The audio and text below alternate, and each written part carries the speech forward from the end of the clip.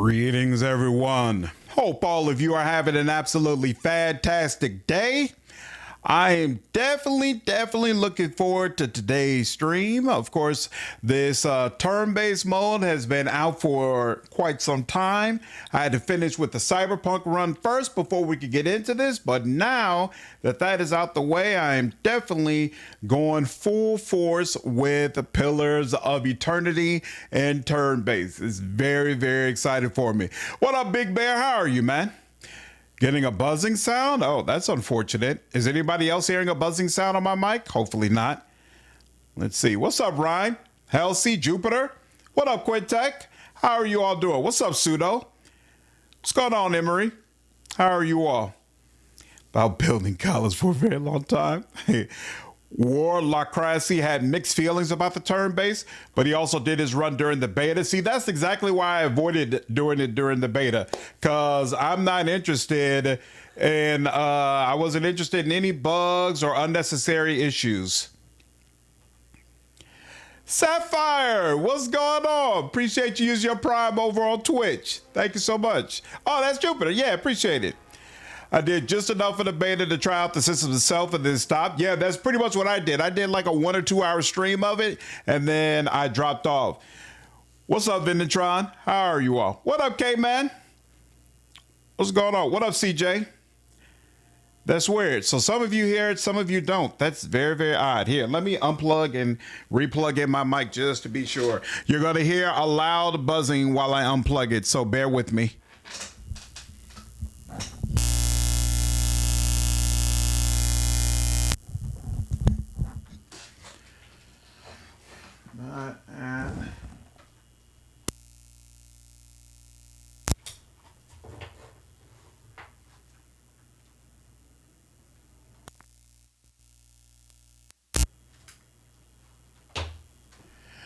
All right, I unplugged and replugged in all of the connections. Hopefully that cleared it up.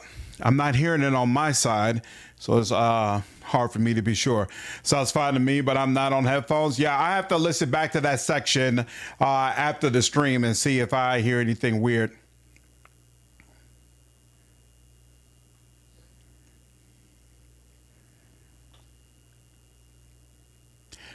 You say you're hearing it now, Emery? His main complaint was that the fodder fights suck in turn-based. The game would benefit from having on-the-fly switching that Pathfinder does. Right, so it doesn't have on-the-fly switching, right? Like you have to go into the settings menu. It's fine now? Okay. I'll go ahead and get started, and hopefully it's quieter now. Okay. Interesting. Weird. I have no idea what's causing that. I have to look at that again when the stream is over. But all right, let's see whether or not turns out I enjoy turn-based as well. Yeah, they didn't add a hotkey for it. It's just not bound by default. Is that what it is? I don't think so. I think they flat out don't have a way for you to switch on the fly, but I will check the settings. Oh, you know what? Let me go ahead and move my camera over this time. Still want it at the top, but I think it'll be okay over here. You all can let me know if I need to move the camera again to accommodate the game. No problem. And let's see, bring up Pillars of Eternity. Beautiful. And that chat, and that chat, and that chat. There we go. What up, Pepsi? How are you? How you doing? You can switch between fights in the menus, but you kind of have to know that going in. Okay.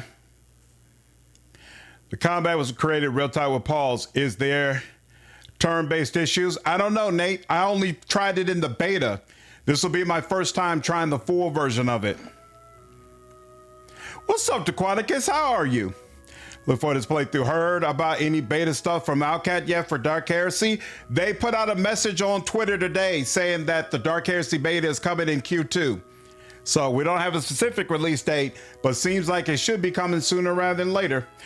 Okay, for the first time ever in Pillars of Eternity, I'm going to go ahead and try out Path of the Damned.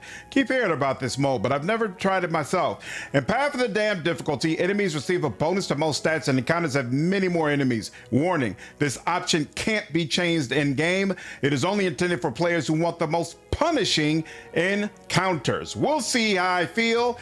I might end up having to start this whole thing over.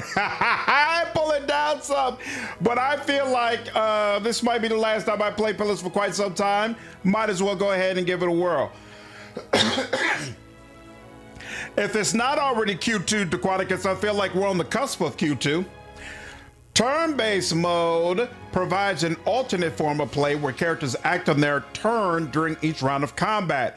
Recommended for players that enjoy turn-based games, cannot toggle turn-based mode when in combat, except... Question. Path of the Dam is not that bad. It's easier than challenging core and Pathfinder. Really? Well, that gives me, that makes me feel better. Pillars has one of, if not the best soundtracks in gaming. I 110% agree. All right, so for those of you watching, what would you prefer?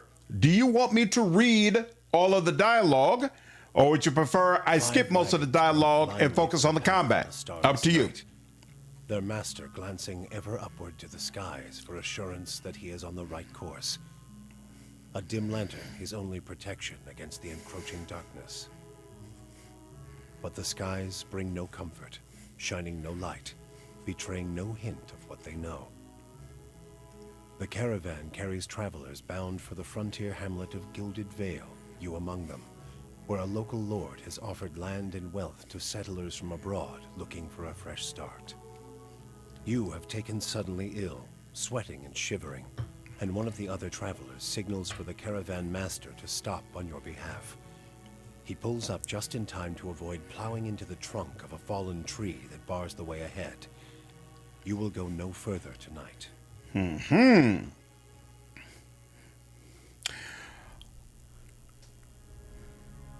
The voiceover is fairly quiet.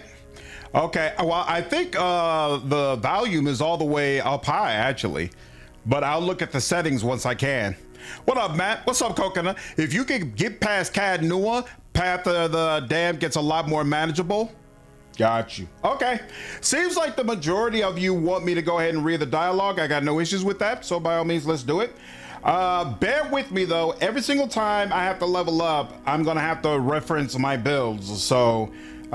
you all will have to wait. I apologize while I get this stuff together because I don't have this memorized at all. Since again, I'm doing Path of the Dam for the first time, I decided I better be a little bit more focused on how I build myself up. So, and in the exact same playthrough where I've decided to do Path of the Dam for the first time, I've also decided that I really want this to be a playthrough where I do new things and try characters that I would never play with before. Like this will be the first run where I don't have Pallegina. I'm going to put Kana in instead, or Kana, whatever his name is, because I always hated Chanter in this game, and so I avoided him like the plague. So for the first time ever, I'm going to use him. And this will be my first time playing as a barbarian as well.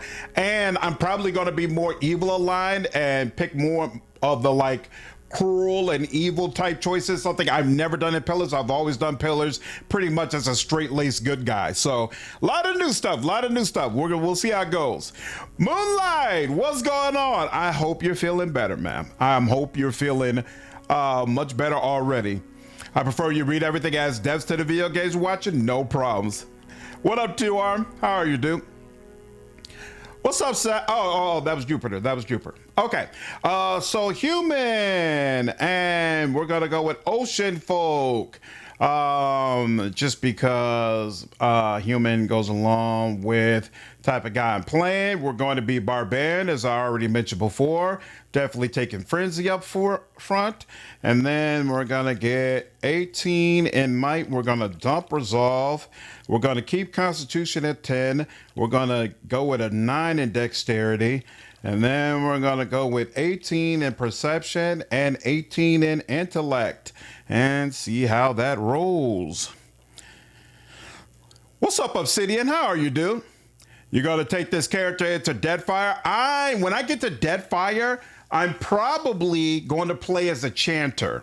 I've never played, had a chanter in Pillars 1, and I've never played as a chanter, period. So I think actually I'm going to have 2 chanters in Deadfire, because I'm pretty sure I'm going to side with the Hawana faction in that game as well. So I'll have Ocean Boy and Ocean Boy as Chanter Druid, and then I might play as a full Chanter. I think I might play as like a summoner type Chanter, to be honest with you.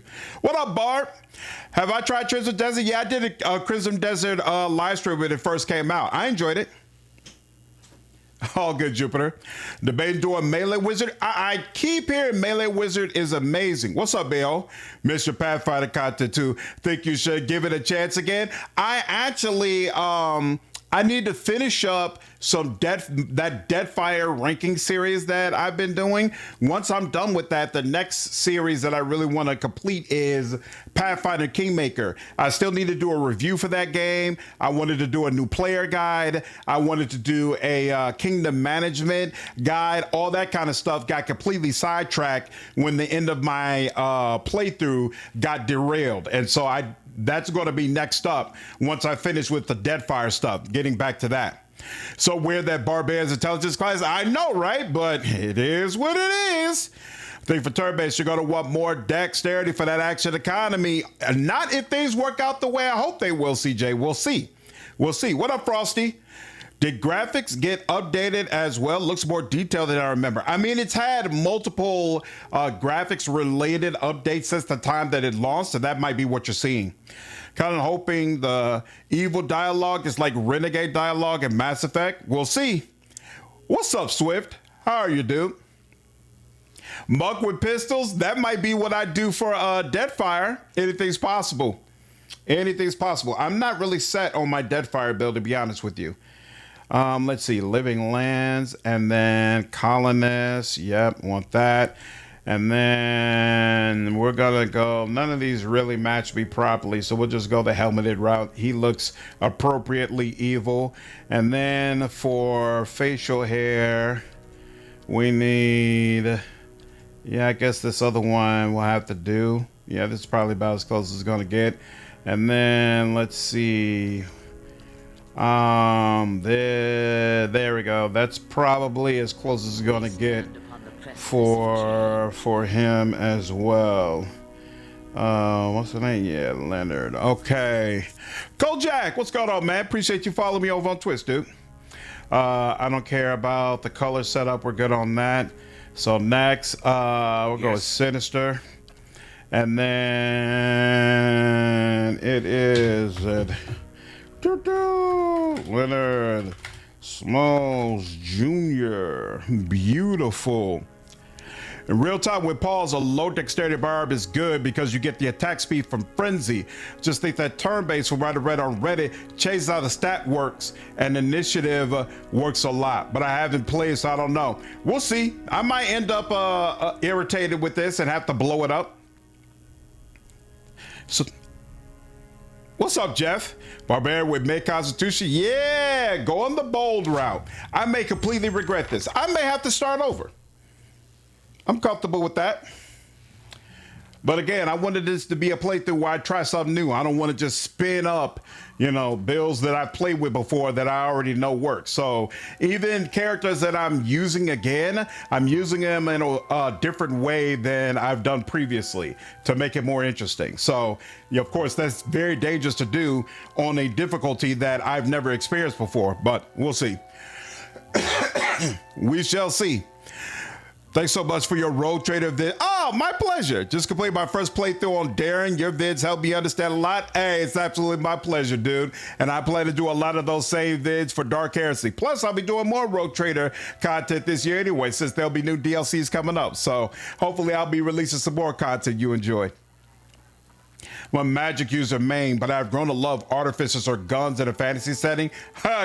Goblin beat my Glock. Nice. Caravan Master Odima. The Caravan Master finishes addressing the group, his bushy red mustache and sagging jowls quivering as if for emphasis. Everybody stays close to the wagons, got it? Stay out of the woods, and beasts take you if you were planning a stroll through those ruins up there. He nods towards a looming black mass on the hillside. Whole area's crawling with hut-dwelling types who'd be happy to stick an axe in you for trespassing. So mind that you don't track mud on their sacred blazing rocks. Tonight, everybody stays put, and in the morning we'll get the path cleared. Gilded Vale's less than a day out. Understood? At last, the Caravan Master turns to you, frowning as he looks you over. Touch of the rumbling rot, could be. There's a stinging beetle round here, carries it. You'll be fine once it passes your innards. Unless you don't drink water, of course.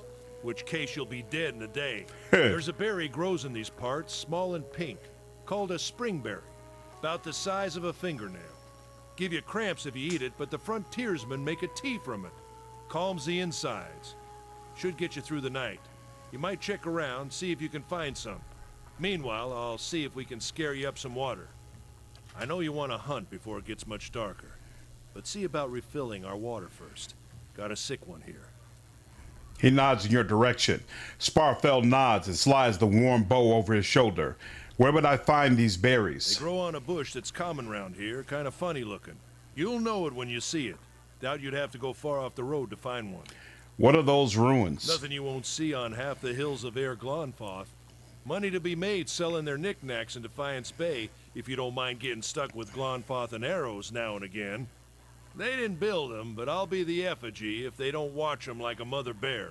Of course, all the ones around here have been ransacked 10 times over. Got nothing left worth half a pond, so I hear. I am going to leave tutorial up for now, just in case there are some unique things in regards to turn-based that I'll get some tutorial messages for. If so, I don't want to make sure I don't miss it. You don't need constitutional resolve really for a Barb. Barb's not really a tank. Exactly. You're going to get hit. Just accept it. Intelligence is actually overpowered on Barb because of how intelligence works in the Pillars system. Yeah, Pillars 1. Yeah, not as strong as Pillars 2. Barb's got hosed in Pillars 2. Not only is it really cool how intelligence works, but it's also really cool how effects that you have on your weapon proc with Carnage. And so it just makes Carnage way, way better. They didn't transfer all of that into the second game, so it's just not as exciting. Kind of let down that we have another human DLC companion to Road Trader. Yeah, Jupiter, I've heard a lot of people saying that they were hoping that it would be something else. I think Owlcat is saving those types of companions for Dark Heresy. We'll see, though. Love this game. It came out at the exact time I needed distraction from life. This is the game that got me into CRPGs. Pillars of Eternity is the game that made me say, hey, let me take a closer look at this style of playing. Who did build the ruins? Got different names for them. Settlers called them Ingwithans. Nobody that liked them enough to stop them becoming ruins, tell you that much. Is it dangerous out here? Not if you hurry about your business, and not if the weather holds up. There is concern in his tone, but he does not elaborate. What kind of weather do they get out here? This time of year, rain mostly, and wind. But there's a different kind of wind out here time to time. Locals call it a Beowick, born out of the ether, the spirit's path. Never seen it myself, never care to. What's up, Paul? What are these huge rocks coming up out of the ground? They don't got Adra where you come from? Well, it just grows up out of the ground like this. Goes deep like tree roots. Some of it all the way to the heart of the world, you believe the stories. It's more like a shell than a proper rock. Easier to work if you're a mason. Got all kinds of strange properties. Seems to have some kind of life of its own. Dies if it gets dug up. Loses its luster. Folks think it probably grew at one point or another, but not these days. Yeah, Pillars essentially was a CRPG that got me into the CRPG genre. My first literal CRPG, and some people don't consider it a CRPG, but I do, was Vampire the Masquerade Bloodlines. But Bloodlines had so many technical issues and things going on, it didn't really pull me into the genre. It just made me say, hey, I appreciate this particular experience. But Pillars of Eternity was the first CRPG I really enjoyed that made me say, okay, what other CRPGs are out here. And that's when I went back and I played the Baldur's Gate games. I played Pathfinder Kingmaker. Like, that's what really made me decide to immerse myself in the experience. The Soul Butchers in Defiance Bay use it for different things. I've heard tell it can hold a man's soul, but I don't care to see it. Got enough to worry about without seeing something like that. Yeah, me too, Two Armed. I'm hoping turn-based works out well. I'll go see about those berries then. Hold on. Take someone with you. I know you're not some helpless tenderfoot, not like most of this lot. But you drop dead, I don't want to be looking for the body. Got a schedule to keep. He scans over the travelers, resting his eyes at length on a sturdy, armor-clad woman who has spent the journey's night sleeping on an uneven ground without blanket or pillow. Kalisha. Kalisha! The woman looks up on her own time. What up, machine? He needs to find some springberries. Watch that he doesn't drop dead. No promises. What kind of guide says something like that? Kind you can afford. Don't listen to him. You're in good hands. And I pay too well, if anything. What's up, Ball Break? You like the turn-based mode in this game more than Pathfinders? That's saying a lot. What's up, Nate? BG1 was your first isometric CRPG? Nice. I feel like that's a pretty good introduction to it as well. Off with you. Eder should have supplies. See that you're equipped before you head out. We're in harsh country. Get your berries and hurry back. And if you get so much as a tickle of wind, you drop everything and you run. Something in the air tonight. If it's a Beawick, we'll shelter in the ruins. Hut dwellers be damned. You heard the man. Beautiful. Let's get going before you keel I over. want to watch these windows. Yeah. Always consist of you and up to 5 additional companions. Yep. Okay. All that's fine and good. Yeah, I know about that. Yeah, I know about that. Yeah, I know about that. All right.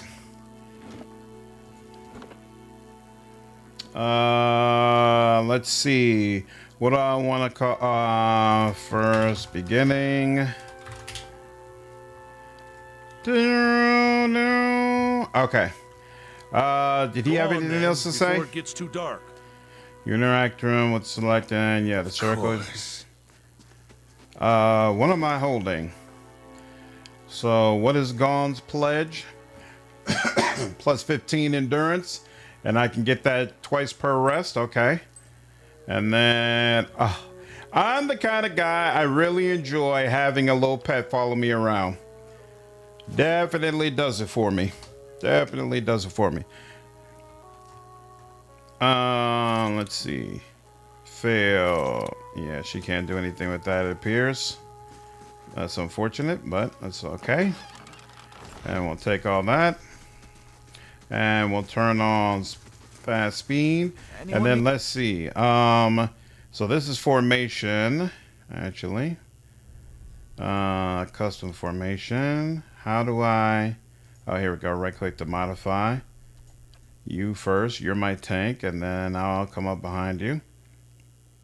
What is this? Oh, you can close that menu off if you want to now. Isn't that interesting? Yeah, I don't see a button here to turn off turn base. What up, Wine Guide? How are you, dude? Between Bloodlines and Pillars, Tip K crew loom large over CRPGs. Absolutely. I would agree. I would agree. Yep, looting the camp now. Always felt like a Liska guy. I was just thinking that, CJ. I was just thinking that, man, I wouldn't have minded if she had been able to stick around. Really like the art style of this game. Me too. Green dot at the bottom. Oh, toggle turn-based mode. Look at that. That's actually kind of sick. So can you do it during combat though? That's the question. These tall glass green pillars appear as if they have sprouted from the earth. The flickering fire sets shadows dancing within. If only you could pet the pig. What up, Presents? Kind of wish they would make another pass at. All of us are hoping that they're planning to hit Deadfire's turn-based system as well. And that is going to get a similar update. We'll see, though. It's not an obvious button, but I'm glad it's there. And they probably purposefully made it out of the way, you know, so people didn't feel like it was obtrusive. Old wagon full of goods to sell, but not enough shirts for the road. How did you like Hades 2 compared to the first one, Wine Guide? He scratches one cheek with his knuckles. It's covered with uneven stubble, as if he hasn't quite gotten used to shaving on the road. Is there anything you need? I've got some basic traveling supplies for sale if you'd like to take a look. Who are you? Originally from the Eder Empire, but I've been trying to establish new business out here. Life on the road has brought some unexpected challenges, to be sure. And I'm sure you've noticed how prickly the locals can be. But we're here to make the most of things, right? What's going on, Fringelet? Your favorite CRPG? That's awesome, man. Definitely one of mine as well.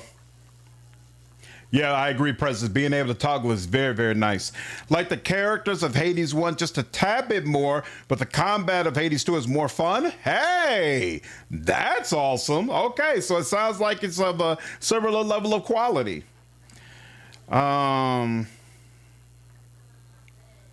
If you think these caravanners are prickly, watch out for those axe wielders Odima mentioned. He laughs. That's excellent advice indeed. I got a disposition rank from that. Interesting. Looks like you're settled for the night. Why'd you move all the way out here? It seemed friendlier than Raid Ceres. My brothers took over the family mercantile business a few years ago, and there wasn't enough for me to do back home. I moved out to try and expand. He shrugs. Deerwood is a former Adiric colony, so it seemed like a good place to start. And as much as I admire the Red Saren's work ethic, they always struck me as a little fanatical. Seems like you got the short end of the stick. I don't see it that way. Holden begins restacking the crates in his wagon. My brothers and I are working together for the sake of the family enterprise. Tell me about the Eder Empire. As big as it used to be, but it's still big. The mainland is a continent northwest of here, but the colonies used to include Raid Ceres and the Deerwood. About 150 years ago, Deerwood won its independence from the Empire. A fact our companions are quick to remind me of. He gives you a lopsided grin and nods at the other scattered caravanners. This is a game that saved Obsidian from bankruptcy. That's true. That's a fact. Oh, Original Sin was your first CRPG? You never tried Pillars of Eternity, Nate? It's well worth playing. Pillars of Eternity stacks up very, very well with the other games you mentioned. One of my all-time favorite CRPGs for sure. Took me about 40 hours to hit credit, so I think I have about another 200 to go. Nice. The problem with Pillars 1, although it has a better story, no multi-classing. 100% true. I feel like Pillars 1 has a better story and a better vibe. I like the darker vibe and feel of the game, but at the same time, I do feel like Pillars of Eternity 2 has better mechanics, especially with the multi-classing, and it has much better production values. I feel like everything really, really pops, from the voice acting to the colors to the armors look much better. Like they really went all out with trying to raise the level of multiple aspects of the game, but unfortunately the story just doesn't hold up. And I think the companions in 1 are better, honestly, as well. And so I'm hoping A, that we get a third one, and B, that when we get it, the companions are going to be of a similar level of quality to what we saw in the first game. We'll see.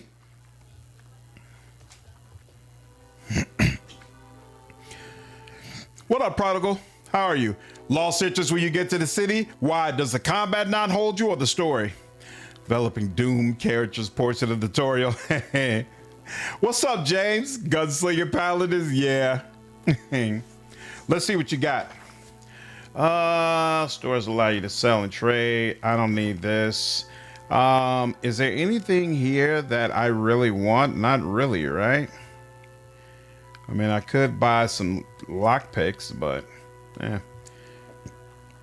already have a great sword, which is what I plan to use for the rest of the game. Oh, but you know what? I could, what am I wearing? How do I see what I'm wearing? Can I do that? Party. It won't let you see yourself. I wish I could, hold on, okay, so I'm currently wearing scale armor. Oh, I don't have enough money to buy this anyway. I was thinking about getting heavy armor. Okay. I don't think the lack of multi-class is necessarily a problem. A lot of people don't engage with multi-classing. Oh, wait. Trade.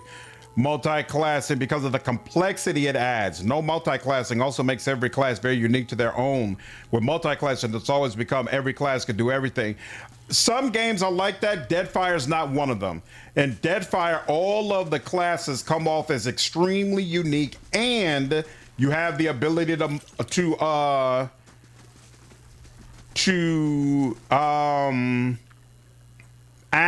combine them together if you so choose.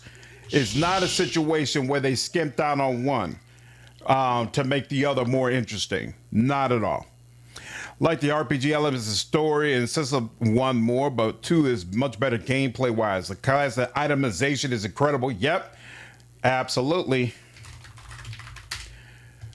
Pillars 2 multi-classing is the best implemented. Yep, I agree. I like it. This is the only thing that I seriously don't like about Pillars, that if you want to discover hidden things, you have to sneak around everywhere. I really wish they had a system where more like Pathfinder, where you sneak and then the fallen tree doesn't budge. Sap oozes from the jagged wound in its trunk. You sneak Not around. looking forward to trying to lift that thing tomorrow. Oh, you know what? I forgot. We should start up here, right? You walk around and your perception just automatically picks things up. I don't like having to sneak around in order to see hidden things. It kind of sucks. Water soon enough. Stream's not going anywhere. I think that's Kana's voice. Stay quiet. What's up, Urtai? Oh, you're watching my Adam RPG video? Nice. I never played the original Adam RPG, but people keep talking about it. This path winds through a narrow canyon, back the way you came. Grooves in the road mark the passage of hundreds of caravans.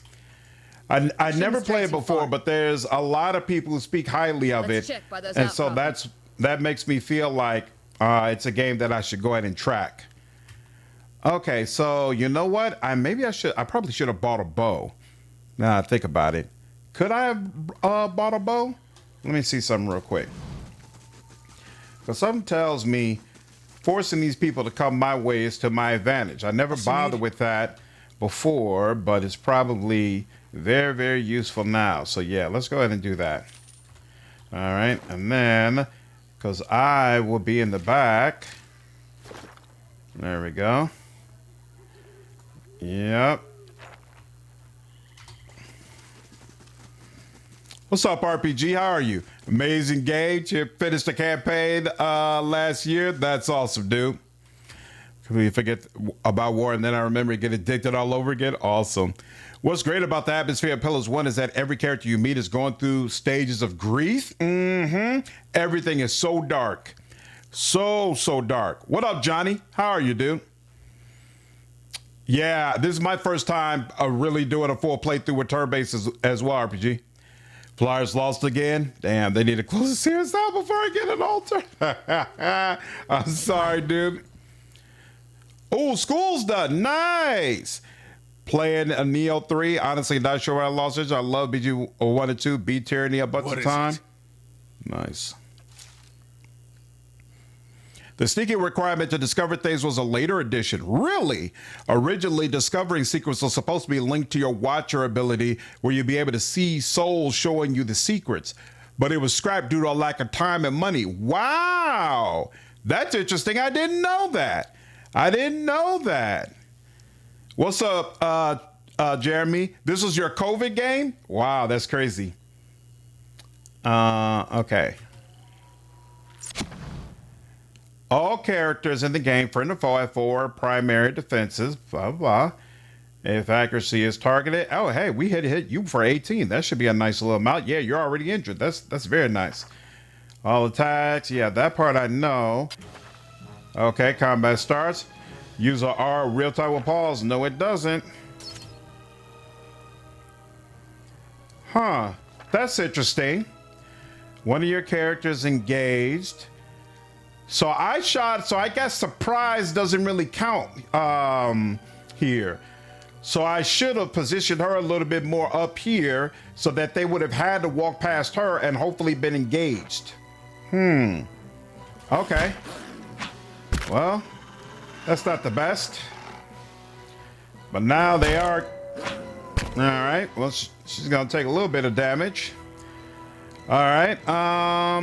Can she? Yeah, it looks like she can. Go ahead and hit you without incurring an attack. Oh no, she did incur an attack of opportunity. Oh well. And now it's me. And I don't like, it didn't tell me what kind of move that was. Once per encounter. Yeah, see, there's nothing telling me how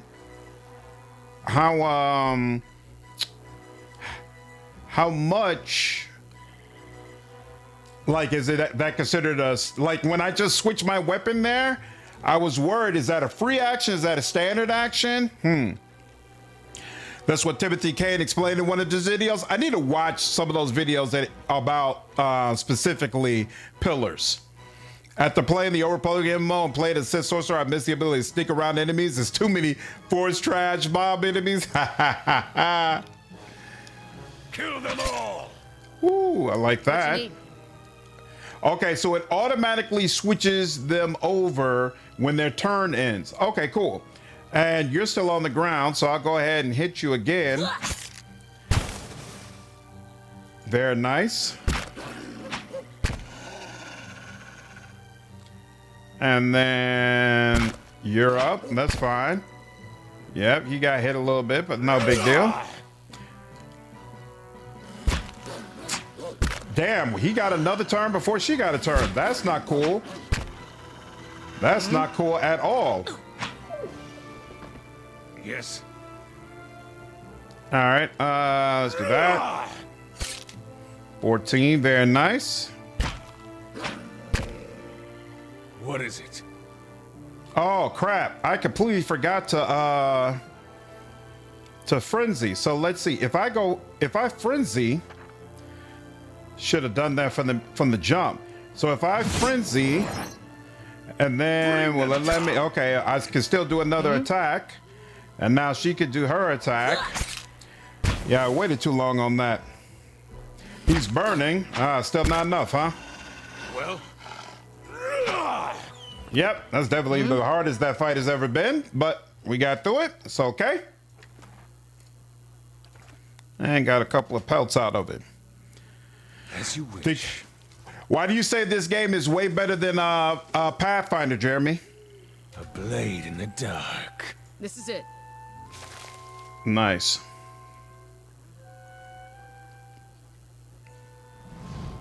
But I got to chapter 4 now, just doing side missions. Awesome. Ooh, colonists. Odima said you were some kind of colonist before coming here. If that's the case, you'll fit right in. Whole country's a bunch of colonists. You like frontier life or what?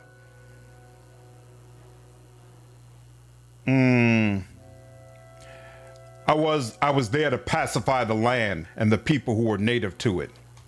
Yeah? How's it you happen to come here? Some of the natives didn't take so kindly to our efforts. They burnt down our settlement. No offense, but you probably had that coming. They say the gods see that each man gets his due. Don't know if I believe that, but they do seem to have gotten the better of you. Caliska breathes in her surroundings. Been a long time since I've been this way, but I always did like it. Lord Radrick's offer makes a girl think. I'll give him that. You here to settle like the rest of the lot? It's a hard offer to pass up. You won't find many offers like it in these parts, believe me. Got some big plan in store? Getting filthy rich. Aha, a man after my own heart. May your luck be better than mine. Anyway, I'm wasting time here. Odima will give me an earful. Let's be on our way. Why are you here? Caliska sighs unevenly. Her eyes search the ground and her feet. My sister moved out here some time back. She sent me a letter. She seemed worried, but that's how she always is. This time though, she asked me to come out, and that's got me a little worried. I haven't seen her in ages, been doing guide work in Zamatil, but I'd do anything for her. She's a much better woman than me, so I'm here and we'll see. Odima I've worked with before. He doesn't usually drive a route this way, but he's doing it for me. Tell me about yourself.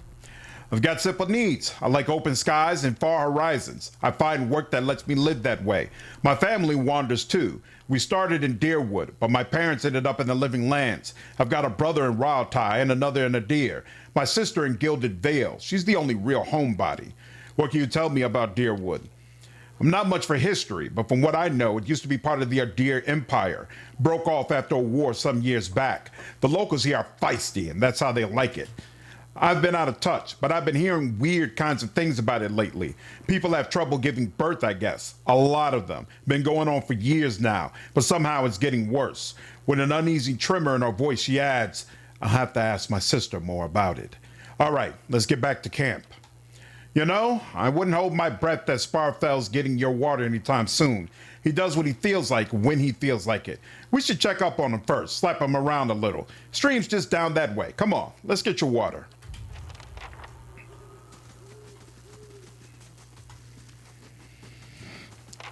What's up, Nate? My class is Barbarian. I decided I wanted this to be a run where I tried things I had never tried before, and Barbarian is one of them. I've never been a Barbarian before in Pillars of Eternity, so I decided, you know what? Let's do it. What up, Keck? How are you? What up, Dave? Really love this game. I fire it up every few years. Feels like time to play it again. Yeah, I decided to try out turn-based mode. So far, I'm definitely enjoying it. Rogue Trade is a CRPG go for you right now, even better than BG3, ironically. Nice. Glad you enjoyed it that much.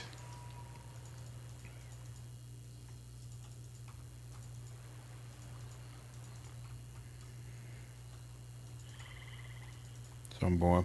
Barbarian is good. Nice. This corpse is cold to the touch. I can't read it. Hold on. This corpse is cold to the touch, and a ripe smell wafts from his putrid waves. A dark, crusted blood stain besmirches his simple linen clothing. Travelers, maybe, or looters, or bandits. Bad any way you figure it.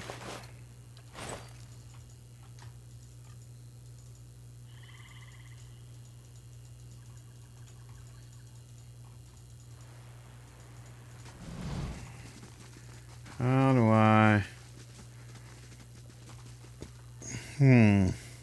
What up, Randall?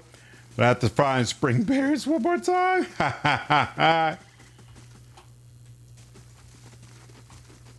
What is...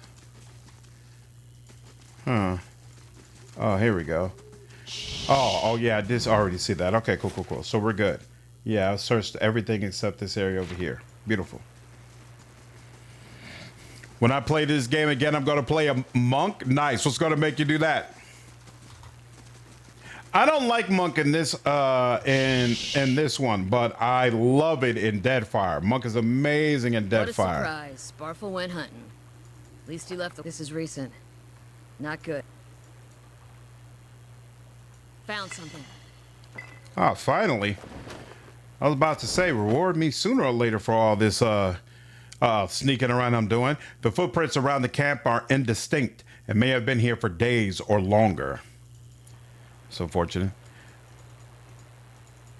Solo runner. Baldur's Gate 2 says monk easiest solo class in Pillars. Wonder if it's the same in turn-based. Good question. Pillars 1 or 2? Monk is a good class in Pillars of Eternity. Yeah. Yeah, it is. In Deadfire, your fists are actually like the most powerful as far as like straight up stats. They're the most powerful weapon in the game.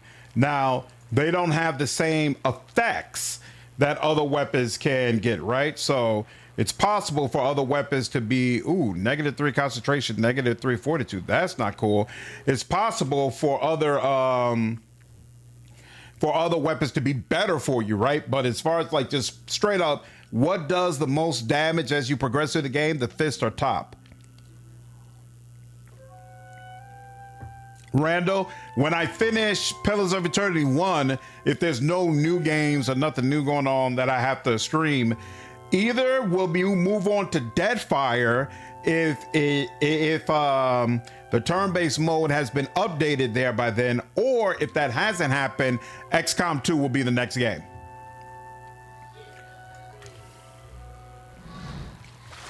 You crouch at the riverbank and dip your water skin into the cool water while Callisto waits nearby, keeping watch. As you rise, you notice her look up sharply towards the tree line.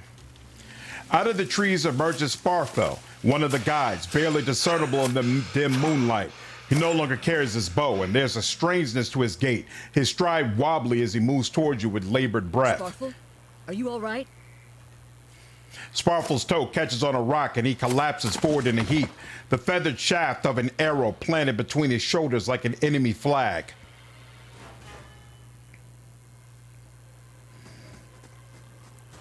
Ambush! Looks like it. All right. And they both get to go first? That sucks. What you need? So she's going first right now. That's interesting. Can you delay your turn? Delay turn. Pause. Okay. You can end your turn. Combat speed. Available movement. And available action. What does that mean? Available action. I guess I know this. And I just cramped my arm. Be careful, darling. Make sure to like and subscribe. Night, darling. Go to bed. Can I be in this game now? No, you have to go to bed. You've got a field trip tomorrow. Bedtime. Go, go, go, go, go. Love Oh, you. we gotta get McDonald's. But This game has the best companion wise. Aloth is the GOAT. Aloth is amazing. Imagine if Reggie was in this game. Engagement is applied, I believe, in turn-based. Think you'd enjoy Wasteland 2? Be sure to play the director's cut version. Yeah, I plan. There's been enough people who have said Wasteland 2 is amazing that I do plan to try it out. Okay. So here, how does this work? If you do that. Oh, whoa. Well, that almost never happens with a dare. Wow. That's not bring them cool. down. And he missed as well. Not cool as well. What you I need? wonder, what should you do? I wonder if you could have here. First of all, let's try a second one. All right, that's helpful. Bastards. Yeah, they are hitting him up. When a party member is reduced to 0 endurance, they are knocked out. This means they are out of the fight, but as long as your side is victorious, yeah, we might have to do this again. We'll see. Okay, so you're down, no problem. Mm-hmm.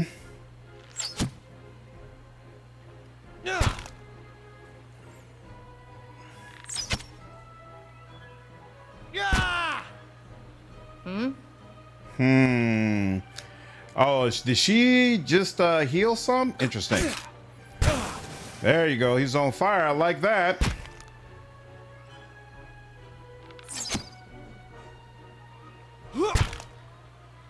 What you need? All right, that's helpful.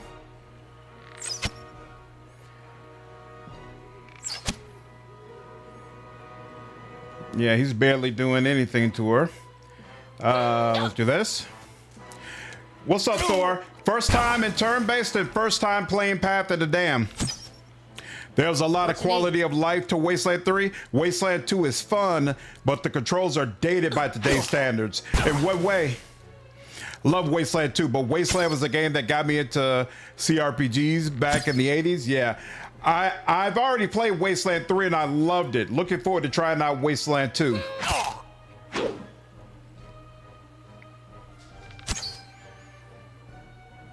I do find it funny none of the players involved us going back to a Vale.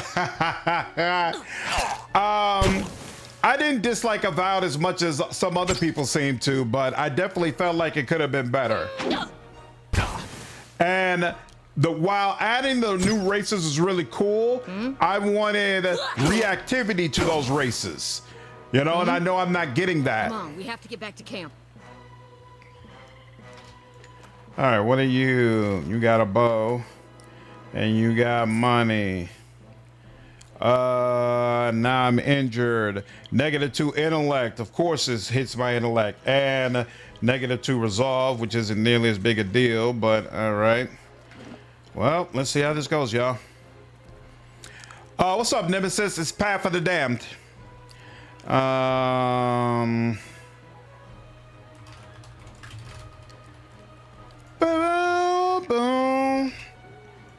One thing I like about XCOM 2 is all the thematic mods and Steam Workshop, from Star Wars to Clone Wars.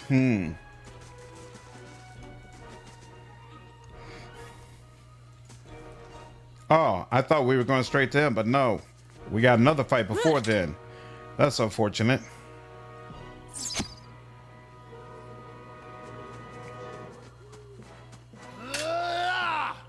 What you need? There's no point. And actually, there is a point. Well, who go? Yeah. He's gonna go next after her. So sure. I was about to say. Well? And then you. Come on, bro.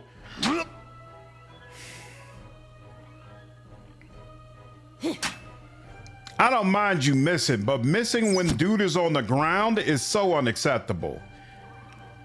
So unacceptable. Whoa, missed twice.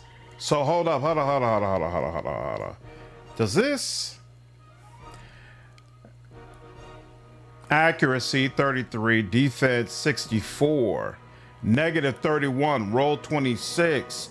So not only are you missing, but you're not even close to being able to hit, and you're on frenzy using a two-handed greatsword.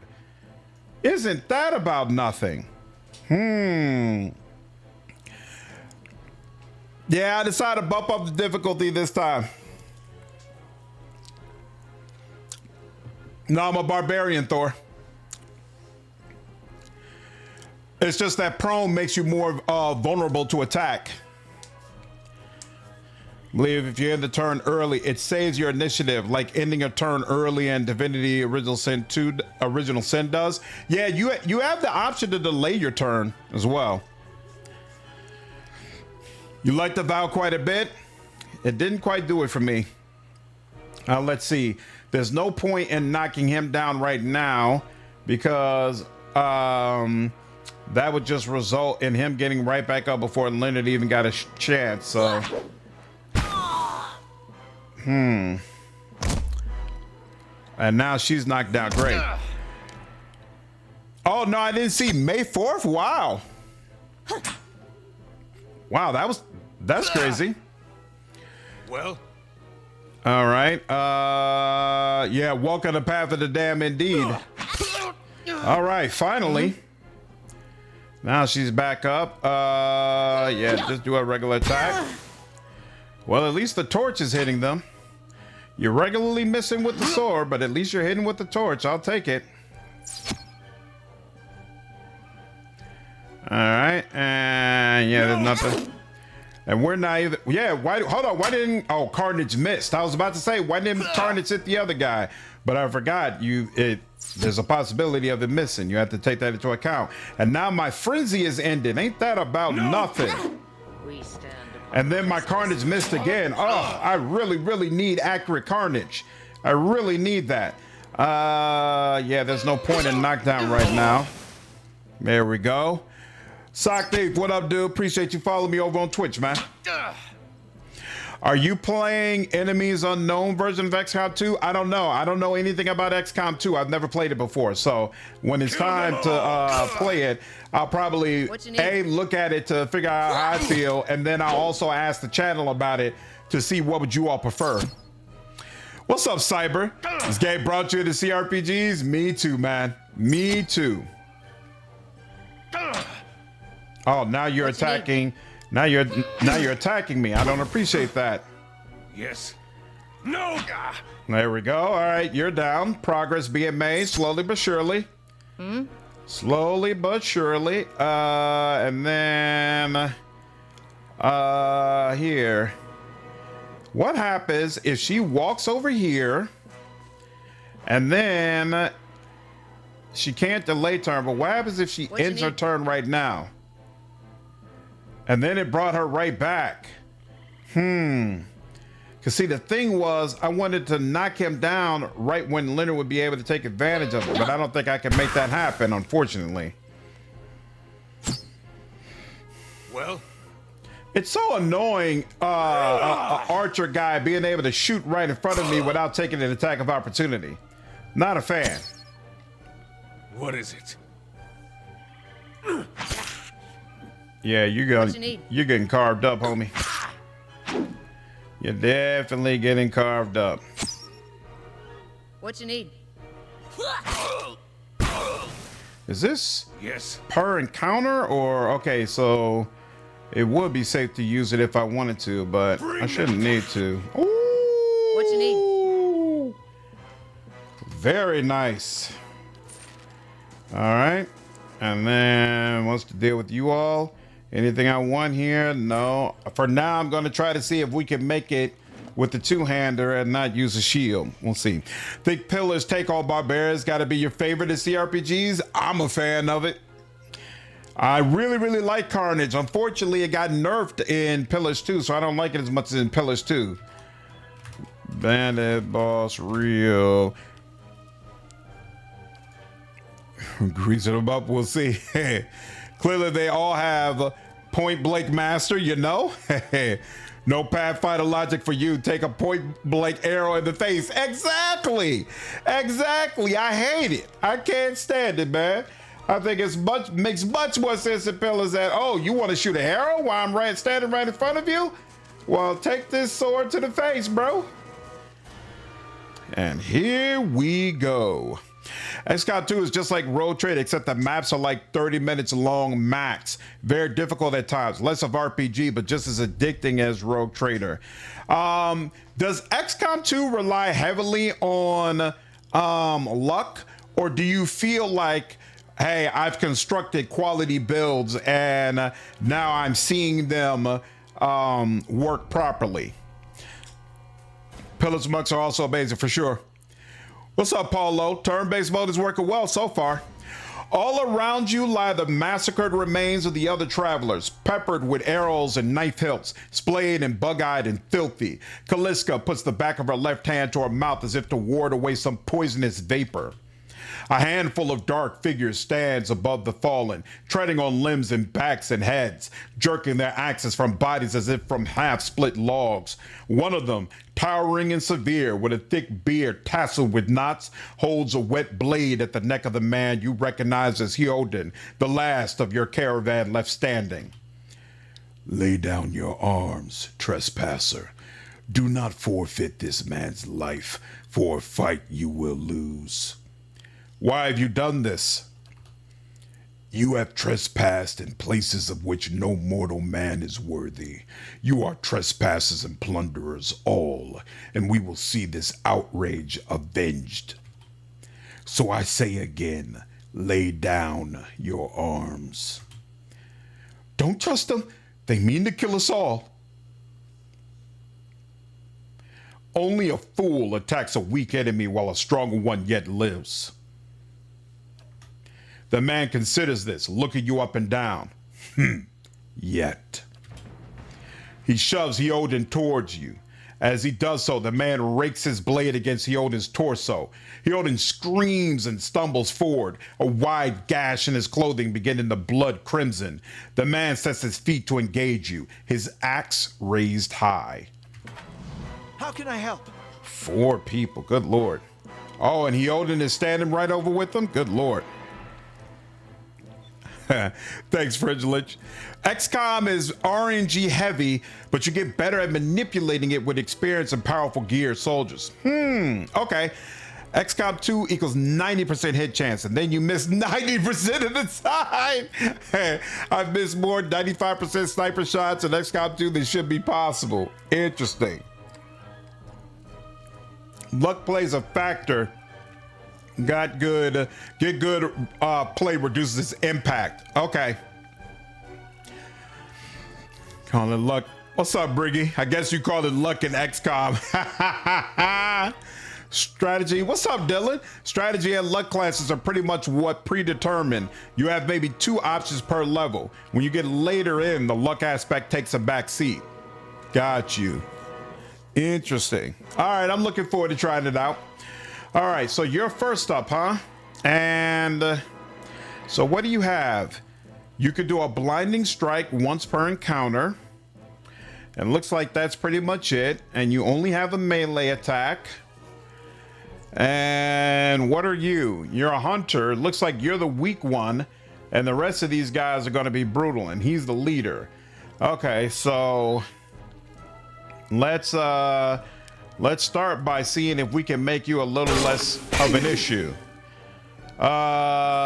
Interrupted the leader. Okay. Oh yeah, they really don't like him. Yeah, they really don't like him at all. Back to back. All right, cool. Well, let's go ahead and get you down. Make you nice and interesting. Mm-hmm. What is it? And then frenzy it up. And then, oh yeah, hit almost all of them. Don't mind if I do. Woo! How much of 37 damage? I like that. Finally, something at least going halfway right. Yes. I like that. You scored a crit. A crit is better than a hit. Okay, okay. You're still blinded, sir. So we could go for you. Let's see. You, we can't see any of the rest.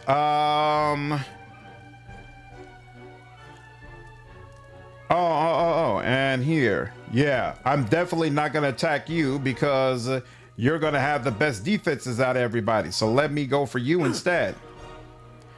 And still miss. Okay, now there's you. Yep.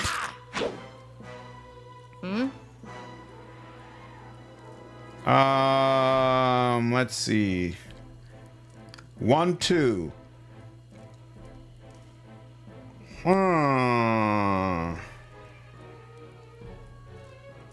These two are about to. You know what? She's gonna do the smart thing.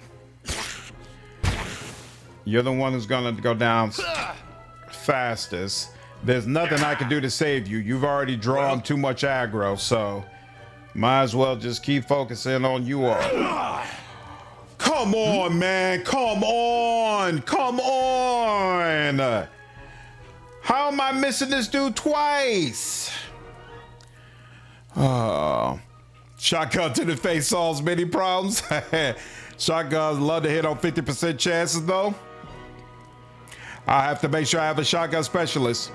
Beware the chrysalids. I'll try to keep that in mind.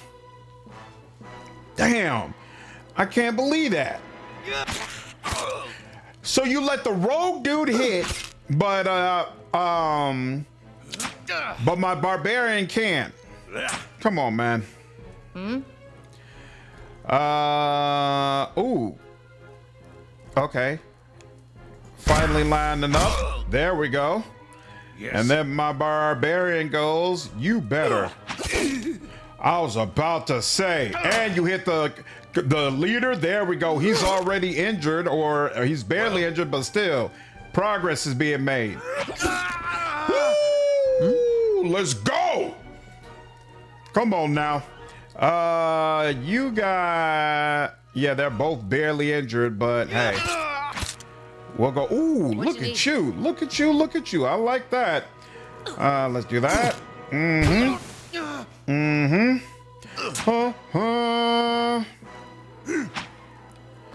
Yeah, saw that coming. All right, let's go around to the side so that hopefully he attacks her first. There we go. Here's what it is.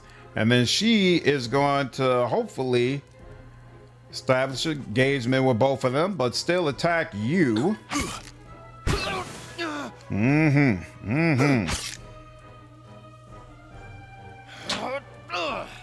Well, And then you get to go. Oh, you know what? I'm just now seeing my percentages. I've only got a 29% chance to hit this mofo. How is that possible? bring them. Well, I'm making it happen. Oh, that was a graze. Damn, I did 13 damage on a graze. I'll take it. Chrysalids are not as powerful as they were in the OG XCOM from 94. What up, Billy? How are you, dude? I'm living well, man. How are you? What up, Bruce? Funny enough, I picked up this DOS 2 last week. Hey, great minds, man. Great minds. What's up, Miller? There are also broken things that play his favor, like mimic beacons. So it looks like there's a lot I'm going to be able to dive into. Nice. I'm looking forward to it. With that pace, the game is going to take like 200 hours. It's going to get better when I've got all of my mechanics and all of my people. Right now, I don't even have my companions yet. All right, let's just give it time. Give me time.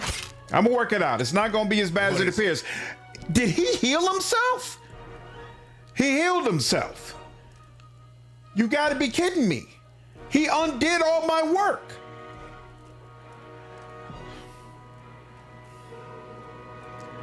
Kill them all.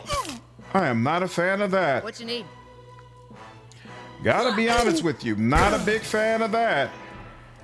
I don't understand why being set on fire isn't doing more damage to him. Like, he's getting set on fire and then it's just turning off like, hey, no big deal, whatever, homie.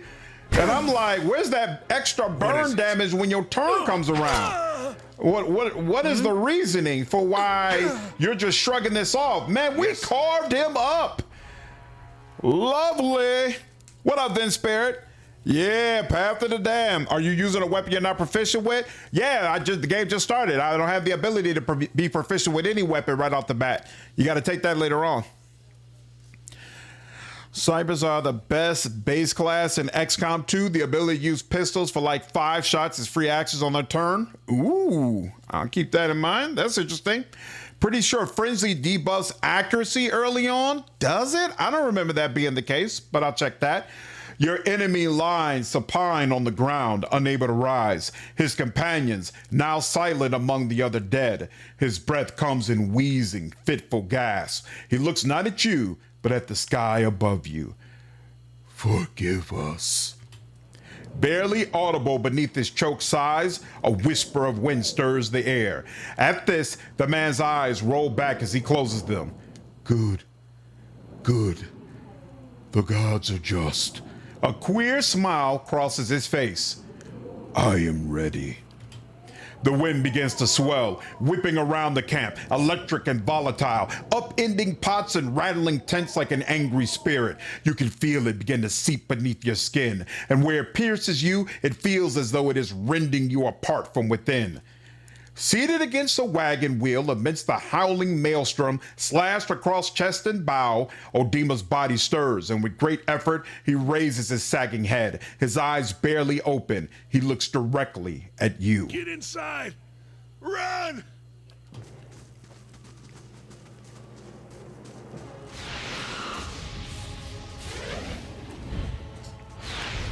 All of that can't be good.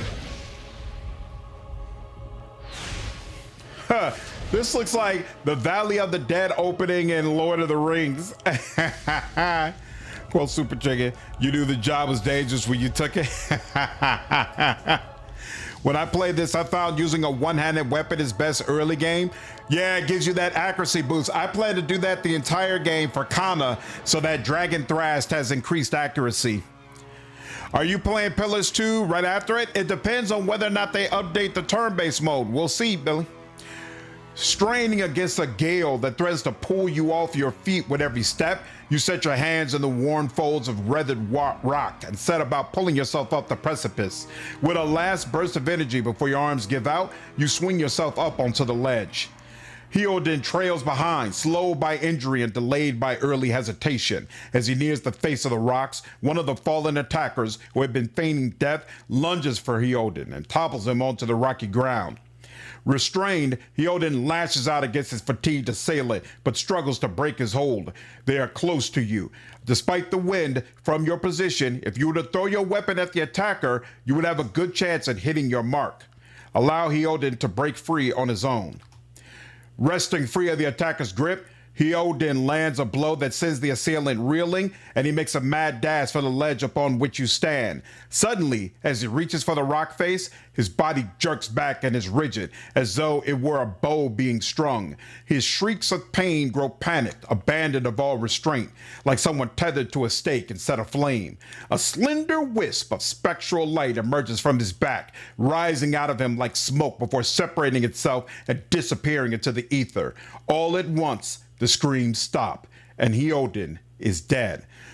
So, as I mentioned before, I was going to play this as a more evil-aligned, self-centered character, but I don't plan to be self-destructive. I didn't know doing that would cause Eder to be dead, and Path of the Damned is not the place where I was down with having one less party member. So, yeah, this kind of sucks. This actually does kind of suck. Hopefully I can get through this cave with just 2 people. I've never had to do that before. There's a deep resonance to the wind now. You feel it in the rocks beneath your feet and inside the cavity of your own chest, as though it would shake the marrow from your bones. Each new gust menaces the old stones before you, loosening connections, unsettling balances. As you dart beneath the old archway, the entire portal begins to fall beneath its own weight. Whew. We should be dead. We can't stay here. There could be another collapse. We're not getting out that way anyway. Let's get further inside. Well, doesn't it look like I could throw my weapon to save him? Frenzy gives a -10 penalty to accuracy. Oh, interesting. XL2 is literally the best game in the live stream. You can interact with the chat easier since you don't have to read much. The Alien Hunter expansion is good. Nice. Okay. Looking forward to it. What was that? Oh, yeah. Down 1 man. Evil never pays. You know, I've never been into solo plays, Thor. Companions is part of what I love most about these types of games. So playing it solo has never appealed to me. A lower level of the ruins has been blocked off by fallen rubble. What up, Hulk? How are you, dude? I don't think you had serious trouble. Nice. Okay. Yeah, neither did I, Jupiter. Didn't know that was what was gonna happen, but okay. You got the Dragon Age origin? It never pays. We have to be careful in here. Place has been open to the wilds for a couple thousand years. Might be a lot of vermin taking shelter here. 4-legged if we're lucky. 2 if not. What happened out there? Kaliska shakes her head. Windstorm. Of a kind they only get in Glathoth. Not too many people live through them, so it's hard to know what's true. The Glanfathan word is Biawak. To them, it's the gods' way of reaping the souls of the land that couldn't find their own way out. But they'll take a living soul as soon as a dead one. Still got yours? We look for another way out. Storm has to die sometime. Who attacked us? What up, Shot Calls? What up, Rob? How are you, man? Turbay's going to be interested to see how the fights compare. I agree. Should be interesting. Glanfathans. Those be the hut dwellers Odima warned you about.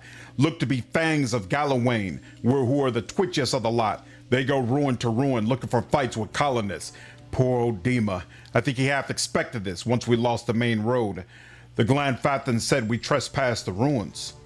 I don't believe that. Odima would never allow it. But as much as the fangs are hotheads, Glanfathans don't attack without being provoked.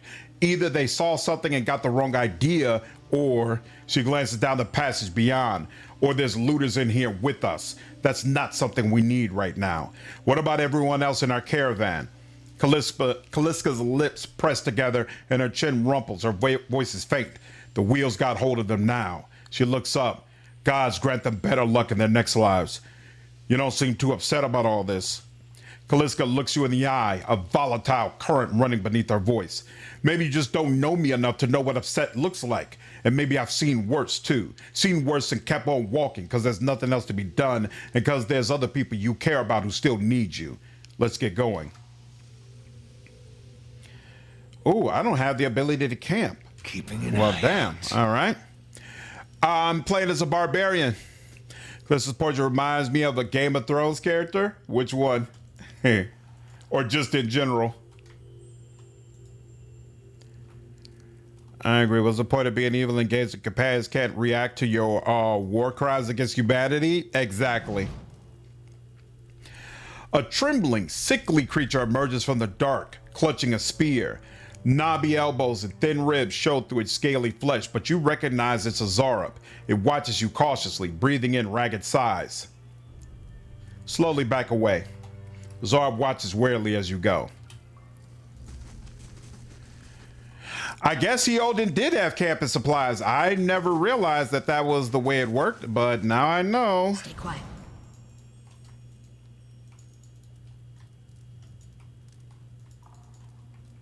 Someone else has been here. We should move. Here we go. Discover some camping supplies. We did. And hey, we got a small shield. All right. Saving him would have only delayed the inevitable. Hey, the CRPG tradition of taking your tutorial companions. How do you all feel about that?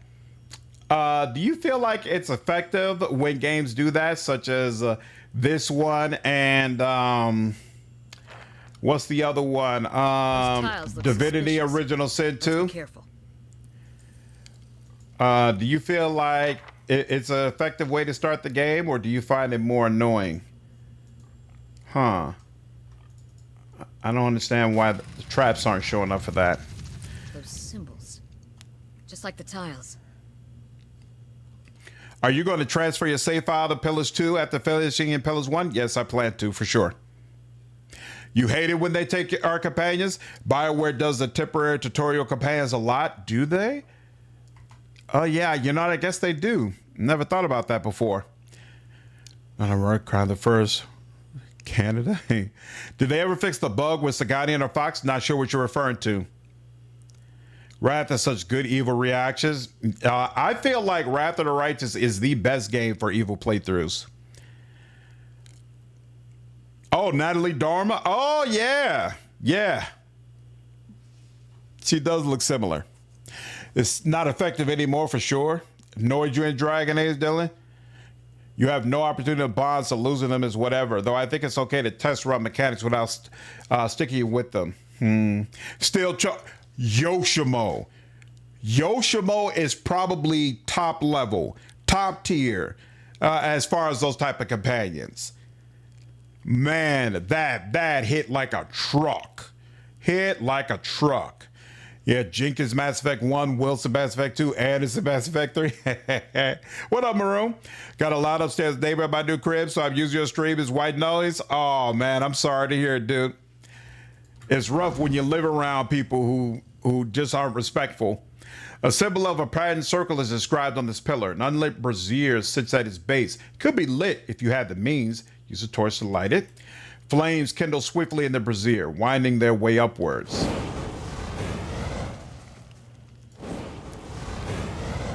Hold on. Keeping an eye out.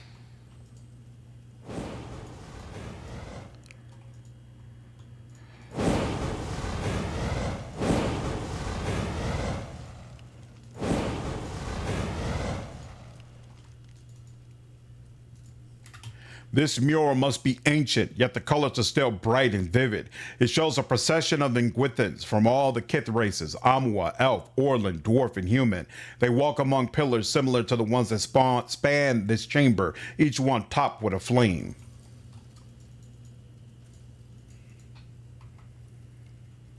What up, Ravi? Used to have such a crush on Natalie Dormer. Man, I don't blame you. I don't know why you still don't have a crush on her. Oh, crap. Well, that was kind of dumb, but Here's what it is. Let's just get it done.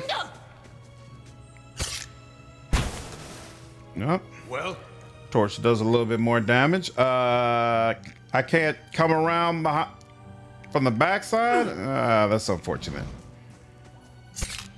Well, what is fortunate though is I did some really nice. Oh, he's got a ranged attack and it hits like a truck. Whoa! They almost obliterated her. yes. Damn, why I keep forgetting to go frenzy.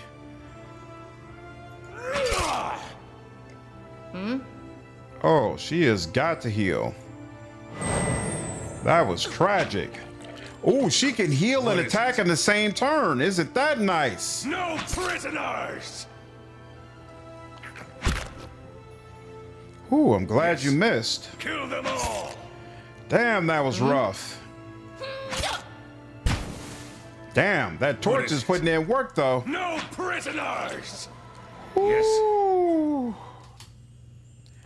That was no joke. That was no joke at all. A blade in the dark. Ha! Jenkins is replaced by Ashley, Where'd that so it's no slime come problem. Viscous and oily, this muck clings to anything it touches. The viscous slick of something dark and tar-like runs down this wall. The shapes and bulges in the ooze suggest that something lies beneath it, but you can't tell what. Use your water skin to clear off the ooze. You rinse the ooze away, revealing an intricate relief of a man's face. The sunburst surrounding it is chipped away in places, but the details of his head, from the tight curls of hair to the ridges of his pointed ears, still showcase remarkable craftsmanship. One eye socket is empty. A gem fills the other. Leave.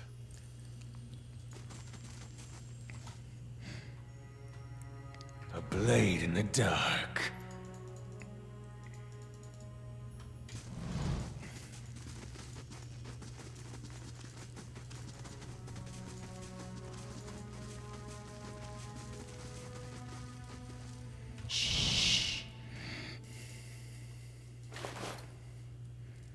Oh. Found you dice. Oh yeah, no, bro. That didn't work out we got well for enough you as at it all. is. That didn't work out well for you at all. Yeah, they're supposed to die. They die right after we get through with this.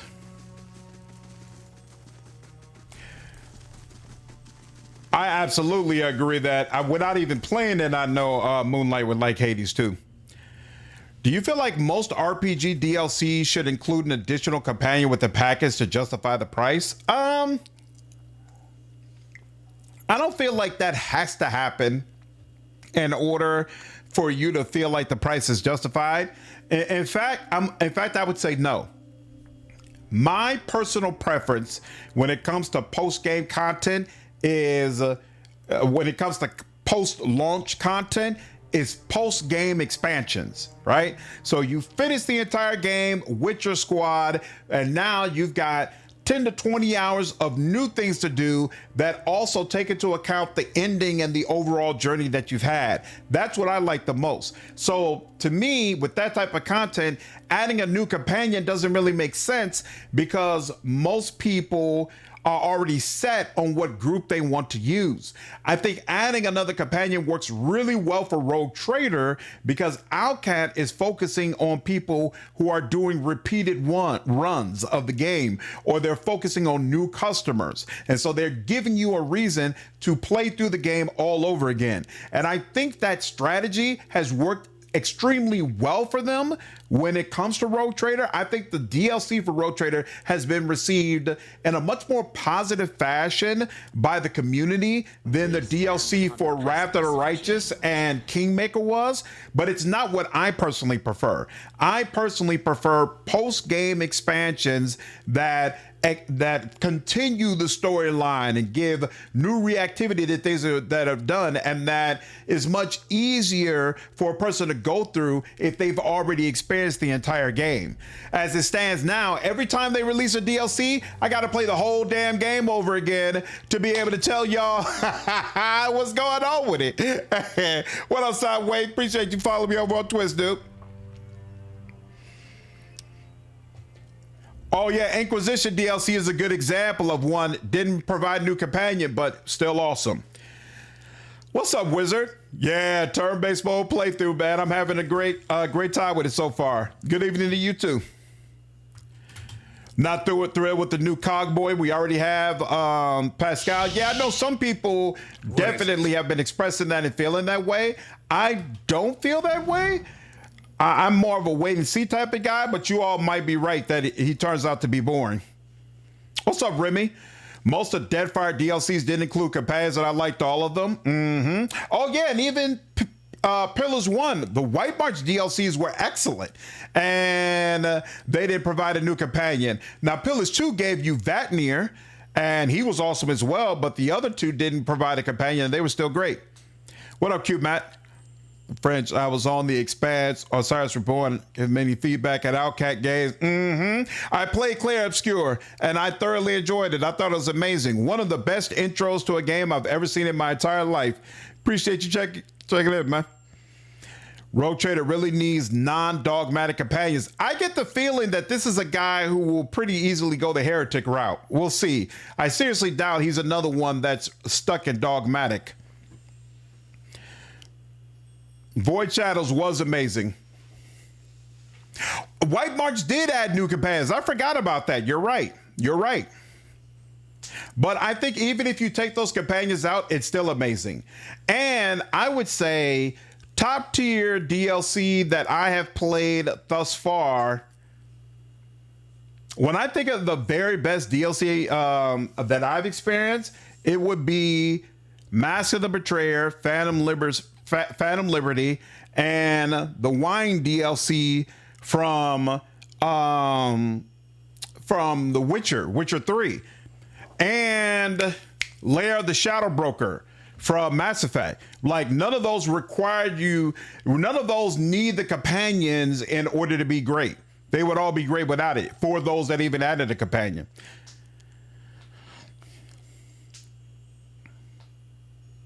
So much for Claire. Friends, summer habit that is very popular for U.S. parents. Yep, I'm American. It's definitely been popular over here. Definitely popular over here. Place to get game, gym, and eye socket. I felt like Clair Obscure absolutely deserved to be Game of the Year. I had no problems with that whatsoever. Love my heresy.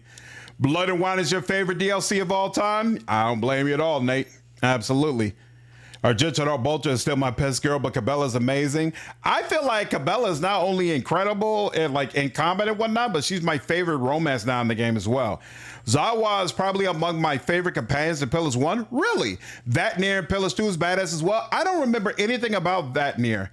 I really like Zawa's storyline, but I've never used him as a permanent companion before.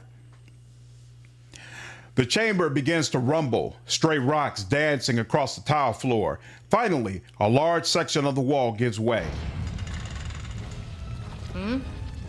Okay, so is it only one? Let's see. Okay, cool. So it's one that we have to deal with. What is it? For some reason, I remember there being more in here, but maybe not. Ooh, he did you bogus. Well, kill them all. He's not even frenzied right now. Yeah, maybe I should hold off on the frenzy sometimes. What you need? But so far it's been working out. Excellent. All right, more of the ooze. And cloak of protection, some gems. And anything to discover here? I swear, why do I feel like there was something to discover, but maybe not.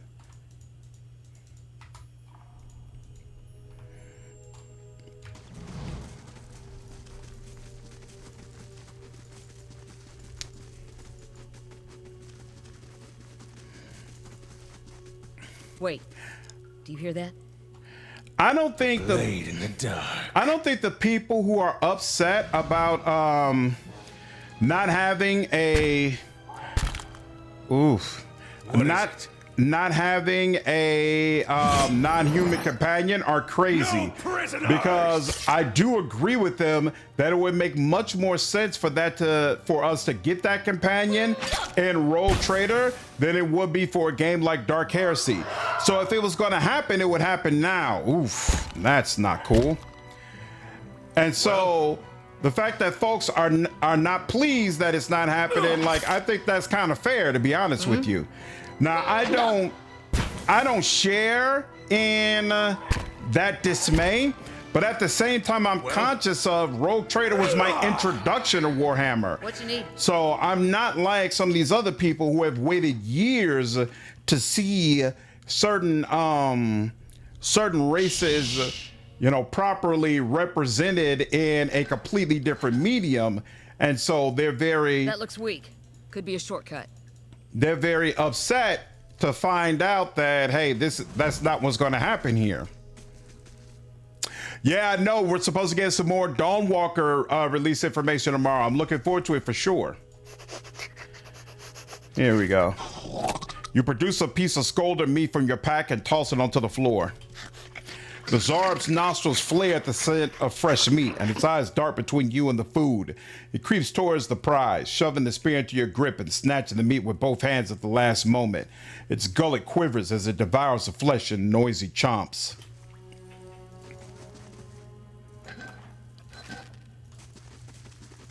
There we go. One of the Orc Freebooter or Necron. Totally fair.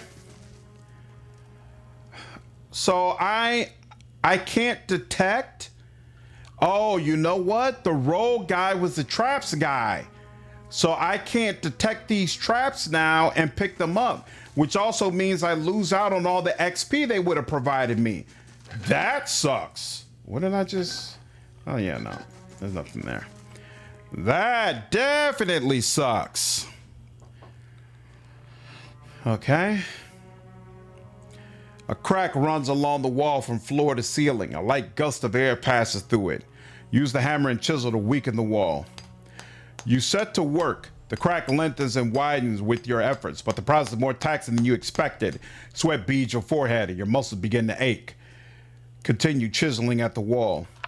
After several long moments, you begin to see light on the other side. With one final tap, several blocks of stone shift, then tumble loose, clearing a gap just wide enough to pass through.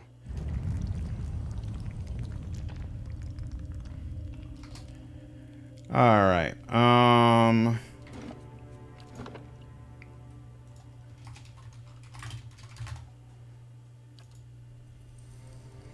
You want?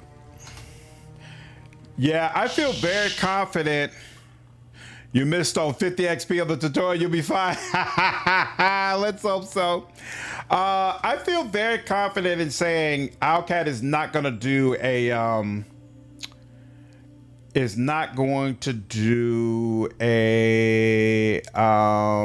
orc, an orc companion. I don't think it's going to happen.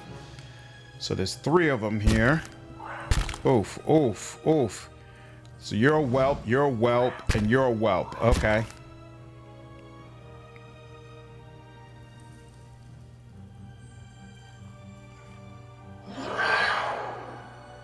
Okay. Mm-hmm. And then there we go. Beautiful. Well, he's gonna come over here. He's gonna frenzy. And 31. Are you serious? When a character's health bar begins flashing red, is a sign that they may soon be maimed or killed. Oh, that's right. Okay, so for her, she's in danger.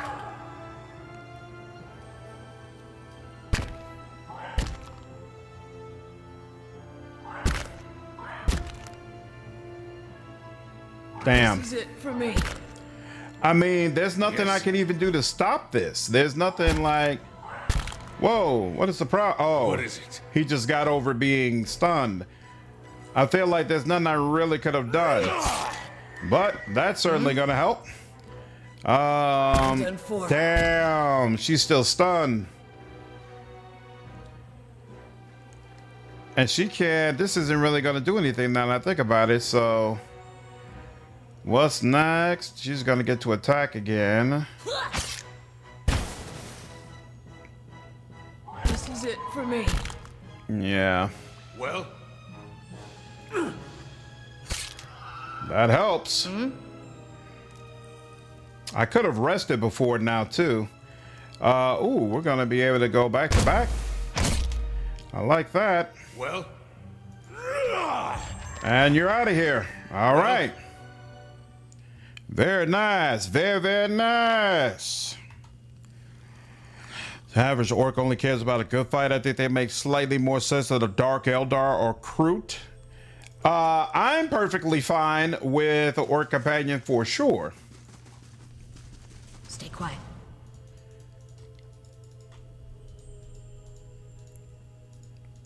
Anything I missed out on around here? No, I don't think so. I think it's probably in my best interest to go ahead and camp. Long term, I want the heal multiplier, but for now, let's just take the damage reduction. Ha! We do not need 2 druids pick either Halsin or Jaheira. Hey, they didn't play in Larian's defense. They didn't plan for Halsin to be a companion. That was something the fans demanded. So you can say, from your perspective, we didn't need 2 Fresh air in druids. here. I think we found an exit. Sounds like the storm path too. But from the perspective of a lot of fans, that extra druid was 110% necessary. Here we go. Oh, there's 4 of them.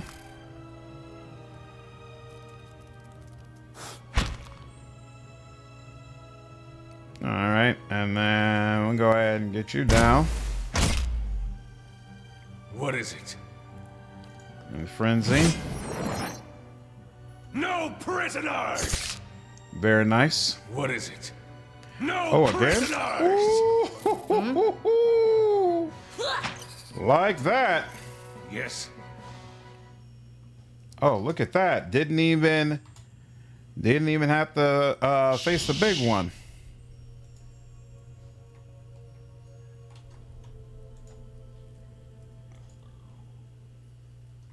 Oh no, that is all that's here. Oh, okay.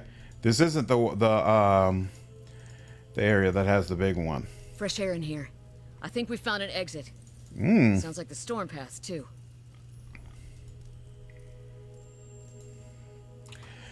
It's not as easy as just reclassing him though, because frankly, being a druid is like part of his whole personality. It's not like it's a class he just so happens to have. Like what's her name? Lae'zel just so happens to be a fighter. It doesn't feel like, you know, it's part of her overall being. But with Halsin, it's like, no, being a fighter is like core to who he is. Oh, you're gonna be first, huh? Oh, and you couldn't make it like that.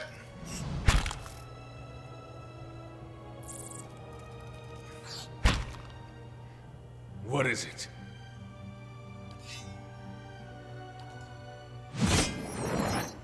Kill them all! Ooh, beautiful. Oh, snap! That was unfortunate. Did a heck of a lot of damage to her. Damn. I do like Lae'zel as an Eldritch Knight. I agree. Ooh. Got you both at the same time. I like that. What's up, Dakar? So is this better in turn-based? Never play pillars in turn-based mode. I mean, whether or not it's better probably depends on your preference. For me, yes. I do find it to be better in turn-based. I prefer turn-based combat. For other people, they would have complaints about it, saying that it's too slow or any number of other things. So it all depends on your perspective. It all depends on perspective. I'm not clear. Well, She's got an extremely powerful, so her constant recovery is giving her 6 endurance per turn for 9 turns. Yeah, see, I want to make use and focus on constant recovery for Eder, but I wasn't sure if it would be as effective on Path of the Damned as it is in normal. But it's doing wonders for her right now, I gotta admit. Barbarian yells in lowercase. Shadowheart makes for an amazing paladin, especially becomes a Dar Justicar. Nice. What's up, Manuel? Tim Downey doing Barbarian sounds. Love it. Still don't care for how Larian handled returning characters. I hated it. I was not a fan at all. Not a fan at all. Even if they stayed evil, their choice with Saravak and Viconia make no sense. Bats as large as chickens are strung in the web. That's crazy. Made no sense. Felt very hollow and disrespectful considering what we know came before. Not a fan. Not a fan in any way, shape, form, or fashion. I thought it was all disappointing. And this is coming from someone who never romanced Viconia in the original Baldur's Gate game. So I had no strong feelings towards her. But even from that perspective, I was like, this just feels wrong. This just feels wrong, straight up. Only was super evil in BG 1 and 2. True. You could redeem her if you made an effort, but by default, she was evil. But she wasn't evil and dumb. Like in Baldur's Gate 3, I felt like she was very, not only, problem wasn't just she was evil, she was unimpressive. Like, no. 4 figures stand before an otherworldly apparatus, an ancient structure of chiseled ardra and metallic veins, ominous and looming like a silent observer. Standing motionless in their midst is what appears to be a human body, colorless as stone or ash. The other figures gaze upon it in what might be contemplation. From your vantage point, you're well obscured from their view. The figure closest to the machine stands out among them. A thick gray beard frames a face otherwise hidden beneath a metallic mask. His faded robes are embroidered with a runic language unlike anything you have ever seen, and he wears a strange black headdress with 2 protrusions that jut out like the wings of some malevolent creature. Oathbinder, bear witness, and see this man has kept his word true to his last breath, full to his blood's last drop. Guide his soul, queen that was, and regard it among your favored. Let his life by the key be his confession. Let his death by the key be his absolution. May he walk the world ever free of the crushing weight of the book. Your brother has done his part, and you have seen the power of his contribution. I will accept no further hesitation from the rest of you. In the sight of the queen that was, will you fulfill the oath? Will you take your place beside your brother in the endless esteem of her memory that is without flaw?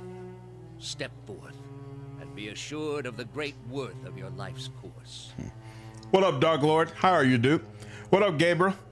If you have Shadowheart's side with Saloon for roleplay purposes, you can multi-class, then have her go from a cleric or shard to a paladin of Saloon. I actually feel like Saloon Shadowheart makes more sense as a light cleric. I loved her as a light cleric. Loved her. Amanda, unfortunately, I don't think turn-based mode is coming to console. They might be working on it, but thus far they said no, it's not. What's up, Nidra? Viconia deserved better. I would have preferred her over Shadowheart as a companion in BG3.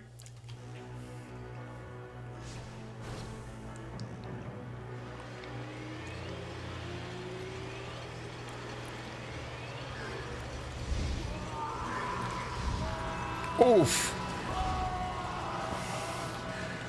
Ooh. Why would you sign up for this? What makes you say, oh yeah, this'll be great?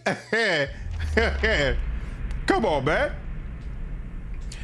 For an instant, the apparatus goes quiet and the air is still. Then, all at once, it erupts with a concussive surge. Light floods your vision and you are knocked to the ground. Your head snaps back as you land and pain wells into the back of your skull, washing your last thoughts away into the black unconscious void. You open your eyes to a different place. Another time. You stand in a circular room, grand and domed, its walls lined with Adra and trimmed with copper. The style is ancient, but the chamber is unweathered. At the far end, a great pillar of Adra pierces the floor from below. Its shimmering texture gives the illusion of boundless depth. Encircling the pillar is an apparatus much like the one you have just seen, but immense and multifaceted and intertwined.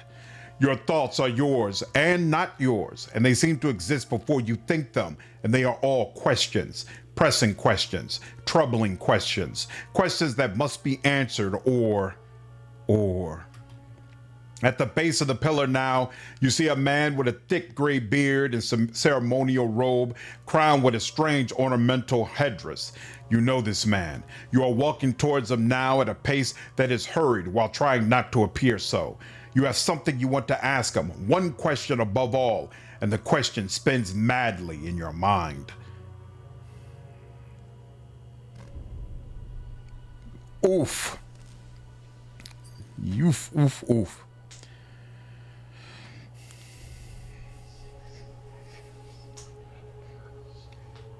What up, Owen? How are you doing? A Pillar's one stream. I love the vibe of arriving into Gilded Vale. Incredible. Such a effective feeling of pure dread. Pure dread. Let's create the adoring fan for all my RPGs. Nice. What up, DV? How are you, man? Yeah, turn-based now. I've been enjoying it, man. Where can I get where are you, Matt? You awaken to find your malaise has broken, only to be replaced with something far more concerning. Faint whispers are audible at the edge of your hearing, like a ringing in your ears that does not subside. Movement flits through your periphery, but when you turn to look, you can see no signs of whatever it was. You find your gaze regularly darting this way and that, an involuntary paranoid tic. If this is a sickness, it may be dangerous to go without treatment for long. The figures at the machine stand frozen in place, flesh and blood replaced by cinders and ash. The man who led them is nowhere to be seen. You and Kaliska lying prostrate a short distance away. You find Kaliska lying prostrate a short distance away, blood pooled beneath her head. No breath escapes her lips. You are alone and far from help. Gilded Vale may be your best hope of receiving treatment before things get worse. Oh, gotta level up. Isn't that nice? Okay, major fatigue. That's interesting. All right, let's get a short save. I do still have some camping supplies left, thankfully. Come on. A couple of tours and all that. What is this? The Disappointer. Unique. Pistol, two-handed. I like that. Okay. Give me that as well. And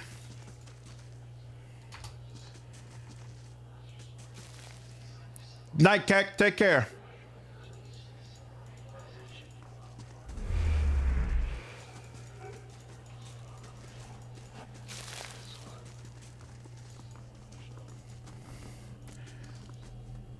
Oh, for his question, got you. I would love to see what a whale godlike would look like in this universe. I'd be 100% down. Rimmergan and Whale are actually my two favorite deities and pillars. The massive structure is formed of stone, Adra, and copper, and covered in strange glyphs. The air around it vibrates with unusual energy. So wait, what does major fatigue do? -20 accuracy, -25% maximum endurance. Oh yeah, so they make absolute sure you gotta rest. If you're playing on any sort of decent difficulty, you gotta rest once this happens. No cheating it. I'm glad I had at least one of these Camp saved. I really liked Minthara, but I never felt like the game did right by her. So I already have some athletics. I don't need mechanics. Yeah, we're going straight for survival, right? So we'll do that. We'll do that. We'll do that. Wait, is that the way it works? Let's see. Yeah, survival. There we go. Up to 14. Cool. All right, and next, and we are at level 2, which means I need Veterans Recovery to help get me some endurance on a regular basis. Helpful. Okay, and then is there anything else I want? No. Yeah, none of this I need. Let me just check. Right, we got that pistol there, but I don't need that. Is this? No, this is all medium stuff. We do have this. I can throw that on, I suppose, until I get it there. All right, let's go. Quick save there, and gotta go through Vale Wood first before I can get to Gilded Vale. Let's go. By the way, XP works in Pillars too. So cool that you can maneuver around fights and come back later, which is exactly what I plan to do right now.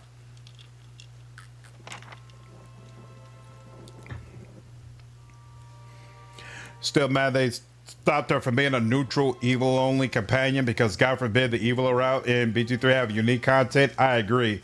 I feel like that was whack, honestly, on their part. Especially considering how much better. Oh no! Well, I might have to reload. I swear there was a way to get through here without No prisoners! Damn, 13%. I swear there was a way to get through here without fighting anybody.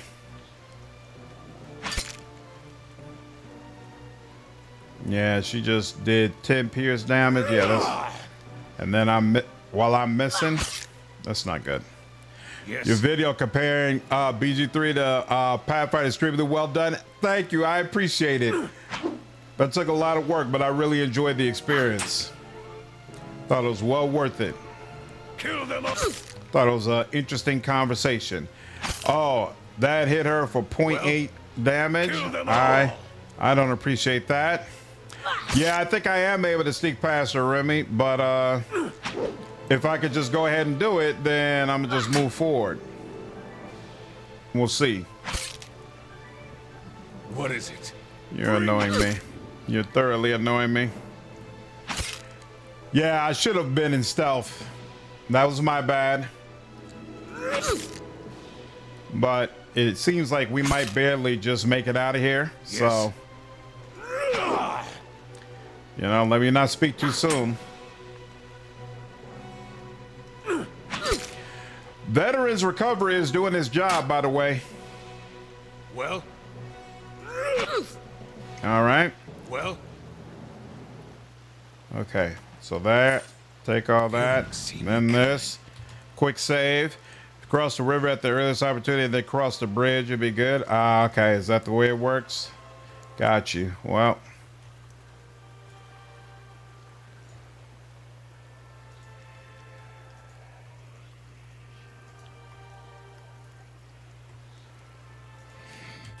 Northwest to Garen's Grasp, south to Gilded Vale. Here we go. Not too bad. Go too far to the left, you'll trigger a young wolf fight. That I knew, Epsilon, and I was not going there at all. Dream is for an Animancy class in Pillars 3 that plays like a Necromancer support. That would be interesting. Do you all think the next Pillars will actually be a tactics game, as has been rumored? And do you have a preference as to whether or not Pillars 3 be a tactics game or CRPG? What up, Pillar? What up, Peter? Pillar.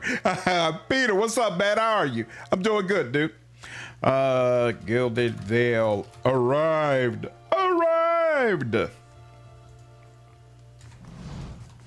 Pretty sure there's nothing down this particular pathway. One of the best intros to a city ever. I mean, look at this. It just screams, we don't want any company. We don't want you to be here. Get the hell up out of our city ASAP. Or we are going to string you up on this tree as well. Welcome to Gilded Vale. You'll be pleased to know that we've had some recent vacancies here. Ridiculous. He glances at the gnarled, leafless monstrosity of a tree next to him.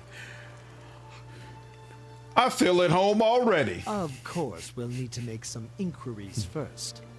The inestimable Lord Radric VII has taken great pains to insulate our town from Widewind's legacy. Have you ever sired a Hollowborn child? What are you talking about? An infant born without a soul, of course. Lord Radric has made it his first priority to eliminate this scourge from our village. Yeah, I'd rather it be a RPG. I don't play tactics games. Tactics game would be interesting, but I'd probably prefer a CRPG. I wouldn't be mad at tactics game though. Got you. It would be poetic if Pillars brought us out of the tactics game slump we're in, because it kind of did the same to CRPGs. That's true. That's true. I didn't even think about that, but yeah, that's definitely true. Ha ha ha! There's a strange fruit on that tree. I should warn you, stranger. Here in Gilded Vale, we have a special place for dissidents, charlatans, and those who would hide a curse in our midst. He steps to the side and inclines his head ever so slightly toward the deformed tree. His lordship's wife is with child and due any day now. Without his approval, I shan't be able to find you a permanent settlement. It will have to wait until after the birth. We can continue our interview then, after the bell tolls from Radric's hold to signal my lord's new heir. In the meantime, you can find temporary accommodations at the inn just southwest of here. You said something about Hollowborn and Wadwin's legacy before. He blinks. I forgot that you foreigners do not have this curse in your homelands. The Hollowborn have been a scourge upon the Deerwood for almost 15 years now. He lowers his voice to a whisper. Children born without souls. He shakes his head. Pitiful, dumb things that breathe barely, but do not truly live. Some say the Hollowborn are a disease. Some say they are punishment from the gods. He raises his empty hands. In truth, no one knows. But they began spreading after the Saints' War, and so the name Wadwin's legacy stuck in honor of that foul, blasphemous pretender. His voice shakes with vitriol. I see. Lord Radric's decrees may seem strict at times, but he has our best interest at heart, he nods. If you have any other questions, don't hesitate to ask. It's important that everyone in Gilded Vale understands our rules. I've been feeling strange ever since a close call with a Biowak. Is there someone in town who could help? Whatever your problem, it sounds like a matter for an animancer. However, the only animancer in Gilded Vale isn't in any condition to speak. Consider yourself fortunate. After she failed Lord Radric, we saw to it that she wouldn't profit from the misplaced trust of others. A bad cure is often worse than none at all. But if you're set on finding a bottle of troll piss or a dead Audra pebble to rub on your forehead, you're welcome to check her pockets. A little corpse stink is nothing when you're digging for shit. My advice, however, Good Lord. is to be satisfied that you escaped and leave it at that. I'm hoping Pillars 3 is a CRPG, but I wouldn't mind TOW or a new sci-fi IP as a tactics RPG. TOW? Minthara is just a tiny symptom of the greater problem of more RPG being mandatory. We put all this time, money, and soul into this, and you will appreciate it. Tactics mode, but the main battle system is a fishing minigame where you build a deck of collectible cards. Or rather have Pillars 3 be, what's up, Llama? Be a CRPG, but tactics could be pretty cool. I just hope there's no more Avowed stuff. I guarantee you we're going to get Avowed 2 in some way, shape, form, or fashion. Obsidian has already made it clear they're not dropping that franchise. Before I got here, I saw several people conducting a strange ceremony near some ruins. He regards you carefully. You'll want to mind where you mention that. Trespassing on Unwithin ruins is illegal, not to mention dangerous. You probably saw someone attempting some new ritual to appease the gods. People will try anything these days. Varath have mercy, we certainly have. I don't think so. Just as they finished, there was a Beowulf. He polishes his spectacle on his sleeve. If you'd been that close to a Beowulf, you wouldn't be standing here. Goodbye. Keep out of... Listen! 2 tolls. Let that be the last. 3.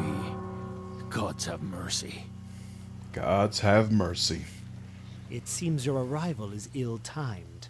3 bells toll only for the death of a Radric. I fear Lord Radric's heir is lost, or else Hollowborn, and so lost all the same.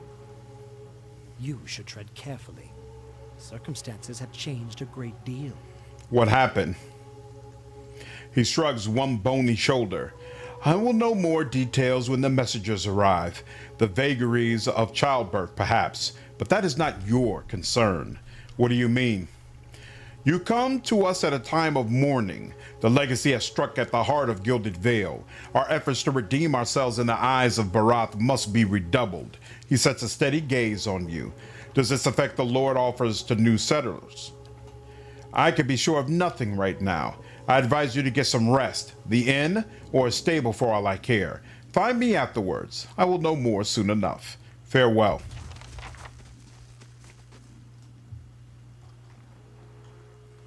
Oh, I just rested and now they're just automatically making me have to rest again. That's interesting. Debating whether I hire a rogue merc or priest of Scan merc, or both for my melee wizard. Priest of Scan. They Pillars 3 will be pitched as RBG3 if they want to get the big bucks from Microsoft. Scattered between the roots are bracelets of twine and bead, wilting flowers and notes half erased by the rains. Seek help for your position.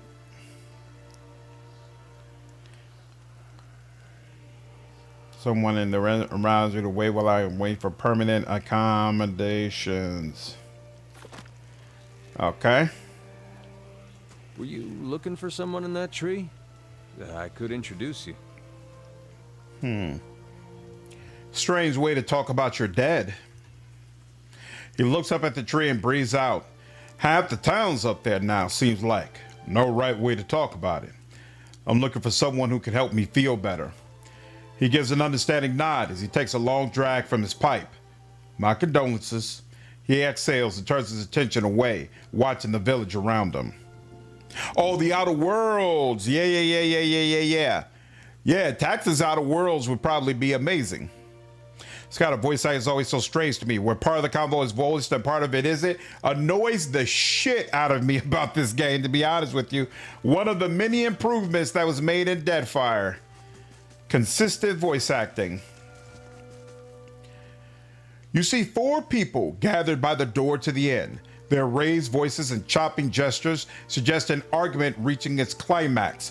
The first figure raises his hands for calm. His face is partially obscured by a hood, but his height and stature suggest an elf. I meant no offense. Let's put this matter to rest over a round, shall we? My treat. Hoping to soothe our pride with a few Adira coppers, eh? We don't need your coin. What's going on? One of the other men points at the hooded elf. His eyes are red from drink, but his gaze is focused, mocking us even while he shelters in our village. Just goes to show you what these fancy Eder manners are worth. We don't take to that kind of treatment. Not for foreigners, especially not from Adirans. Go on. Say it again. I'm itching for an excuse. Why, you're itching for the kindling touch of your sister, you cocksfeather! The kindling touch. What does that even mean? The kindling touch of your sister. I'll cut that barrel-looking tongue out of your head. This is a misunderstanding. I didn't say whatever it is you think I said. We've nigh quarrel. That's where you're wrong. Back down, all of you. This is absurd. No one gives us orders, foreigner. They squint at you through red, bleary eyes. It sounds suspiciously like you're defending him. Oh, crap. You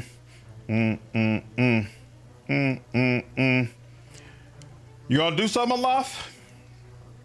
Nope, you're not. You're just gonna catch a beat down, apparently. Isn't there a way to talk to them and get them to just stand down? I thought there was. Yes. Damn. What's up, Murph Bard? How are you, dude? Warm touch? Yeah, I guess. Hilarious. What's up, Sasha? A Tactics game would be awesome. My last is Final Fantasy Tactics, and the great group would be very interesting in Pillars. I would also love Pillars 3 or Vale 2. Give me all. I want more Pillars content any way I can get it. Agreed. Grieving Mother and Durance are my two favorite party members in this game. So good. Nice. I feel like it's a strong group pretty much all the way around, to be honest with you. Slowly but surely we getting there, y'all. Slowly but surely we getting there. As the last of the attackers falls, the elf turns to you, the tension almost gone from his smooth face. Not quite how I hoped to get to know the neighbors. Thank you for your timely assistance with that awkward situation. You're welcome. You mean for slaughtering them? You're welcome. Well, that is one way of putting it. He straightens his hood, and you note the remains of fraying embroidery on his gloves. His boots are caked with the dirt of many months' travel, but the leatherwork beneath it is sturdy and fine.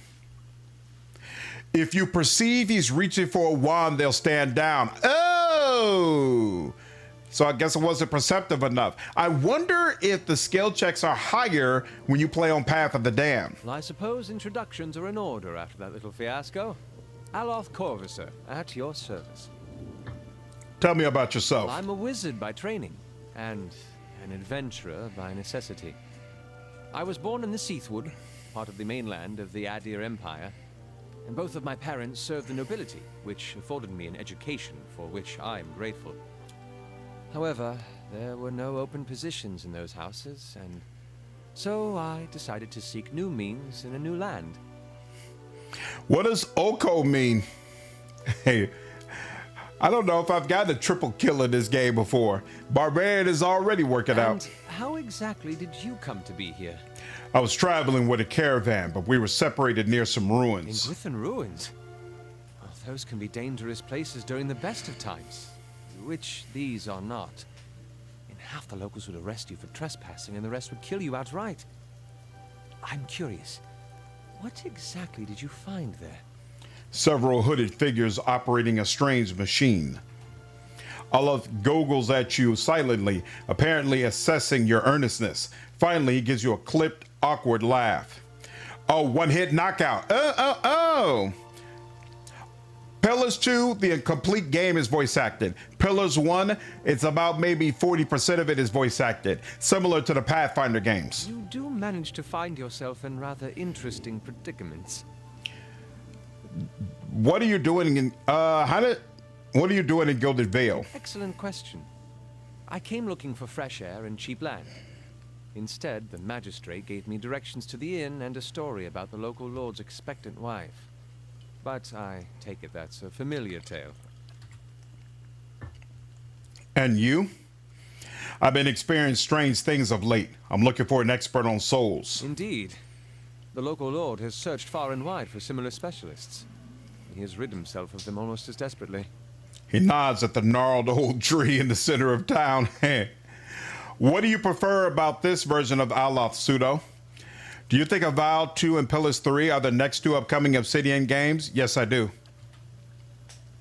Well, outside of Grounded 2, of course. His darting glance takes in the tumble-down buildings and the fallow rock-strewn fields. I expect that such expertise would be best sought elsewhere.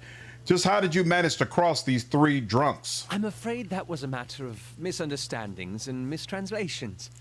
It doesn't help that people in these parts remember their war with Eder like it was yesterday. You did tell that one man to go fuck his sister. Ah, that. He clears his throat and adjusts his sleeves. As I tried to tell them, they misheard me. Happens all too easily after a few pints, and the accent didn't help. I heard the same thing. For just a moment, he looks as if he's about to say something else. His expression brightens with mischief, but before he can speak, he forces a tight smile, biting his lips so hard you expect to see blood. Finally, his face relaxes and he shakes his head. I should speak more clearly next time. My apologies. You don't exactly look like a settler. Begging your pardon, but neither do you. Yet, circumstances can find a person in the strangest of places. I should get going. As should I, given recent events. It's just as well. I've had enough of the watered wine and lumpy beds at the inn. They say even the owner tired of the place. Just up and left one day.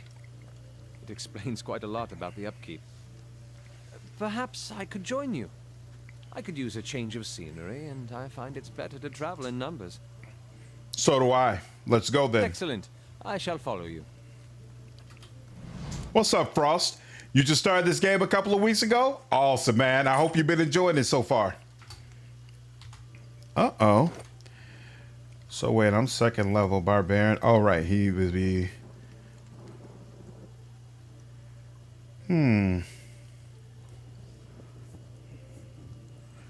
Nope. Damn. I need to respec you. The windows are clouded with the haze and accumulated smoke and cooking grease. The Black Hound Inn.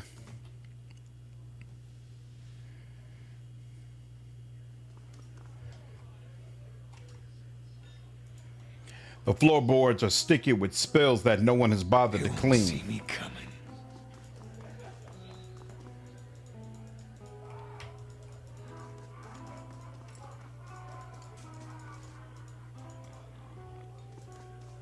Some kind of brown slop is congealing in these dishes. It smells burnt. Gods keep you. Oh, greetings and welcome to the Black Hound Inn. The innkeeper bows her head curtly. Please sit where you like. Would you like a drink or room? We have two available at the moment. I'm afraid we can't offer much by way of a good meal today, she sighs. Unless you're fond of cold porridge. I could use some reliable help. Do you know of anyone looking for work? Oh, well, I wouldn't say I can speak from experience, but we do have certain sorts coming by and looking for work from time to time. If you want to hire someone on, I'd be happy to send them your way. Maybe later. As you like. Anything else I can do for you? You only serve porridge? Aloth looks at you and shakes his head quickly. It isn't by choice, I assure you. We used to serve some of the finest meals in the Deerwood. We've had a damnable run of luck is all. It's been a bad season for the crops and we're running low on supplies. I sent Tenfrith up north to stock up. Tenfrith's our cook, you see, an artist with a good roast, but it's been days since he was supposed to return and I haven't seen any sign of him. She sighs again. I've only just taken over from the last owner myself. I don't know what I'll do if he doesn't turn up. I could try to find him for you. Really? Her face brightens. I'd be grateful to you if you did. He was traveling through the Vale Wood. It's probably nothing, a broken wheel maybe, but I do worry. You see him safely home, and I think everyone in here would sing your praises. Nobody much likes my porridge. I'd like to know more about the Black Hound. Really? Well, let me see. The actual building's been here for years, but the Black Hound's fairly new. We get a lot of new faces in here, too. Fewer than we used to, I'll admit. A classic. Oh, yeah, it's definitely a classic, man. For sure. Yes, this will be up on YouTube. You can see the VOD, Sasha. For all my live streams, it's up on YouTube. So we can fight about our favorite. But pillars 1, 2... Wrath rides more or less 1A, 1B, and 1C for the top rank. Who else is top tier for CRPGs? I'm a big fan of the Wasteland CRPGs. I'm a big fan of Tyranny. Love Rogue Trader. The Divinity series. Knights of the Old Republic. There's a lot of them.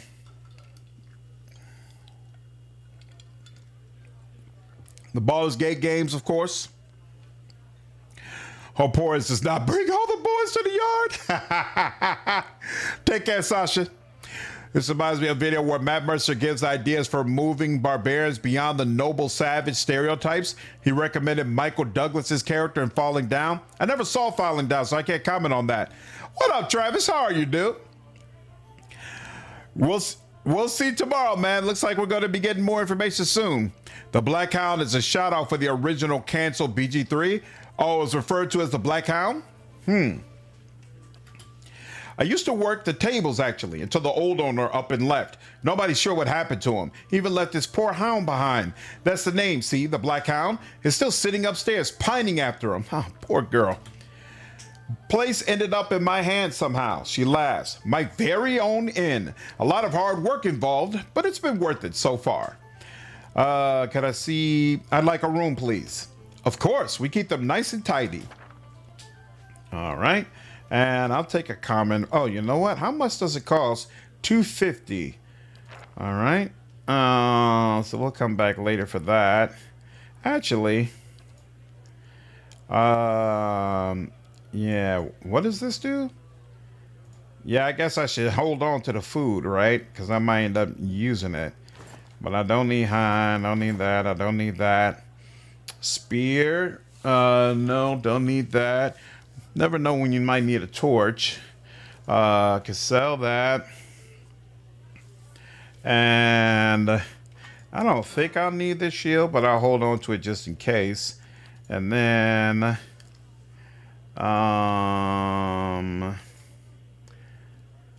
high to low. That's not considered a high level enchantment. That's weird. 60 hour negative 8 accuracy, negative 33 damage. And yeah, I think I can safely sell this. And I'm not going to sell all of this because I don't know what I might end up needing.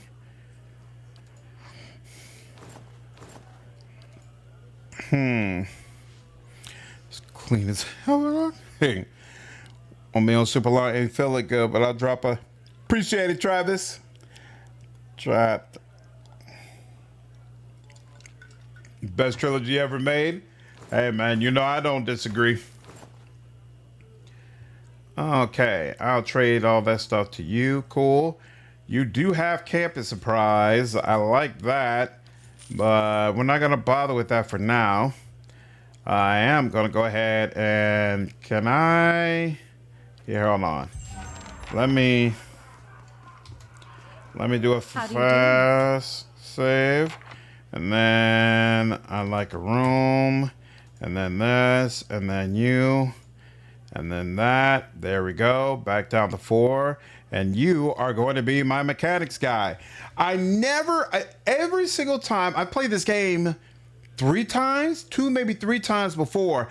I always automatically went with Durance because he basically came. It felt like the game was trying to make him the mechanics guy. I never realized Aloth automatically comes with a +1 to mechanics, and that he was probably the better bet to just focus on that mechanics ability. And that's definitely the way I'm going to be going from this point forward. I always felt like Durance was behind in how quickly he advanced to mechanics, and maybe I'll feel better with Aloth. What up, Dave? I agree, man. I think this game is spectacular. Spectacular. Okay, 4 mechanics, 4 lore. We could get athletics. Maybe we will at some point, but not right now. Definitely Chill Fog, incredible spell. I'm going to win it right up front. Speaking of which, we are going to also immediately pick up Secrets of Rhyme to give me more damage with freezing attacks to make sure Chill Fog does the absolute most. All right, now. How do you do? I'd like to get a room, please, and I will rest in the common room. Feel like mechanics is better on the PC in this game, but Aloth is the better mechanics user between him and Durance. Right, yeah. It would be nice if I could put it on myself, but I never play as a rogue in either of the Pillars games, honestly. Your sleep is restless and fevered, assaulted by hisses and whispers, blanketed with a suffocating anxiety. You open your eyes to awaken and find yourself in front of Gilded Vale's gallows tree, the creaking of its ropes growing louder in your mind until the sound is deafening. Hanging from the tree is an old dwarf woman whose face is shriveled inward like moldering fruit. Her head hangs limply to one side. As you look at her, she looms larger and larger in your mind until she is mere inches from your face. Suddenly her head snaps up and her eyes open and they are empty, and behind them is a vast nothingness that makes your stomach drop. Her mouth slowly parts and with a gust of rancid air she speaks a word. Watcher. You jolt awake, the foul smell of the dwarf woman's breath still permeating your nostrils. Sweat runs down your face in thick droplets and your skin is soaked from head to toe. You remember the woman. You remember seeing her decaying face when you spoke with the magistrate. He called her an animancer. Though it fills you with a new, queasy apprehension, you feel a strange compulsion to see the woman once more, if only to confirm she is truly dead. Beautiful. Rogue is fun to play in Pillars because your positioning matters so much, but it's fairly micro-intensive. Yeah, I don't like the micromanagement. I just made Mission Vale my mechanics kit because I was too busy playing Soldier Guardian. I hated Mission. I don't like companions who almost come off like kids in these type of games. Not my thing at all. Problem is, you don't get Devil of Karak for an eternity. Otherwise, I'd be all about having her in my party because honestly, I think she's amazing. Her voice acting is so freaking cool. I love her look. I love the backstory. The character really works for me, but you just get her way too late. Scattered between the roots are bracelets of twine and bead, wilting flowers and notes half erased by the rains. What's up, Marvin? I am having a fantastic day, man. Hope you can say the same. Love, love, love. What's up, Dee Dee? The beginning of this game, getting attached to a character only losing was sad, but also immersive, which they kept that through the game instead of a one-off. Yeah, from a story standpoint, I prefer the first one, even though I feel like the second one did much better mechanics. Mission is a cinnamon roll? We'll see. Maybe I'll feel differently about it the next time I play. I haven't played KOTOR in so long. It feels like the younger kid-like companions are for the younger players because they don't do anything for me either. Yeah, that's part of the reason I can't see Tali as a romance, because I'm still used to Mass Effect 1 where she basically came off like a little kid. And even though she grows into a woman in the later games, I just never got over that initial meeting. Like, I met you when you were a kid, so you're always going to be a kid to me. Like, I don't care that you're older now. Feel that way about her, feel that way about Mission Vale, feel that way about what's his name from Dragon Age. Like, there's a bunch of different party members. The only exception to that rule is Ember, because even though Ember comes off as very childlike, she also comes off as extremely adult. So I actually love having her in my party, but otherwise the childlike type of companions, they never do it for me.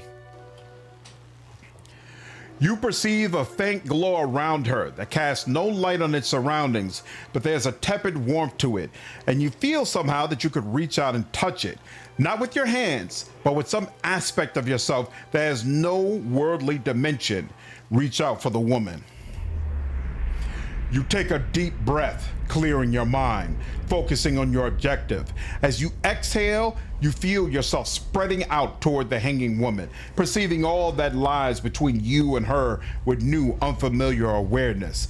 Once you have expanded enough to reach her, there's a sudden jolt to your mind, a ringing, electric surge of images and words and sounds. What's up, Hensler? How are you, dude? True, it does help some that Mission is not a romance option, but even then, like, Why are you bringing your little sister into all of this danger and threat? You know, that's the way it works for me. Every time I think about the situation, it's like, does it really make sense that I'm bringing this person with me into a situation where I know I'm going to get shot at and assaulted and all sorts of other things? And my answer is always no. It is kind of funny how Devil is a rogue despite being a metal golem. Super cool. Super cool. You're not being the kind of person Ember knows you can be. That's hilarious. That is amazing. What up, Richard? How are you, man? Oh, I'm gonna have to remember that. You're not being the kind of person Ember knows you can be. Wow. Involuntarily, you shut your eyes and feel yourself being pulled down to some deeper consciousness in a space occupied only by you and the hanging woman. And when you open them again, she is staring at you with eyes clouded in a milky fog, her body still swaying in a wind you no longer feel from a tree that stands planted in a misty void. The woman gives a slow nod of her head, the rope creaking as she does so, and she smiles at you. Have you come here for me, dear? Or have you gotten lost? Ah, it is both, I think. Yes? How are you able to speak to me? Is that what we're doing? Perhaps it just seems that way. Perhaps it is the easiest way for your mind to make sense of it. I think it is a very good choice. What up, Toothless? Ha! Hit the cake and hold the gun. How do you make Devil a tank? Llama?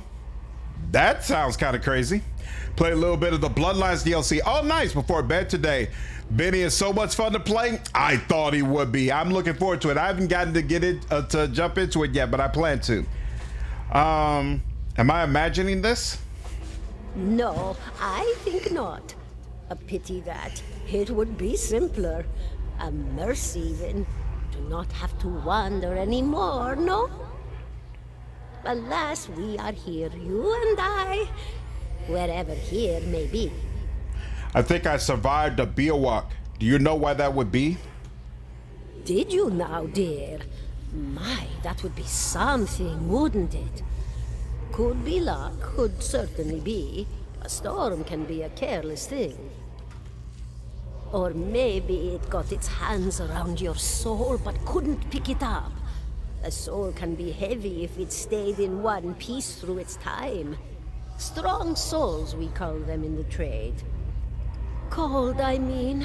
Called them. Those days are all behind me, no? You said souls break apart over time? Oh, yes. Entropy. Rimagan's work. We know little of why or how. We lose pieces of ourselves when we die and pick up pieces of others when we are born again, but less than what we lost. We tried to stop it with the animantic sciences, but with little success. A very small few resist Rimergan's influence and stay together through some force of defiance, at least for a time. But they all succumb eventually, I think. I need to understand something that's happened to me. She nods, a look of pity on her face, as though consoling a child. The world looks a little different than it used to, is that it? Feels like you're noticing things for the first time that have always been there. She nods. You have seen past the shroud. It only takes an instant. Your soul remembers, yes? Remembers how it sees when it leaves the body, like being reminded of a dream you had forgotten. You are a watcher now, and a watcher you will stay.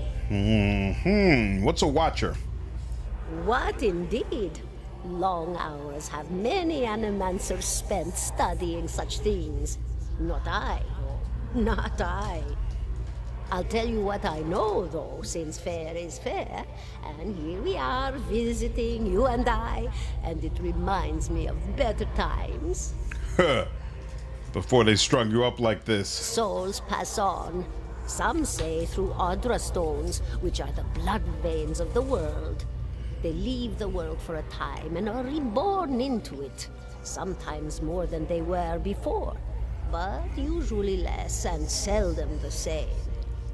For all souls there is a time where they do not live, yet have not passed on, and those souls roam the world, same as you or I, either living or lost. But no one sees them because they have forgotten how. I'm the type that always swaps my party around depending on where I'm at. I do the exact opposite. I always stick with the same party. Tend not to use mission as much once leaving Taurus though. As far as Tali goes, you take her everywhere in ME1. Who's your favorite Mass Effect 1 team then? Doing giant space yetis ruining reincarnation cycles.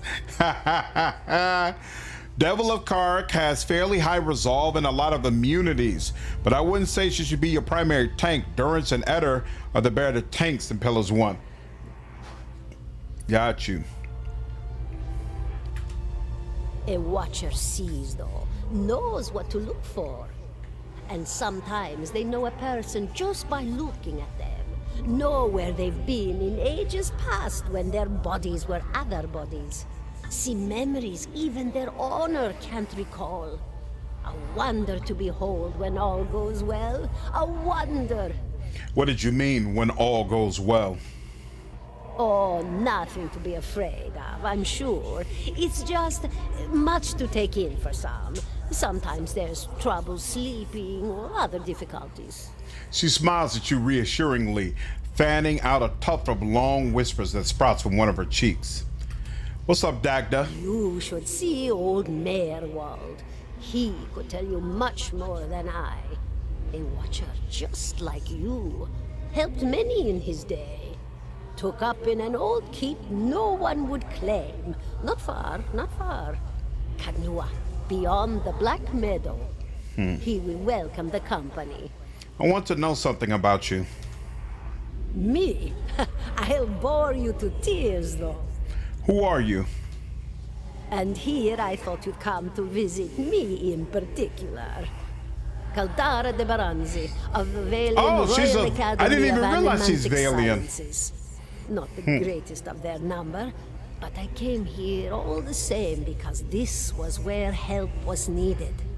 I really enjoy the Tali and Legion combination in Mass Effect 2. I never used Tali and Rex together very much in Mass Effect 1. Do they have interesting banter back and forth? What happened to you? She laughs, a rasping, choked cackle escaping between rows of buttery yellow teeth. Buttery yellow, crazy, causing her body to bob up and down with each spasm. Seeing your blank expression, she catches herself.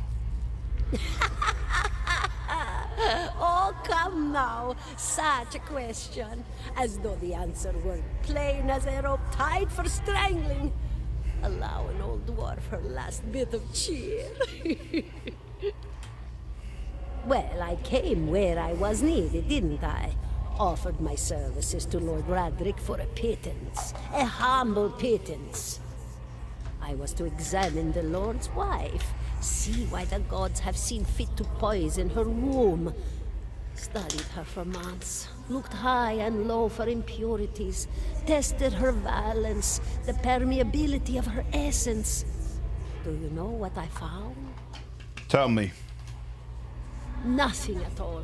A healthy woman, head to toe, blessed with a beautiful soul. Such a sweet woman, too. Meek, but warm-hearted. A few months' time, and the lord of the house demanded answers.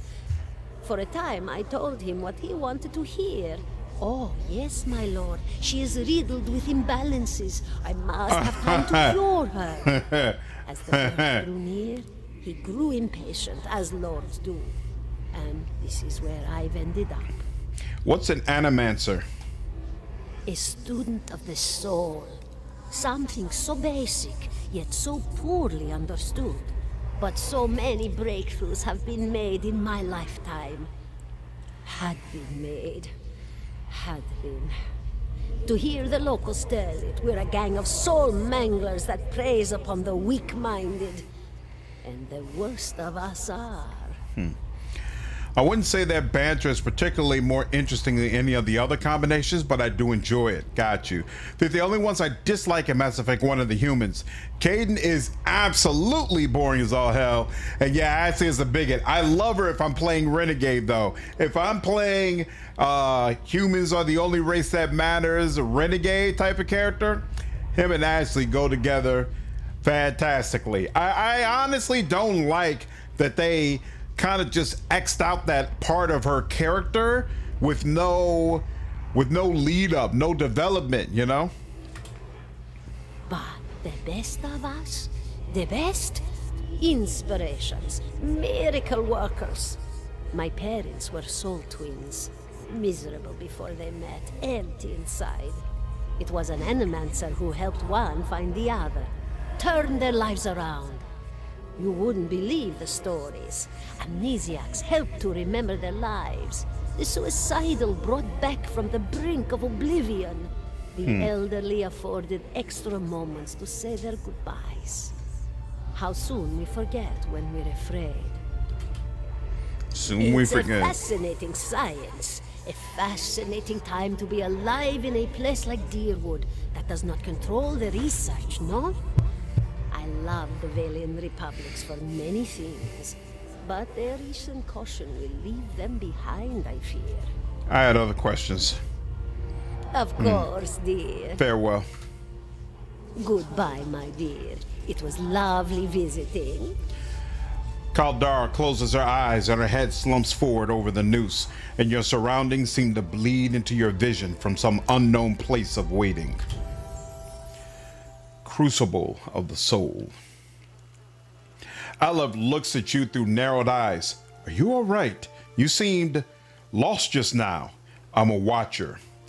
His arched eyebrows recede into his hood. Well, that is interesting. He gives you a sly grin.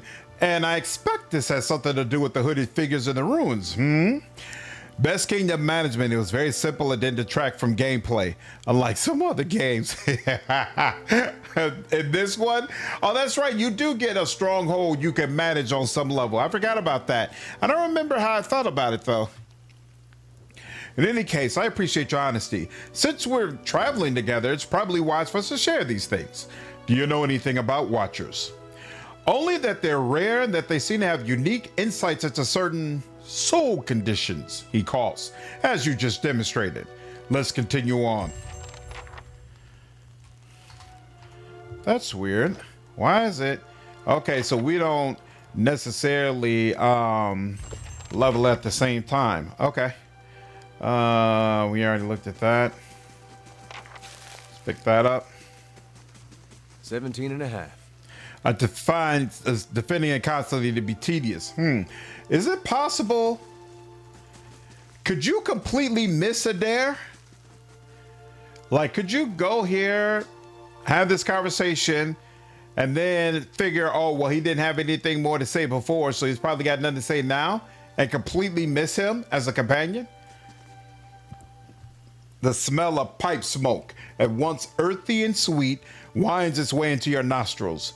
Your eyes trace the smoke to its origin, where you find a broad man with straw-colored hair leaning against a mossy rock wall, his pipe held to his lips with one meaty hand. He looks you directly in the eye, but the look is not aggressive. He regards you with a peculiar smirk. 17 and a half.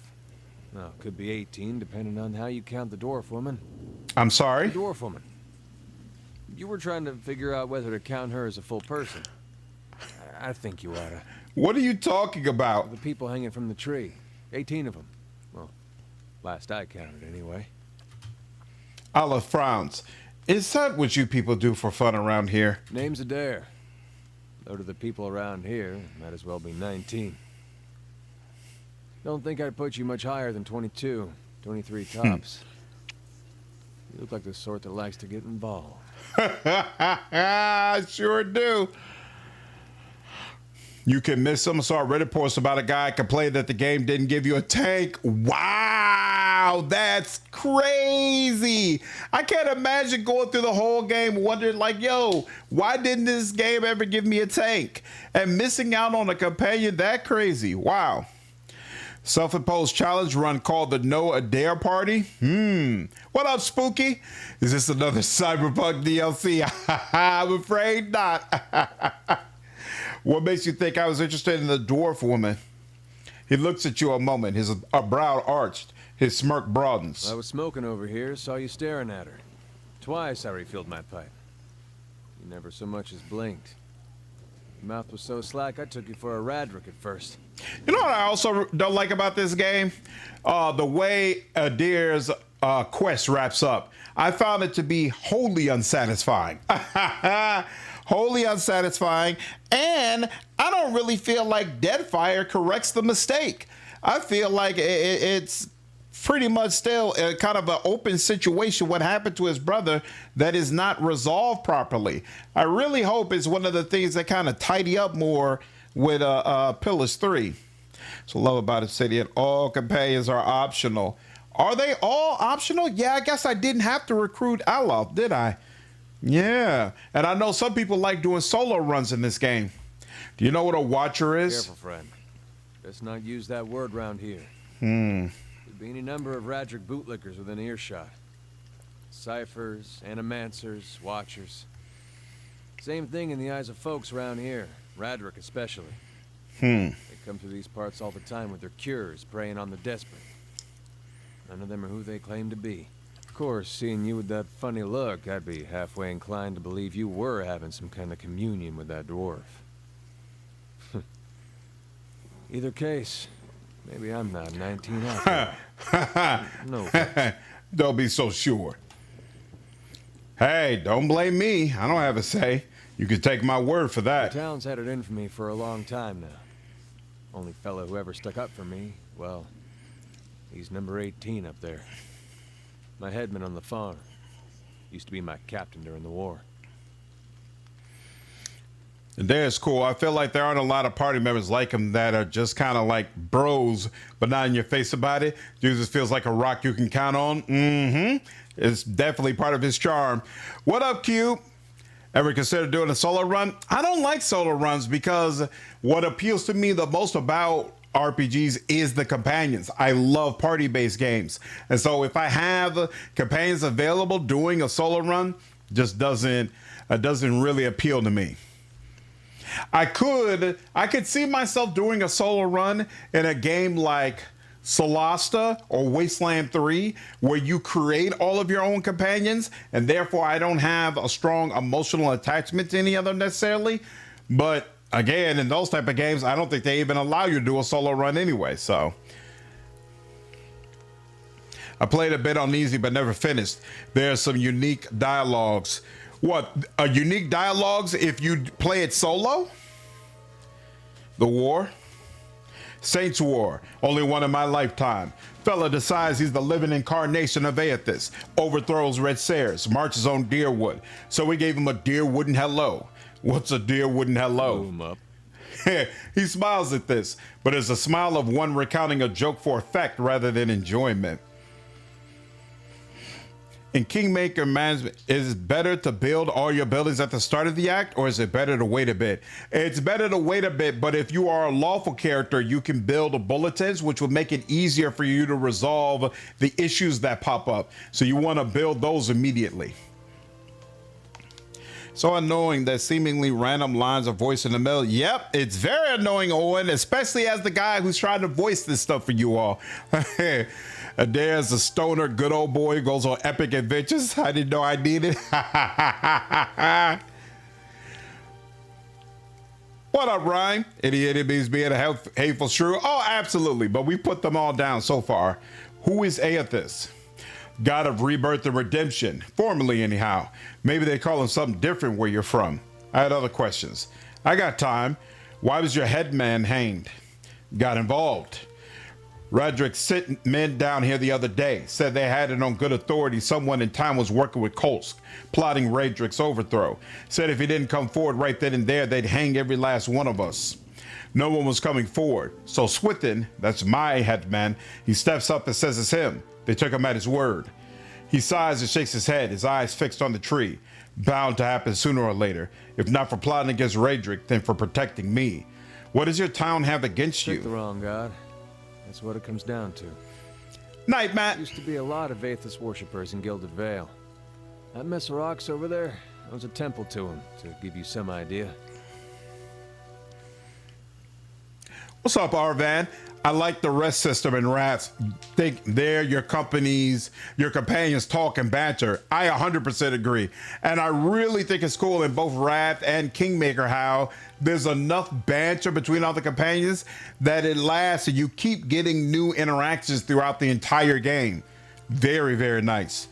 Wrath and compares all wish you happy birthday on Rest. Then one day, somebody named Widewind shows up on Deerwood's doorstep. Says he's the living flesh of Aethys. Got an army with him. Suddenly, Aethys isn't so popular in these parts. My brother Woden and me, neither of us believed it. No way was that Aethys. He enlisted, and then I did too. But, he didn't make it back. The quest in Deadfire where you go through Wydwin's legacy and see like different parts of the war, so freaking cool. After the war, so amazingly cool. Punishing Aethys worshippers, accusing them of treason. Got real ugly, especially after the legacy started. Folks needed someone to blame. I was safe because I fought, but then this rumor starts that my brother, that he was on the wrong side. And I wasn't so safe anymore. Until my headman stepped in and said they'd have to hang him to get to me. Seems that's no longer a concern. Of course, the townies don't do the hanging these days, but when Raedric's men come, they got no problem doing the pointing. It's weird that Aethys and one other you can't make shrines to in a vow, but you slaughter his apostle, basically, which I found entirely wasteful. Aloth glances at you and lowers his voice. You can see why I was eager to leave. We need to get the hell up out of here. Who's Kolsk? Someone who got tired of all the hangings. He's on the run now. Probably will be till they catch him. If you're next to be hanged, what are you still doing here? He gives a half smile. Drinking, mostly. Point of fact, I'm on my way out. Just haven't figured where I'm going yet. Not a whole lot of places out there that don't think Wydwin's legacy started with Wydwin. We could travel together. Where you headed? Someplace called Cadnoa. There's an old watcher there who might be able to help me. I seem to remember hearing something about that years ago. He tamed that place. People would seek him out for all kinds of things. Troubles of the soul, questions for the departed. Eder is Matt Mercer, Nate. And you didn't have to say watcher with a hush on your breath. Or rather, Matt Mercer is Eder. A man such as that, there'd be things I'd want to ask him. Don't know why I never thought of it before. Not sure how I feel about setting out with a stranger. And a strange one at that. But truth be told, you might be the only one in town who wouldn't feel some relief seeing me swing from that tree. There's a fine reason if I ever heard one. All right then. Guess I'll do some sightseeing. He glances briefly at the tree. You're not the one picking the sights. He tilts his head forward and gives you a pointed look. Let's get going. Awesome. What? Eder is not voiced by Troy Baker. He's voiced by Matt Mercer.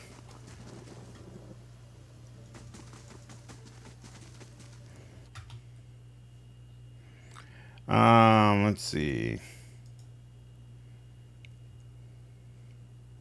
Yeah, no. It's crazy. Yeah, no. That's Matt Mercer. Here, let's do it like that. All right.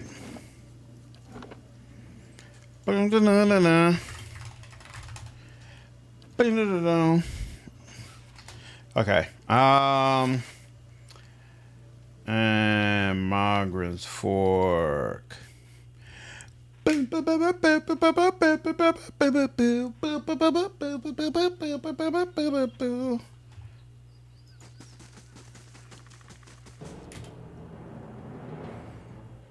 Every time I think I could just Yes? walk and do whatever I want to, the game reminds me this place is dangerous. Don't just run around doing whatever you want.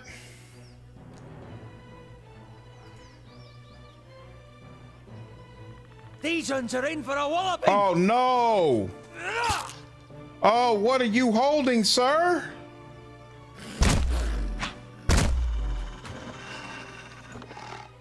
Why isn't he holding a wand? All right, well, that didn't go well. A blade in the dark. Yeah, Critical Role played a big part in the voice acting of many characters in this game, for sure.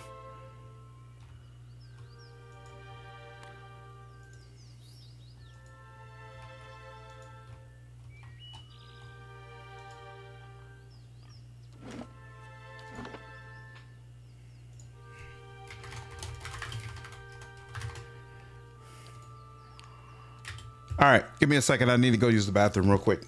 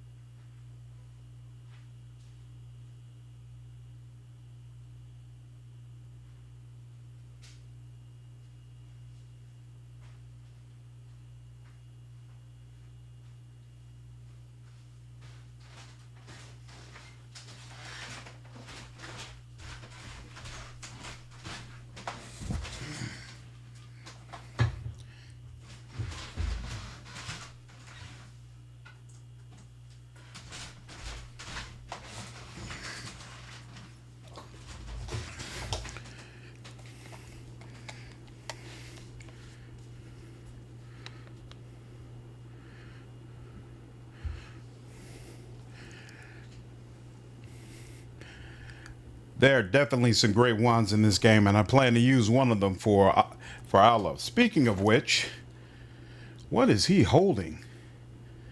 Oh, so he does. Oh, he was just on the wrong one. Okay, there we go. Wait, so this is a scepter. Range 10 meters. Okay, cool. So that should give me what I want. And in fact, let's take that off to make sure he doesn't use it again.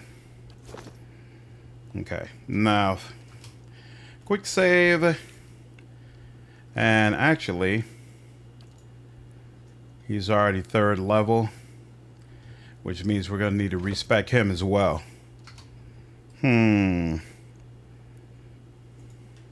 Saw you in the flames. A statue of Margaret, goddess of war and flame. Dozens of names have been scratched into the stone at her feet, supplicants seeking her blessing.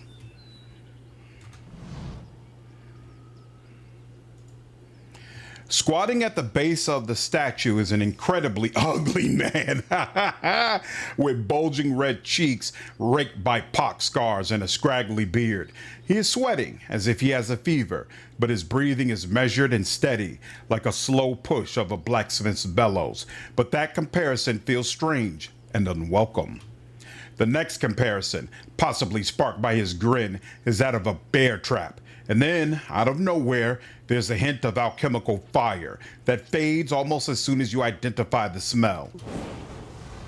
Come to pray at the statue? The question mark is barely there. As the man makes the statement, the statue takes on a reddish cast, as if one is holding a torch to it, then slowly blossoms into waving flames. The man doesn't turn as the statue blossoms into fire. But it's best if just you and I trade words, and your shadows stay quiet. Hands off their weapons, both arcane and steel. It's only you I want to trade words with anyway. Justice, what's up, man? Hope you had a good day, dude. That is Margaret. No harm will come to you in her shadow. If that's enough of a promise for you. If not... A staff rests easily in his hand. It wasn't there a moment ago. Strange choice of company. Stone seems cold comfort. The man smiles slightly at your words, then nods, never taking his eyes off you. I could do better, though the road holds little else. His eyes run the length of your frame, and he follows it with a sneer. Until now. Yours we worship. Respect comes with honest titles. I bet even you have gone against instinct in exchange for little copper. Or paid for such in countless ways. It's weird the way when his dialogue starts, it's like the first few words are cut off, and then it starts in the middle. I don't remember him doing that first time I played. If words are all that are left to a man, then yeah, why like, in the where's if I give offense? He should have leave to speak them. Examine the statue. The weaving firelight from the statue gives off no heat, so much so you wonder if it is some trick of the mind. The ugly man before you doesn't seem to notice or feel it, although the sheen on his brow is still present, as if he's burning up from within. Study the man. The sudden weaving flame from the statue of Margaret casts more light on his features. The man's robes are dirty, stained with grease and other marks of the road. The hems of his robes, including the sleeves, are burned at the edges, as if he walked a great distance across a fire, then reached into the flames with his hands to pull something out. But while his hands are thick and calloused, they bear no burns or scorch marks. Focus your gaze on the staff. The staff looks thick, stout, and black and ash, once burned by a terrible fire. Beneath the ash, the lines in the wood bear shapes and patterns, and there's a certainty the staff was once something far more dangerous, but not now. As you study it deeper, it shimmers slightly in your eyes, like water catching the light weaving across the statue. Whatever power was bled from the staff, it doesn't make it or the wielder any less dangerous. You look out to see the man watching you studying the staff. As his gaze meets yours, he nods with a humorless smile. I didn't catch your name or why you want to speak with me. You probably find names as useless as I do. The names that litter this world like debris are hard enough to wrap around the tongue. And what do they matter? I think they changed this text over time, but the lines are the same. Huh. I experienced the same thing with a lot of this dialogue when I played in January for the first time. Got you. Okay. It is humorous that you start out with 2 Matt Mercers, though. Who's the second Matt Mercer outside of Eder? Oh, that's right. I forgot Aloth is also voiced by Matt Mercer. That's crazy. Letters I care about. What burns within. It's more important to me you're a watcher than whatever culture or accent decorates your letters like awkward crowns. Take pride in your actions, not where you hail from, or how your name rolls off whatever liar's tongue coats it now. Jeff, do you like Chris Avalon's writing? Me to match your own, watcher, then call me Durance. And as you observe souls, I test them. How did you know I was a watcher? Durance shakes his head and his hand curls tightly on his staff. I can see the questions bubbling up. Let's burn them away one by one. I walk this diseased nation with its heathen, its people so careless with the spirits of others and their own, watchers among them. Yes, I know you for what you are, and your name doesn't interest me. Names are for honest folk, and you are a crack that shines light from another place. You and I saw you in the flames. Not your face, but that soul of yours, all tightened up like a huntsman's knot. You saw my soul in the flames? Other, if you're in need of answers to your mantle of questions, anyone other than you. I don't care who walks with you or what their mewling problems and politics are. There's enough howling in the world without me stoking that fire. I won't take from your provisions, don't need much on the road. I can carry my weight, which is considerable. Yeah, I agree. Grieving Mother is a really sad story. I wanted her to be in Deadfire, honestly. They probably already have, from what I can see. Left their marks, it seems. Like a trail, worming its way behind you. What kind of details did he drop, Quintac? What kind of marks? Earthwind? Both could have touched you, yet here you stand. Not all of us were close to water when the pox hit, but it's no longer a passenger in my flesh. It left its marks as well. But like flames, the pox doesn't strike twice, nor is it catching. Flames could absolutely strike twice. What are you talking about? If your stone mistress there allows it, then come on. Fear her jealousy. Let us see what the road holds, Watcher. Beautiful. All right. Spend time traveling. Think it's so cool how the party doesn't even realize she's with you. I wonder what they think happens when she just mind crushes someone and shoots an arrow between someone's eyes. Good question.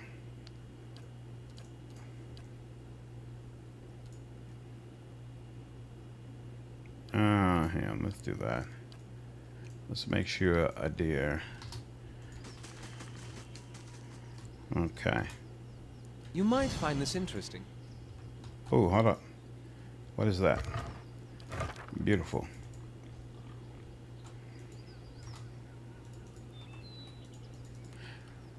Do enjoy Avalon's work, but sometimes reminds me of that Dark Place meme. I know writers who use subtext and they're all cowards. Also, it was pretty far along when it was canceled. Oh, that's unfortunate. Wow. And that it also led to Fallout Van Buren getting canceled as it was the project holding back the wolves. Damn. Ha ha ha ha! Ah, the early part of this game is a sausage fest, Moonlight. I do not disagree at all. Hello. The man appears to be hurriedly dismantling his camp in quick, jerky movements. He looks up as you approach, his expression tense and drawn. Greetings, he says, a little breathless. On your way south, is it? He wipes his brow, turning to face you. The sooner you're clear of these woods, the better, I think. What's your hurry? The man looks down at the tent and then at his hands. I mean to follow my own advice. Came out here on a hunt, me and a friend of mine. Thought we'd bring a stag home, eat something other than bread for once. Came up on a bear instead. Great monstrous thing. And Pearly, he didn't make it. He shakes his head. I don't know what I'll tell his wife. I always stick Durance in the front line with some heavy armor. That 18 resolve pops off. I plan to have him in the back line with an arquebus, but we'll see. In any case, this forest already cost me a friend. I'm heading home before it takes anything else. Who are you? Name's Nantan. Born and raised at Gilded Vale. Haven't had a spot of luck since. His face twists. Luckier than Pearly, I suppose. In any case, this forest already cost me a friend. I'm heading home before it takes anything else. What happened to your friend? We didn't see it coming. Nantan's voice shakes a little as he speaks. We were following a stag, Pearly. He saw something in the brambles and we went tearing after it. We all but stumbled into the cave. Poor Pearly didn't stand a chance. The bear was on top of him before we knew what was happening. The beasts will take what they will, I suppose. He smiled sadly. And this time, Galawain's favor fell upon the bear. Where did you find this bear? In a cave a ways up that way. He turns to point to the northwest. I wouldn't seek it out if I were you. It was a great brute of a beast. Would hate to hear that it took another life. Farewell. Okay, that's the map. All right, now. Laid in the dark.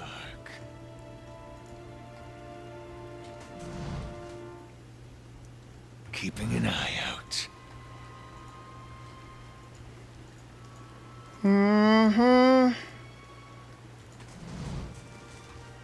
We'll have to come around for the other thing.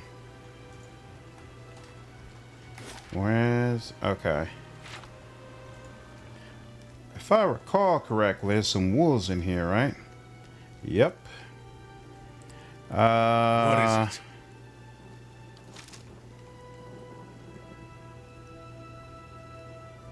Bring them down. Here. Aye? Oh, Aloth goes first. Isn't that nice? Yeah, sure. Actually, I kind of want to delay. Why won't it let me delay? Huh. Only Aloth and Durance can go this round. Interesting. Okay, fine. How far do you have to go? There's nothing. Oh, you know it here. Wait, he doesn't have chill fog. Oh, crap. Because I need to go into his grimoire and add it. Oh, that sucks. All right. Well, he is just, we're just going to have to chill. And he does not have interdiction yet either. Oh, this sucks all the way around.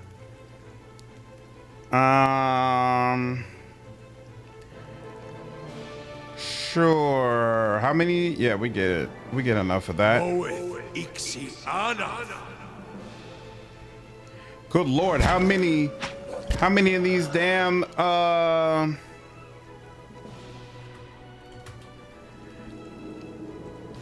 yeah, let's speed y'all up some.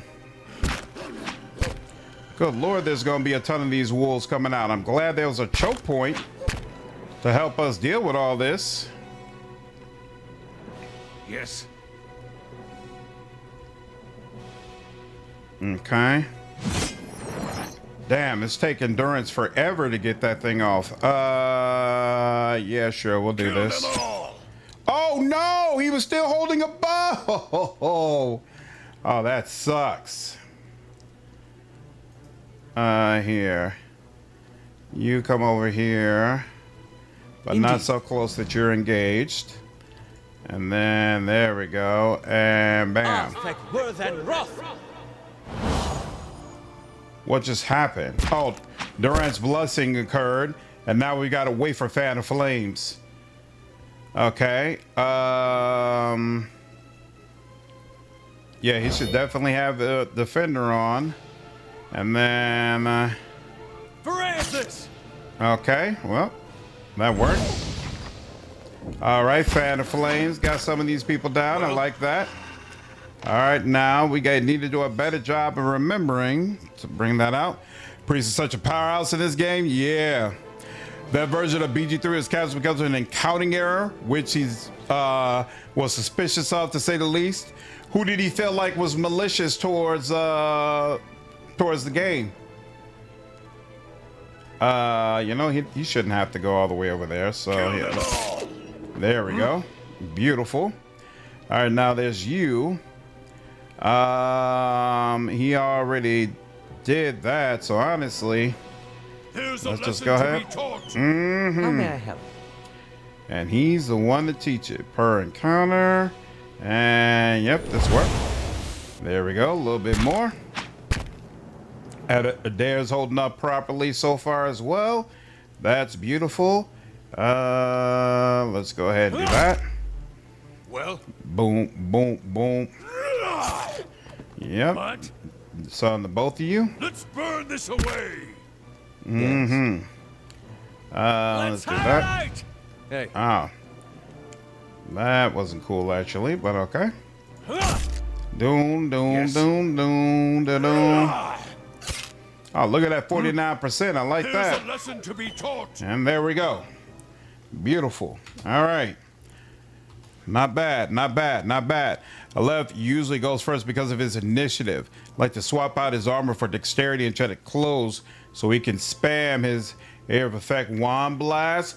I think I'm going to end up keeping his armor because if I recall correctly, it gives him a 10% bonus to... Yeah, 10% bonus to ability area of effect. Oh, and it's adding 30% to his initiative. That's why he's going first. Both of those are awesome. Both of those are fantastic. Wow. Really nice. You might find this interesting.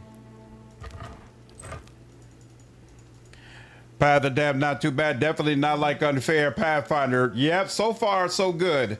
But we haven't gotten to the real bad fights yet. So I'm not going to go out there and just already say that I'm all good. But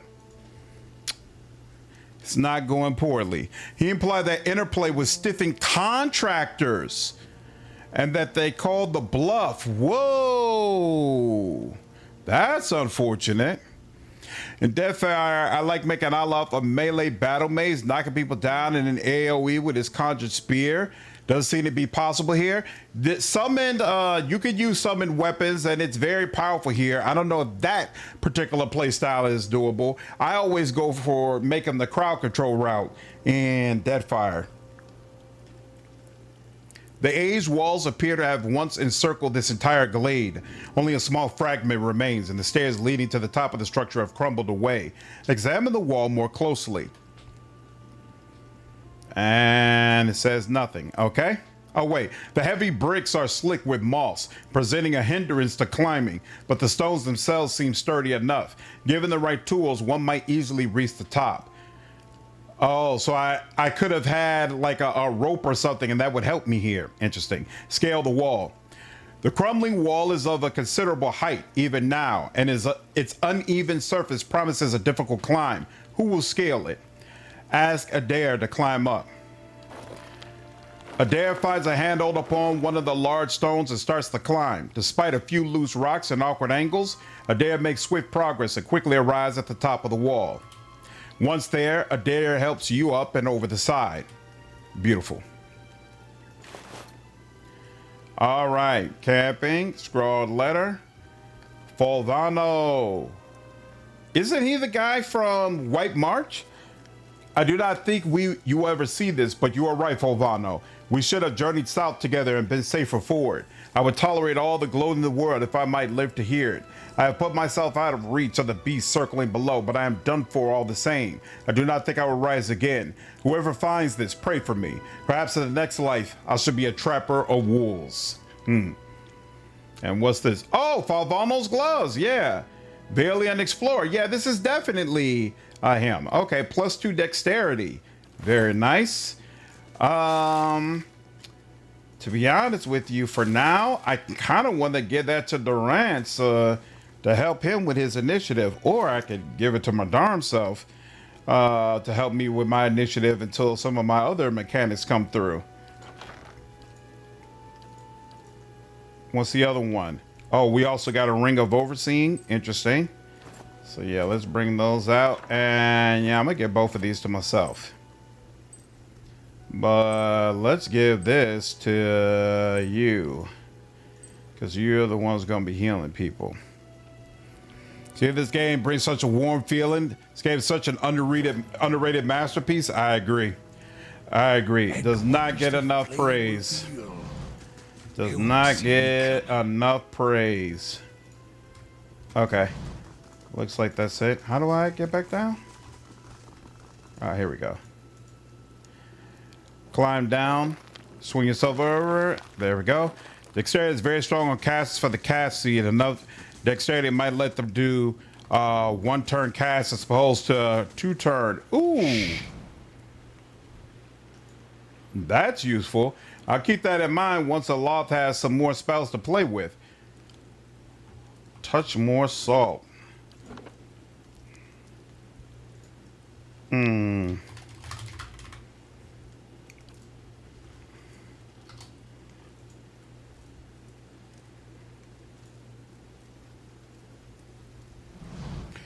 The young dwarf tending to the stew looks up, startled, as he sees you approach. He drops his ladle, splattering stew across the ground. What? The bandit turns. Get him, you dogs, and make sure our new cook don't run off. Help! Please, help me! Ah! One of the bandits gives Tenfrith a kick as they pass him, and he huddles. How may I help? It's 3 of them. Aloth. Oh, I keep forgetting he still don't have freaking chill fog. He needs that desperately. But let's do that. And then, yeah, he's going to chill out over here. And, okay, now it's time for Durance. And Durance is going to...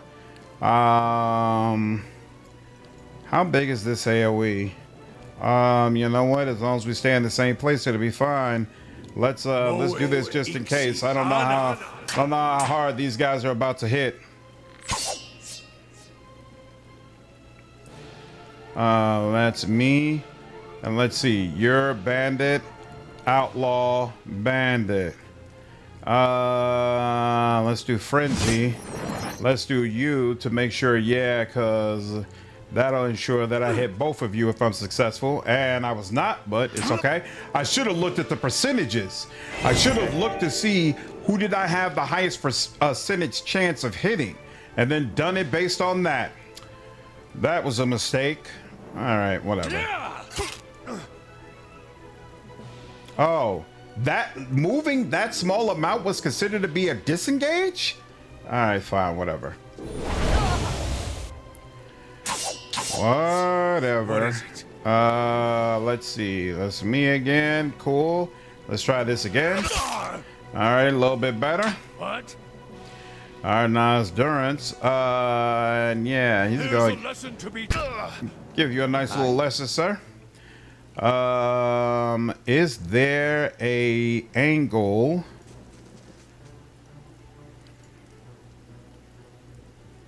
Can I? Nah, not you, but those two I can catch.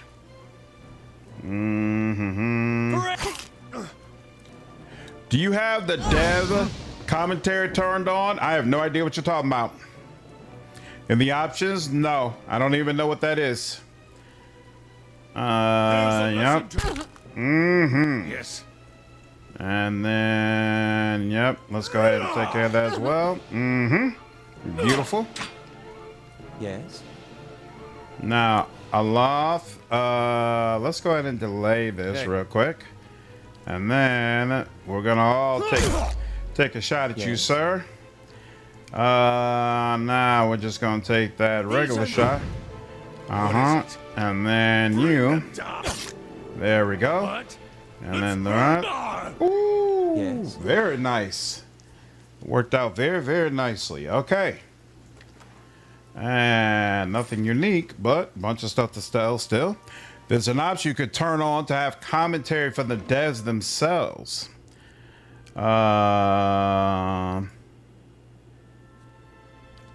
Doesn't seem like they're letting me do that right now for some reason. That must be a comment. That must be an option for the main menu. Gonna run to grab food. Yep. Take care, CJ. Have a good night, dude. What are your honest thoughts on turn-based mode? I like it so far. Compared to Pathfinder, I don't think it's good as a Pathfinder mode. Do they decrease the amount of enemies? No. The amount of enemies is based on the difficulty setting that you have it on. So I think, for me personally, this is a superior way to play than Real Time with Pause was. I definitely prefer it over that.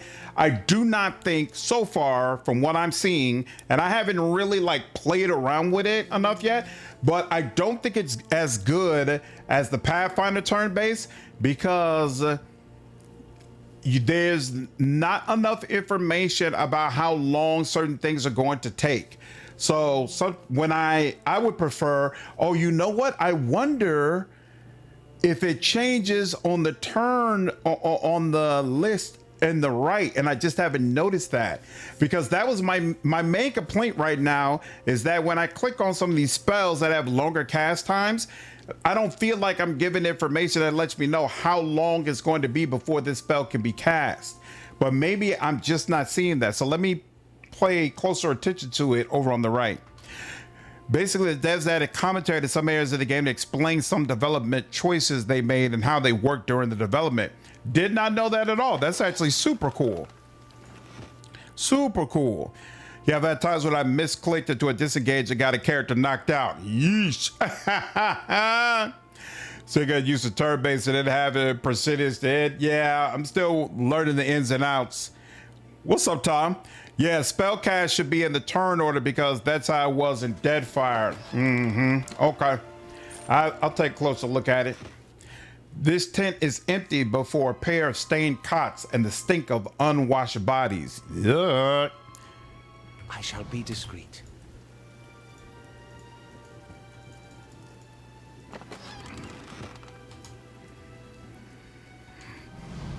Well met, friend. By the flame, thank you, thank you, thank you. I thought I'd be stuck cooking for these ignorant weasels for the rest of my life, or until they were bored with me, I suppose. Did Pasca send you? She must be beside herself. I must get back at once. But listen, the next time you're in Gilded Vale, be sure to drop by the Black Hound. I'll let her know what you've done for me, and I'm sure she'll do right by you in turn. Oh, to be back in my oven again. Ah, I got some reputation off of that. Nice.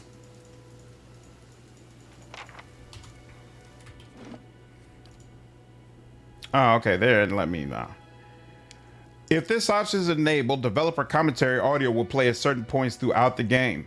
Huh, I'm very curious to see what that's like. Do-do-do. They're gonna be really easy but tedious fights that I turn on real-time mode because the enemy is tanky but a complete non-threat. Yeah, that I do like that you have the option to turn off turn-based. Even though you have to go into the menu to do it, at least it's there. Actually, no, I keep forgetting. The button is right there, so they make it easy for you to switch out of turn-based if that's what you want to do. So, all good with me.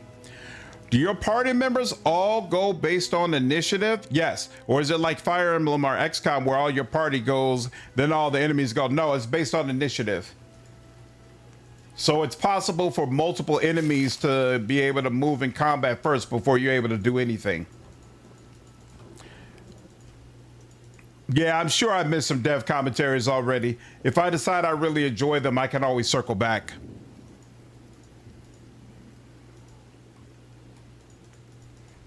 And I might decide that it's annoying for the stream and turn it off anyway. So I'm not going to worry about it as of yet. Hey, look at that. Finally maxed out on the camping supplies. Okay. So got to keep in mind that's one where we can get an additional option.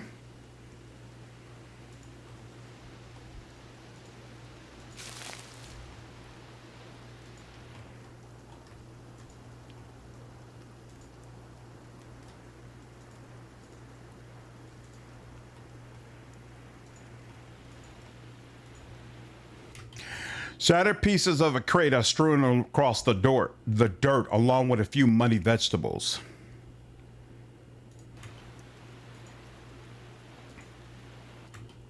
How may I help? Hi? Oh, it's just the wolf? Can you toggle in turn after action? Okay, but I can't turn it off. Turn base, okay.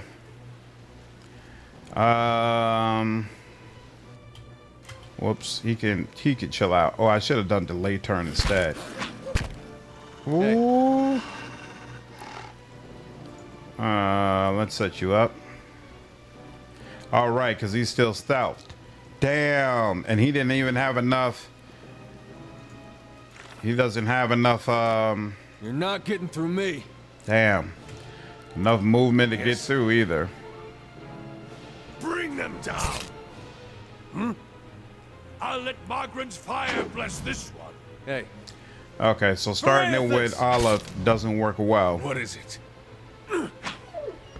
How may I help? Interesting. Shouldn't be annoying. It doesn't happen that often. Just here and there. Okay. As you wish. They won't see me coming.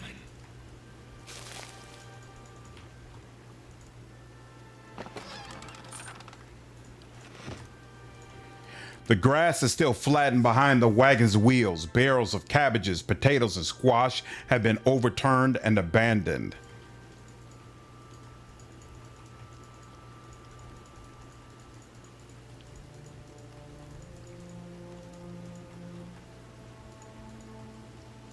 Oh, I forgot. You need to manually. Okay, so it looks like there's nothing around there, so I don't have to worry about that. But you have to manually hit each edge if you want to ensure you don't miss any additional areas that might be on the map. Forgot about that.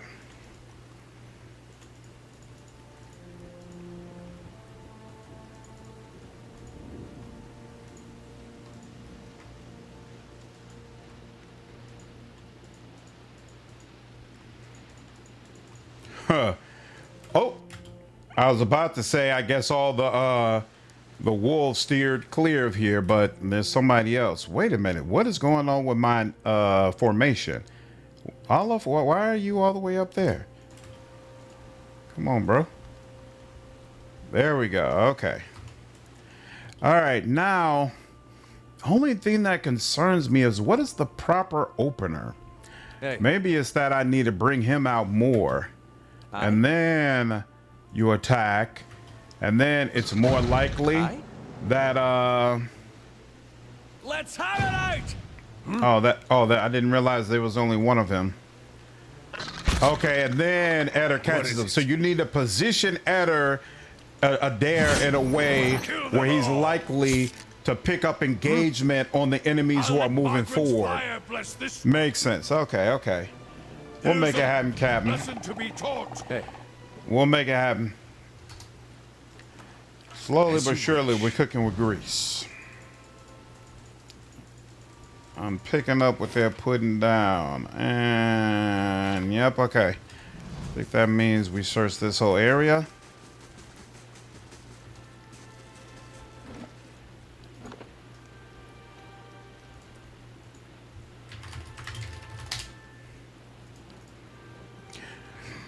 Says Pillars of Eternity is another Baldur's Gate spiritual successor. I wonder if Aloth is a reboot of Zon. Yeah. I could definitely see the correlation. That's part of the reason why I had no problems turning on the developer commentary, because I think it's going to be cool finding out tidbits like that. Like, you know, what was the motivation that made you say, okay, this is something we want to do. This is how we want to do it. Oh, crap. Did not remember at all that there were 3 of them. For whatever reason, thought it would just be one. So it's two young bears and a full bear. Okay. And you've only got 1 spell level yet left. Ain't that something? Well, I did a little bit of damage. Yeah, we definitely need this. Let's knock down that one. What is it? If we could, but we can't, so we won't. This is pillars. Yeah. Okay, not bad. There we go. You came over there, which is where I wanted you to come over, except I forgot to have you use your healing. That was dumb on my part, but it's okay. We're gonna work it out, brothers. Go work it out. All right, and then there we go. There we go. One of them's down. Okay, and then young bear. Very nice. And then you're gonna do that. Oh no, not. I thought that was a dare. Crap. Here, we'll do this. That helps you. And then you could do more, but I don't see a need to do that. Go ahead, knock that down. And then do that. There we go. Beautiful. And then this inflicts raw. What's this do? 1321 raw damage and dazes the character. And you're only prone. You are not dazed. So let's see it. Now you're dazed. Okay. Yes. Except now you're not any of them. But it was nice while it lasted. That's path difficulty. Adding more bears. Right. Because I never played this on Path of the Damned. Makes sense. What's up, Excelsior? I'm out here, dude. Where would you rate or rank Wrath of the Righteous? What do you mean? In comparison to what? Let's see. We should be able to just go ahead and take you out at this point, right? Yes. I think. Damn. Even though you're taking that licking and still ticking, but hey, but you know we're getting a ton of extra turns right now. Yeah, you are. Let's have it out. Hey, you are in bad shape, not homie. getting through me. Yes. There we go. And we'll take all that. Beautiful. Do you think turn-based mode makes the game easier or harder? It's hard for me to tell because I've never played on Path of the Damned before.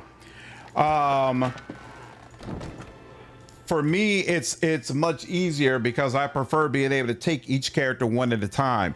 But I think other people might say it makes it harder because they feel like it makes everything slower than it necessarily has to be, you know. And everybody doesn't like having to manually control all of their companions. Some people would prefer to turn on AI and just control specific companions, you know. Mice crawl through eye sockets and over firmers. To all similar like games, Wrath of the Righteous is my favorite CRPG all time. So similar games, I feel like it's tops. Much prefer them adding more enemies than simply just turning everything into a sponge. I highly agree, Quintek. What this is. Adding more enemies and adding them in specific interesting places is definitely my preferred way of adding difficulty, as opposed to either making them sponges, or I also don't like waves of reinforcements coming over and over again. That's one of the things I didn't like about Midnight Suns. That was their favorite way to make you feel like the game was more difficult, to have 2 or 3 or 4 waves of the same types of enemies come through before you could finally finish an encounter. Not my thing. Palagina definitely reminds me of Kaelin the Dove, both feathered female paladins undergoing crisis of faith. That's a great call out and correlation as well, for sure. A figure drifts, suspended in the musty air of the cavern. Its form and features blur and twist in cascading ripples of incandescence. You feel its energy eddying about your limbs, filling them with a heavy chill. Reach out. You reach out a hand for the spirit. In the moment of contact, you feel as if you have been struck a blow, head reeling as you tumble helplessly into a waiting darkness. Light blooms at the edges of your vision. You feel the sun at your back and the weight of a bow in your hand. You know, suddenly, that you have come a long way from the Vale, hunting deer. Now you are standing before a cavern, and the darkness extends far into its depths. Even so, your friend strides out before you, his red cloak flapping at his heels. You follow, heart hammering in your chest, as he leads you deeper into the cavern. There's a roar like thunder echoing around you. Fear seizes you, casts you stumbling back towards the exit, towards light and escape. You see a glint of steel, and there's a sudden, terrible flash of agony behind your knee. You scream, stumble, fall. Your thoughts are chaos, lanced through with pain. But in a moment of terrible clarity, you see your friend look back from the mouth of the cavern, his dagger daubed in crimson to match his cloak. And then there's a great dark shape above you, and then there is no more pain. The vision recedes, and you are thrown back into yourself with seemingly resentful force. The corpse lies at your feet, and the specter lingers. In the span of energy between you both, you feel a sense of questioning, of confusion, of anger. You were betrayed. Only a fool couldn't see it coming. A sudden, lashing anger emanates from the spirit. Rage and grief seem to pour from the gleaming figure like smoke. I'll find him and see that he answers for what he's done to you. For a moment, the spirit seems to burn bright, and your head fills with a sickly triumph. The spirit seems to weaken with the force of its own exultation, growing fainter and fainter until you are alone once more.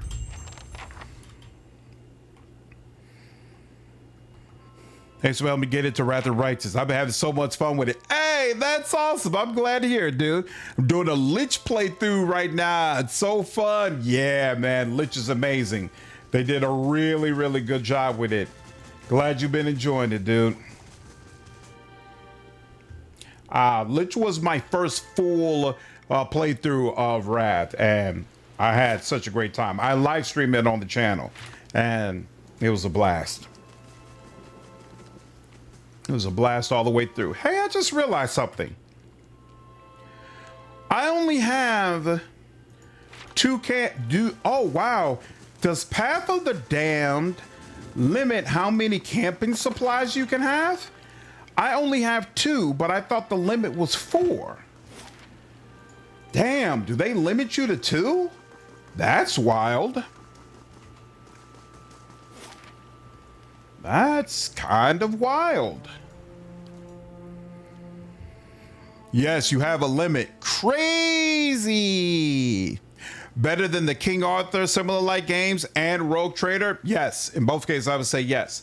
I would say I obviously I thoroughly enjoyed all of those games, right? I would say it's thoroughly better. It's significantly better than King Arthur. King Arthur is much more limited from a story standpoint, and it doesn't have nearly the amount of companion content that Wrath of the Righteous has. And mechanically, you're much more limited as well, whereas Wrath kind of just makes the world your oyster when it comes to classes. When it comes to Rogue Trader, it's also much more limited as far as how many classes you have available and the mechanics available to you.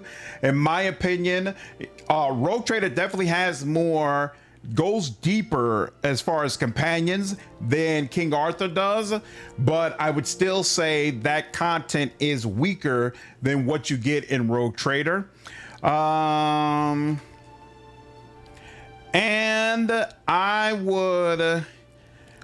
would say from a visual standpoint in combat, I love being able to switch back and forth between turn-based and real-time, which is something you can't do in Rogue Trader. But even more importantly, from a visual standpoint, I feel like Wrath pops more, especially if you have the right mythic path. Like if you're an angel, seeing all of those lights dancing on the screen while you're taking out demons is just so freaking cool, right? And Rogue Trader absolutely has amazing cool aspects to it as well. Oops, I entered the wrong house.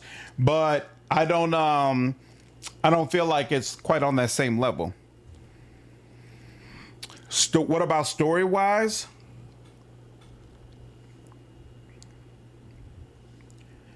Put it like this. I think I like the main story of Rogue Trader more than I like the main story of Wrath, because I don't feel like Wrath does a good enough good enough job of really making you feel like a crusader and the leader of the crusade. It has you doing a bunch of stuff that really has nothing to do with that, as opposed to like Kingmaker, where it constantly feels like everything you're doing is about trying to pull your freaking kingdom together and keep it from falling over the brink. And so from that standpoint, I consider Rogue Trader to have the better storyline. But within the main story of Rogue Trader are the stories of whether you are dogmatic, heretic, or iconoclast.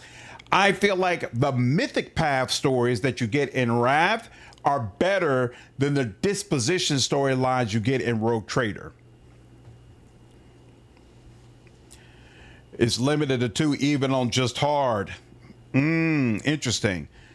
People are of the opinion that rest-based abilities were too strong versus encounter-based abilities. I could see that. Interesting. What's up, Saberi? Ideally, you'd enter a dungeon and the door would lock itself behind you, so your only path is forward and you can't just leave, rest, go back in. Interesting. Okay. Wrath feels less like your story. Exactly. Whereas Kingmaker absolutely feels like your story.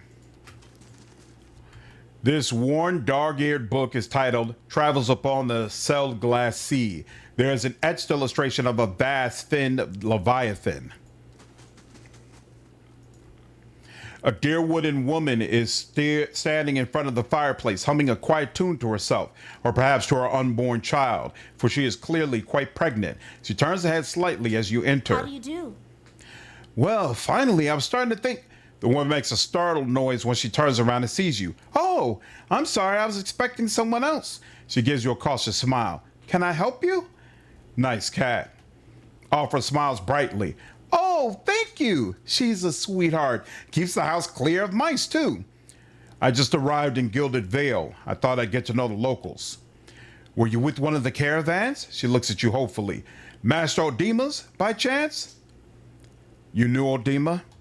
Well, no more than most here, I'd say. He doesn't usually come this way, but they say he's a reliable old fellow. She pauses, brows furrowing. Wait, why do you say new? I'm sorry, but the caravan was attacked. I was the only one to survive. Afra covers her mouth with a hand, eyes wide with horror. For a few moments, she can manage nothing but a strangled, voiceless gasping, her eyes brimming with tears. I told her it was a dangerous path to take. Kaliska was always so certain she could take on any danger. Afra sniffs. Oh, my poor sister. I'm sorry, stranger. I can't believe she's gone. If only I hadn't called her here. If I hadn't written to her, she might be alive, somewhere. Afra's face crumbles and a solitary tear slides down her cheek. Kaliska mentioned that she thought you needed help. Perhaps I could provide some assistance. Afra looks at you with some surprise before dabbing at her nose with his sleeve.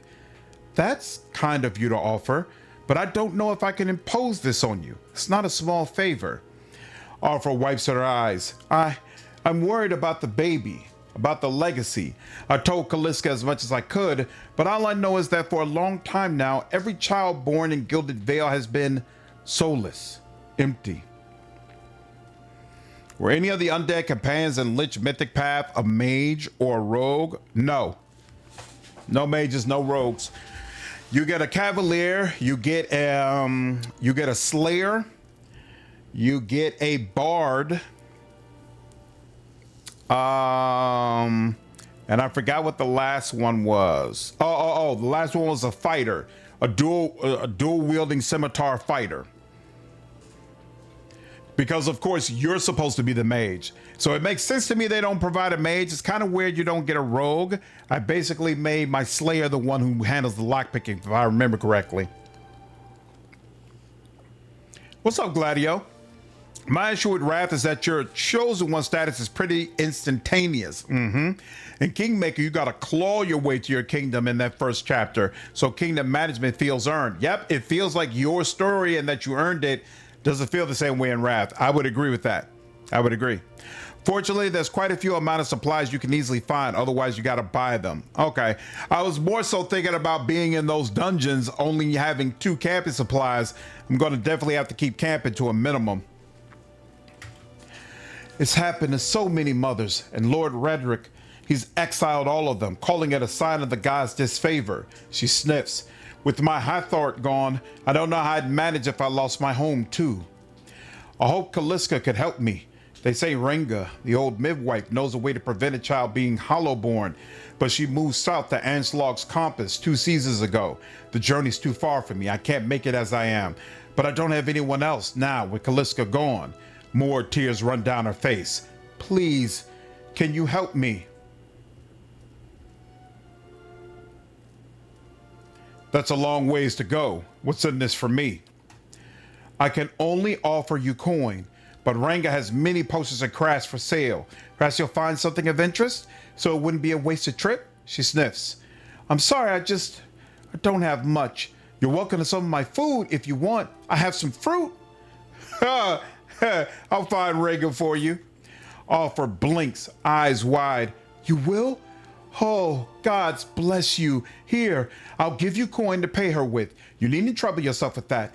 I think it's a drink she fashions out of, well, I'm not sure, but it shouldn't be too much of a burden to carry back. Anslog's compass is what we call the lagoon to the south. You have to cross the wilds to get there. That's what keeps me from trying it myself. She claps her hands together. Thank you again. Truly, you'll be saving us both. She sets a hand on her stomach, smiling through her tears. Couldn't imagine living in a world like this. Me either. Living in your house and 4 armed people come in? Whack. Whack, whack, whack. What's up, Gladio? Bro, that black guy's a prequel made gold like the day after? Mm-hmm. Seems like many people are just as excited and stoked about it as I am. Very awesome.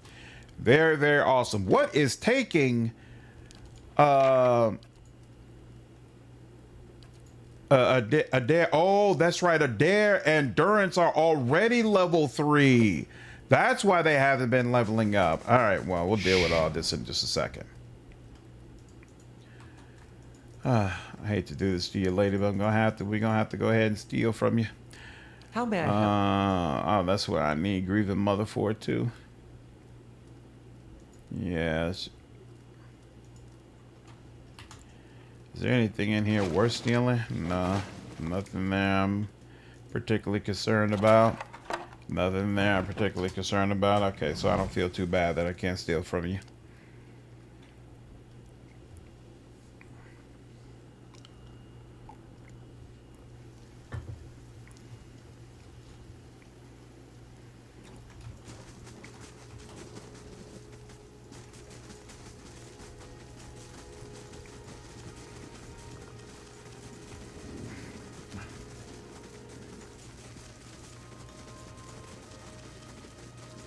Okay, let's see. Yes, I do want to go in here, turn in that quest, and then I need to respec Welcome. of my guys. Hello, and welcome to the innkeeper looks up. Oh, it's you! Tinfris told us what you did for him. It's such a relief to have him back. I can't thank you enough. Consider yourself a favorite of the house. Discounts on drinks, rooms. Tinford said he wanted to whip up something nice for you. He's already back to work in the kitchen. She laughs. So, what would you like? I see what you have for sale. I'm sure you'll find something to your liking. We have the finest cook in the Deerwood. All right, so I sold her the disappointer. Did she have anything else? Looks like no. So we're good on that. I don't need you. Rapier, I don't. We'll keep the shield around just in case. Yeah, we'll keep the shield. And 1 hatchet, 1 shield around. We don't need all these shields though, so we'll take that. 1 sword. We really don't need a sword, we need the arquebus. That's what we need. Do you sell an arquebus? Probably not. Simple clothing, leather, okay. No. Mace, stiletto, club.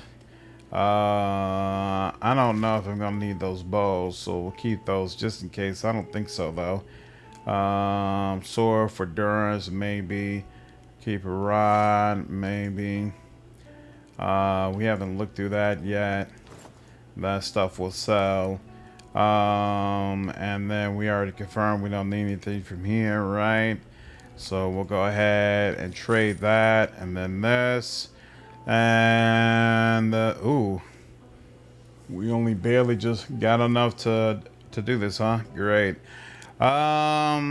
Let's start with, you're already kind of in a good spot, so let's start with you.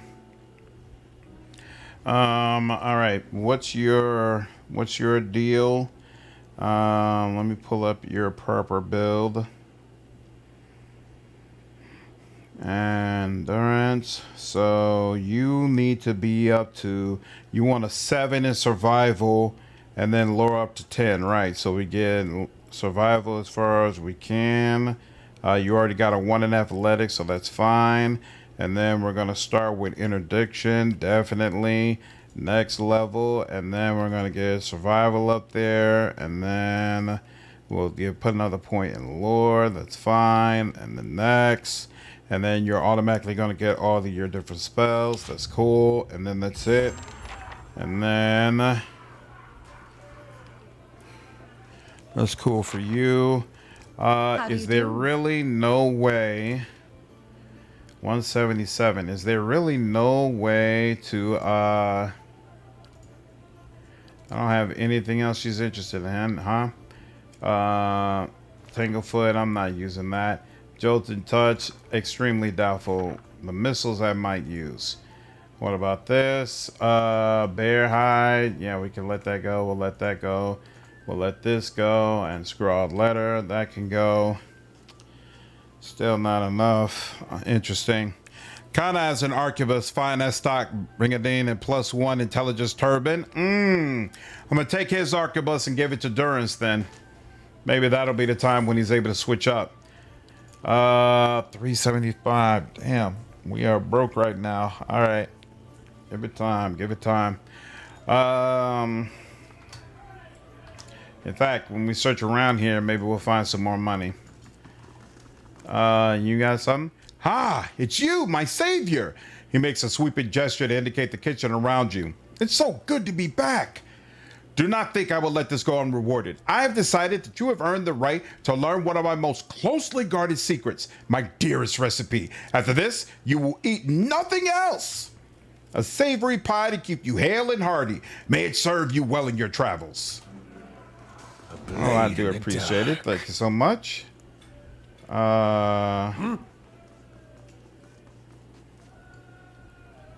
Damn. Why is it that, I was about to say, well, what's it take to be able to steal, man? There we go. That worked. Spoons hang by the fire, coated in brownish gunk. I wonder what this is. Goes well, Swift. How are you doing? What's this? Potion of Wizard Double. Never know when that might be useful. Okay. All right, let's come on in here. There's nobody there, right? Yep. Keeping an eye out. Regular server. Drunkard. Those are the Kickstarter guys. We don't need to be bothered with that. I remember the Kickstarter stories feeling very disjointed, like it almost immersion breaking. That's the phrase I was looking for. Like it felt like it wasn't consistent with the immersion of the overall game. Very odd. What up, Fami? How are you, dude? You see, you start a run. Martial class, Barbarian, sir. Barbarian. Roaches scatter and flee under the crates. I'll have it in no time. The work of a moment. Nice. Crammed behind the books is a drawing that shows Aethys and Lord Raedric in a compromising position. Hey, wow. All right, books. Keeping an eye out. And guest. I'll see what I can do. The work of a moment. Ah, damn. Please leave me be. I am full of sickness with what I have seen of this place and its people. I don't blame you on that, sir. Keeping an eye What out. happens if someone sees you steal? Ring of protection would be nice. Hey, get out of here. Get out of there. Okay. So, was I actually able to take it? Or no? Yeah, I took it. So what's the punishment? Because, yeah, I didn't lose any reputation. So, okay, fine, whatever. Have you chosen who you... I have never sacrificed a companion in the pool, ever. And even now, I don't know if I'll have it in me. So, no, Cube, I haven't done that at all. So, Gotti gives +1 to perception. Very nice. That's just like... That's like a top tier level evil thing. I don't know if I can do it. Played a barbarian using bash shield spears. Monk Rose looks sick with the skull helmet. Nice. I plan to use Firebrand the whole run. Oh yeah, Swift, I feel right at home here. Right at home. The hound stares intently at the covered widow, head cocked as if waiting to hear particular sound. It looks up when you approach and whines a low note, tail wagging slightly. Sorry, girl. Don't think he's coming back. The dog whines softly again, head tilting. I could use a good dog. Here, girl. The dog's ears perk up. It trots over to you and barks happily. Can I? Okay, so I can have a pet, and then I thought, oh, you have to talk with a deer more and find out he likes pets? Is that what gives him the slot? I thought a deer could have a pet. Am I wrong about that? This is the one chest you can steal without consequences. Usually you lose rep or even aggro people. Oh, okay. Okay. So that was an exception to the rule. Good to know. And what does the flame reveal? Sacrifice the pool is crazy. The space reduces the guy into a single point of perception, basically, and I can't do it. I can't do it. You can use Tall Man's Grasp to do the air effect knockdown. Okay, and that's just this spot over here. That's fine. Actually, I don't need to go back down that way either. Kingmaker or Rogue Trader if you were to replay only one of them. I mean, I just got through replaying Kingmaker earlier this year, so frankly, I would go with Rogue Trader. And yeah, in general, I like Rogue Trader more than I like Kingmaker.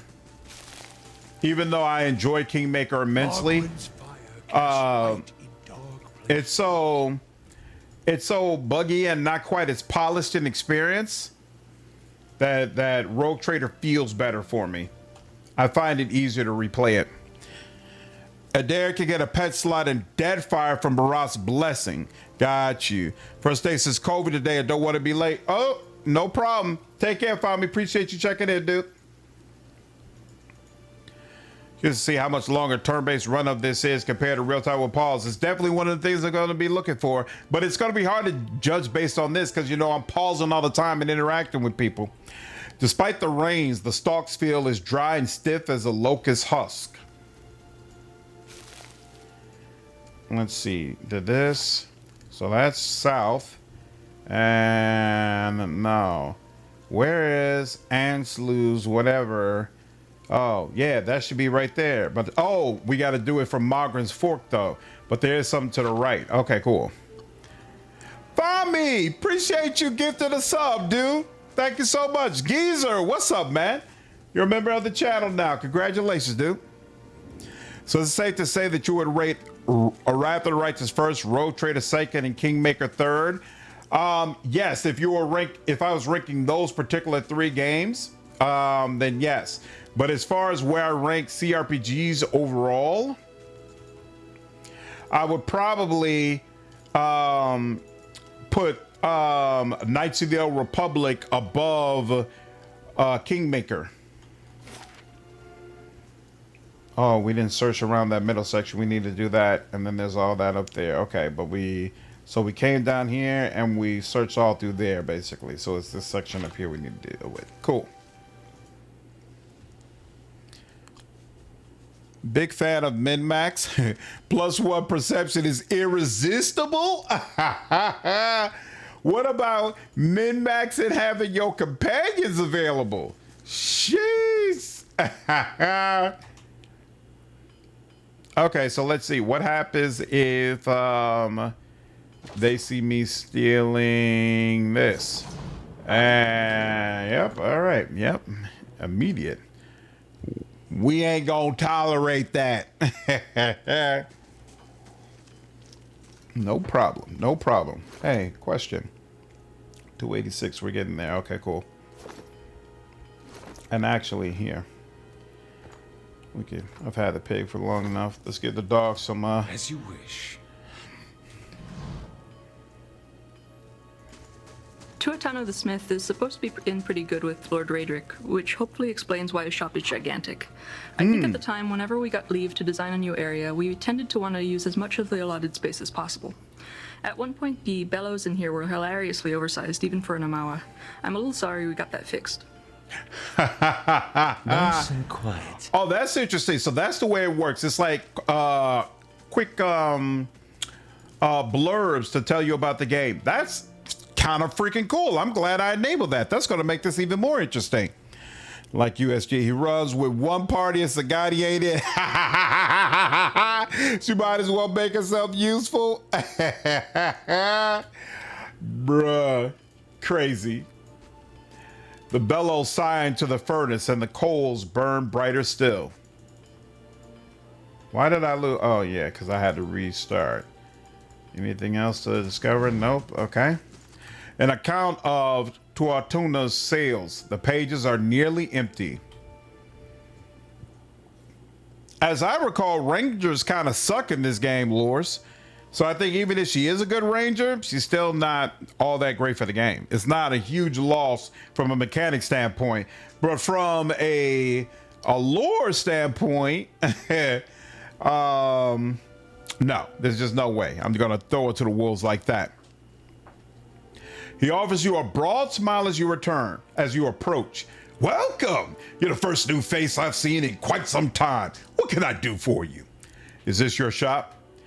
That it is. Been here near on 20 years now. Seen all manner of things over the years. Good luck and bad. Tuatona glances at the guard standing watch along the wall. But the Black Hammer smithery remains. What do you have here? You come to us at a strange time, I'm afraid. The stock's not what it used to be. But we find weapons and armor to offer you. All forged right here at the Black Hammer.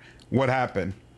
We just don't have the supplies. Been expecting the next delivery for near on a week now and haven't seen a sign of it. Have to expect they were hit by bandits. The road out east is crawling with them. Or my workers ran off with the wagon themselves maybe to make some coin. Tuatona snorts, as if that lot would dare. He's right about the bandits. The dire situations in villages like this and the exodus to the cities has created far too many opportunities for unscrupulous sorts. Tuatona scratches his jaw thinking, if you happen to be headed that way, maybe you could keep an eye out for a supply wagon, or my shipment at least. They'd be cutting through the Black Meadow, I expect. Only good road for it. As it is, most of our weapons go to His Grace, Lord Raedric. Tuatona glances at the nearby guard, and that's as it should be, but it doesn't leave much room for outsiders. We just don't have the iron. Where was the wagon traveling from? We send the wagon up to New Hamar with weapons, and it swings round through Longholm and the like to purchase supplies. Shortest route back is through the Black Meadow and then north through the wilds. Tuatonu shakes his head. Had a trader come through with word they'd made it to Logholm, but haven't heard a thing since. I'll find your supplies. He nods. Then you have my thanks. You bring those supplies back and I'll have plenty more to offer you. A discount to start. Oh, and if you find my workers, tell them to hurry it up or they can take up farming instead. Put her in Cadnua. I run with one adventure of my own in my party. Sagani just bugged. As far as I know, it might be fixed. Where a companion talents do not work with a fox when you're moving from the party and add her back in. Oh, that's interesting. Wow. Hadn't heard about that before. I shall be discreet.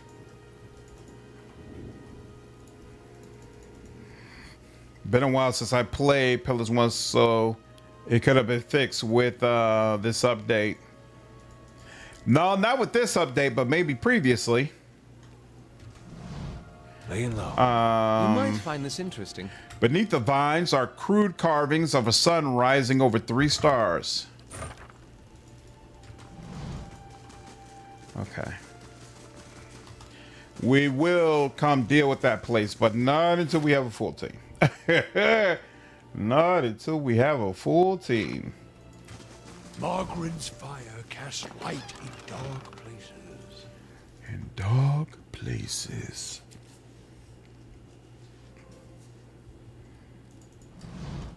The man and woman appear to have been deep in conversation, working at closing 2 bulging satchels. They move to embrace until the woman notices your approach and pauses, her smile faltering a little. Good day to you. Can we help you? She looks at her companion, brows furrowing with confusion. Do you know this man, Nantan?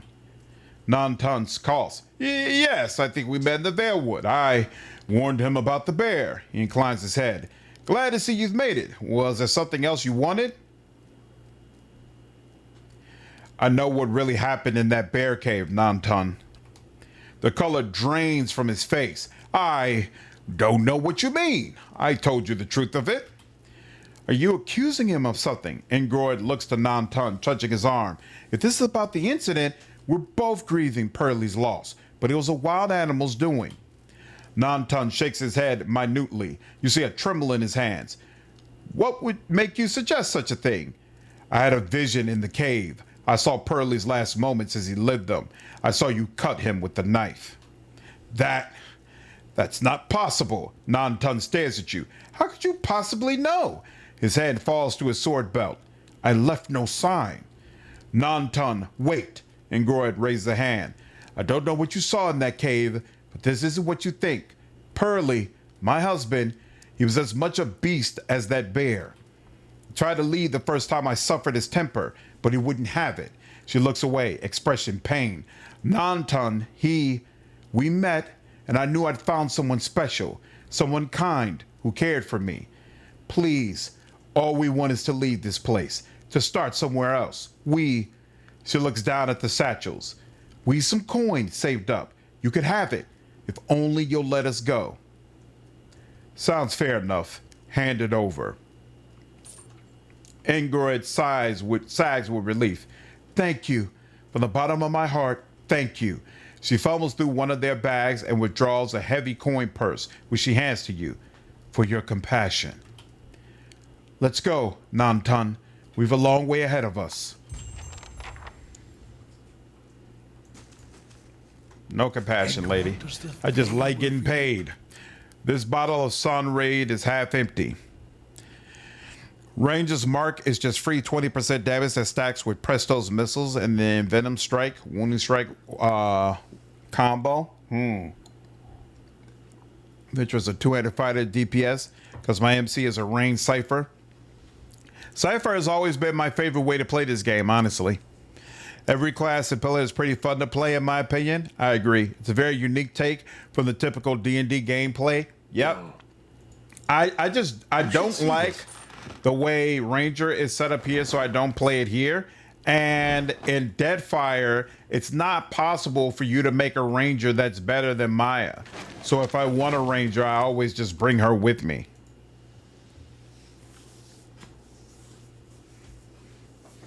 Boom, boom, boom.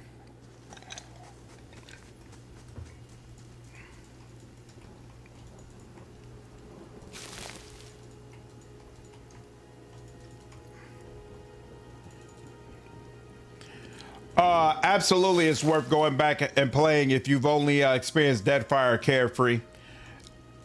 In many ways, I prefer this game over Deadfire, although the production values for Deadfire are way, way better.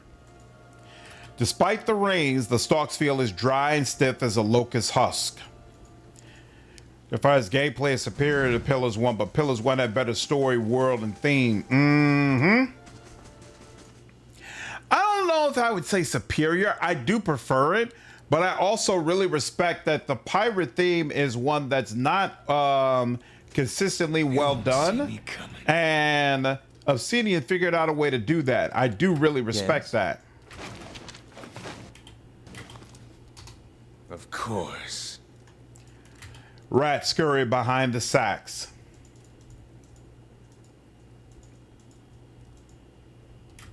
Yes. As you wish.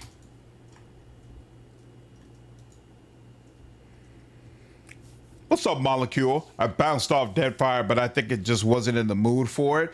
It's well worth experiencing for sure. Okay, so we went there. Okay, there we go. That's the windmill. I knew there was some sort of windmill place we had to go to. Personally prefer Pillars 1 over Deadfire, though. What Pillars 1 excels at is what I care about more. I think I would agree that I like Pillars 1 more. But just barely. From a thematic standpoint, the MC feels like it should be a cipher with your powers as a watcher. If it's a natural fit, I agree. It's a natural fit. So wait, we never went over here? Margaret's fire. There we go. Now we got Eastern Wood. Okay.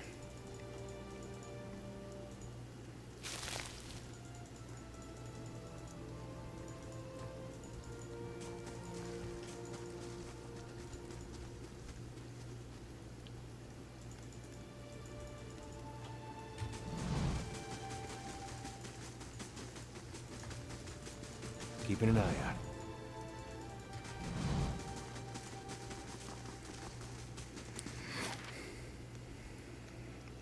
How do I... Oh, I keep forgetting that. Good Lord. All right. What I'm looking forward to from Deadfire is the multi-class swashbuckler. I think the multi-classing system in Deadfire is amazing. Pillars 1 and 2 are both great. I love both games. I just happen to prefer one more. Yeah, I got you. Whoa. We know there's more grain in there, Trumbell. We won't settle for scraps while you go fat on our crops. A muffled shouting emerges from inside the mill. The first of you drunkards comes through that door, gets a shot between the eyes. Gods hear me, Swainyor. I'll put you down like a dog. Come away for now, lads, but we'll be back, Trumbell. And we'll have fair prices, or by the flame we'll have a reckoning.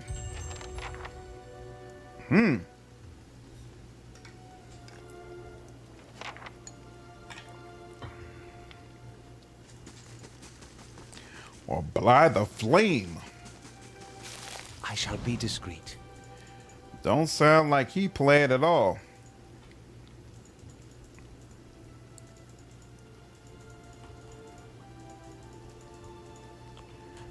Set in Texas.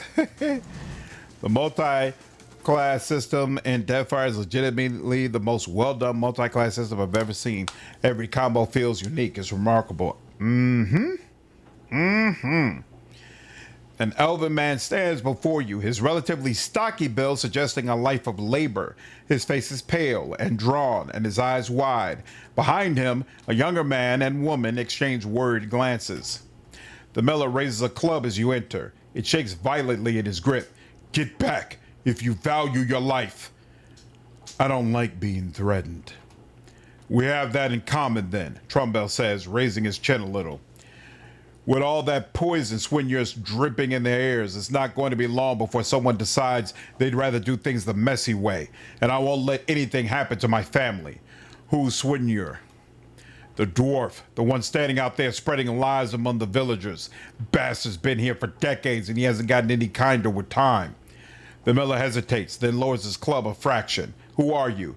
Is Swinyor roping foreigners into his little crusade now? My name is Leonard Smalls Jr. I've only just arrived in Gilded Vale. Trumbull shakes his head. You picked a bad time to come visiting.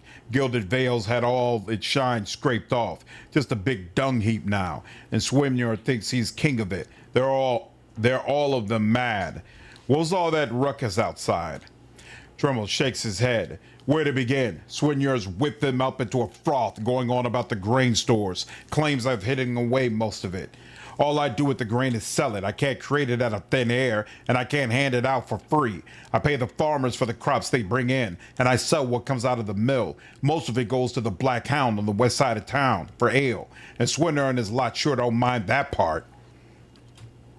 You take a look out at the fields on the way into town, the crop's blighted, and most of what I'm getting from the farmers, Trumbull gestures to the sacks and containers, is gone off, rotted through. I can't pay top prices for blighted wheat, and I barely got enough good grain to go around. Swinner's howling up after things he has no right to. Seems like a pretty clean story for a messy situation. Trumbull frowns. It's not. He pauses. Look, Swinner's always been a rotten bastard. With stores so limited, maybe I save the good stuff for people who deserve it. Offer, for instance. She's expecting a child. Should I let her starve instead? Do the villagers know about the grain supply? Trumbull looks embarrassed. Some, the innkeeper, for instance. It's better not to worry anyone. I'll be traded for supplies soon enough. If we could just keep things calm until then, we'll be in the clear. The innkeeper? Trumbull winces. I wouldn't drink the ale, is all I'm saying. Wow. Ale with no wheat, no barley? That's rough. That's rough. Next, they'll be selling rat burgers. Paladin and priests have a lot of unique dialogue, but your party members don't really cut you off from playing those classes and pillars. Every priest archetype plays quite differently. Yeah, I just finished writing up the script for my video going through the priest mechanics in Deadfire, and the amount of crazy differences between the subclasses and the spells you get is insane. Insane. Scale, for example, is like a rogue with spell casting. Yep. AF is a typical cleric, healer, buffer. Yep. Wodaka gets a ton of unique spells as well. Some of them are really nice. Maybe I ought to go have a talk with Swinyer then. The Miller almost sighs with relief. I'd be grateful if you did. He won't listen to me anymore, but maybe you'll have better luck. Tell him we're having a hard time of it, and we'll all have to make some sacrifices. We'll be in your debt for it if you could convince him. Shh. I don't recall him telling me where old boy would be. A rancid stench rises from this grain. It's mushy and mottled with green.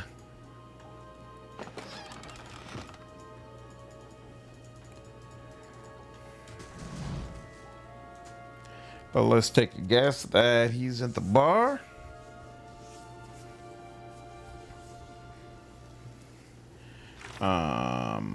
Journal. No, quest. The old watcher. No. Guess the grain. Like to be in the end. Okay, cool. He is in the end. Nice.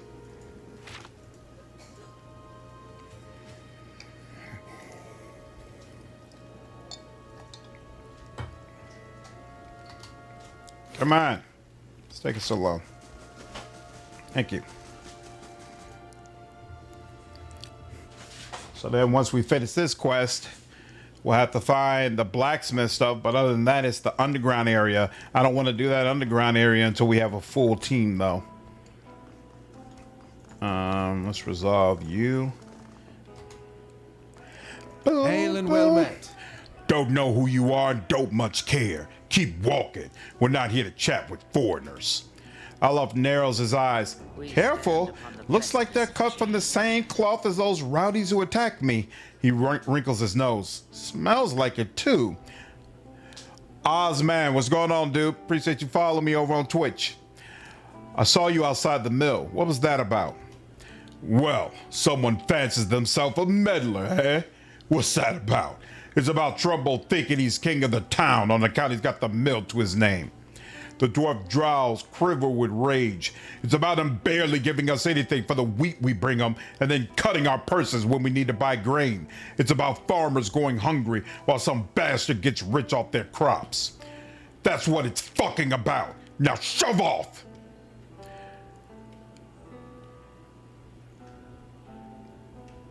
What if I buy you all around? Will you talk to me then?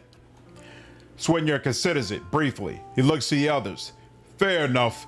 You bring us something to wet our throats. It might be I'll feel up to trading words. Shadon likes the miller hoards the grain plotline. That's a key point in Pentiment too. Oh yeah, it is actually. I like to buy around for the fine fellows over there. Fine fellows? You're having me on.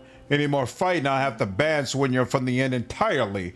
The innkeeper frowns. Until then, it's 6 copper pieces for the lot. Can't we skip the payment? It's for a good cause.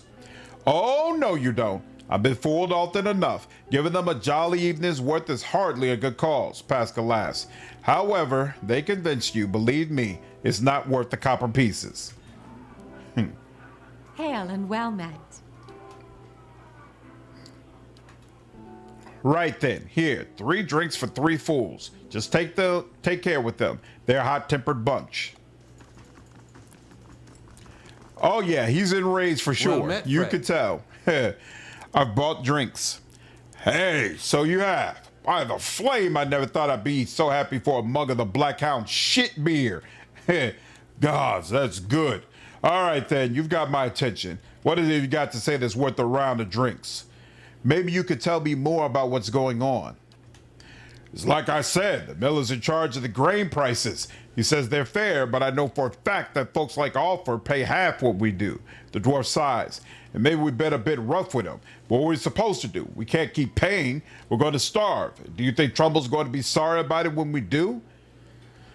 Look, there's no sense in threatening the miller. You have him up against a wall. Maybe you could ask some of the other villagers for help. Swinyer eyes you for a few long moments, drinking deep from his mug. Then he sighs. You're right. Things go on like they are. We're just going to end up hanging from that tree out there. He looks to his comrades. Tell Trumbull we'll leave him be. Don't know what we'll do now with the crops failing. Haven't got another trade to speak of. Think Posca needs a hand around the inn? You gonna add customs or strictly story companions? Strictly story companions, Nemesis. I'm the type that if companions are available, Well I met, almost friend. always want to use them. And she didn't have any other options. No problem. Wow, and I'm just barely up to $3.99, huh? Isn't that interesting? Yeah, all this is trash to me. None of this is appealing. We'll put that on somebody soon. Let's trade all that away. And then who is it that I think I already respect Durance. So I think it's Eder. What's your deal, Eder?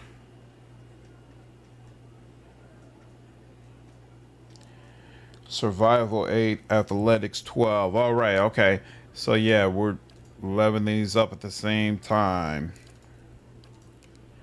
There we go. And then for the first one, we want weapon and shield. Then, what's more important? We'll take athletics is more important. Oh, actually, we do both of them. Cool. Good thing you got Barb going then. It'll be a little before you could get the story Barb or Monk. I've never played with a Barb in Pillars, so I figured it'd give me a different experience. And so far it has. It's been nice. All right, so now those two have their ranking. So we're good on that. And then what's your deal again? You want to get up to 14, right? 14 survival. So keep pumping survival, I suppose. And then this is level 3. So we want Savage Defiance, which 1 encounter and it'll give me a ton of endurance. Cool. Sounds good.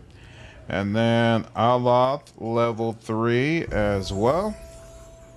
And He is focusing on mechanics for sure. And then these are the level 3 spells: Bewildering Spectacle and Curse of Blackened Sight. And there we go. And lovely, lovely, lovely, lovely. Jovi! Appreciate you signing back up as a member, dude. How are you? Hey. Okay, that's all done. So now let's head back to the Miller and turn that quest in. Boom, boom, boom, boom.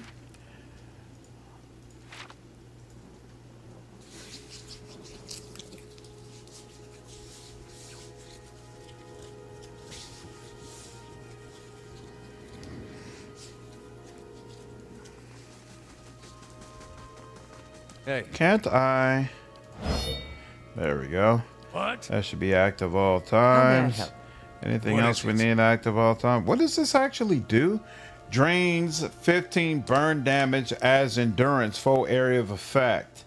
Interesting. I might use that every so often. Doing well. Gonna play. Oh yeah, there's like a new expansion or something that came out for Diablo 4 tonight, right? Turn-based definitely makes caster spells more impactful. Yep. I'm looking forward to seeing how amazing Aloth is going to be. I spoke to Swinure. I've convinced her to leave your family in peace. Why, that's... Really? That's great news. I wasn't sure you'd get through to them. They're out of their minds with drink half the time. Oh, you're a great debt. Here. He pulls a coin purse from his hip and pushes it towards you. Today's earnings to show my appreciation. And you can be sure I'll let everyone know what you've done for me. That's really all you can afford after I saved your family?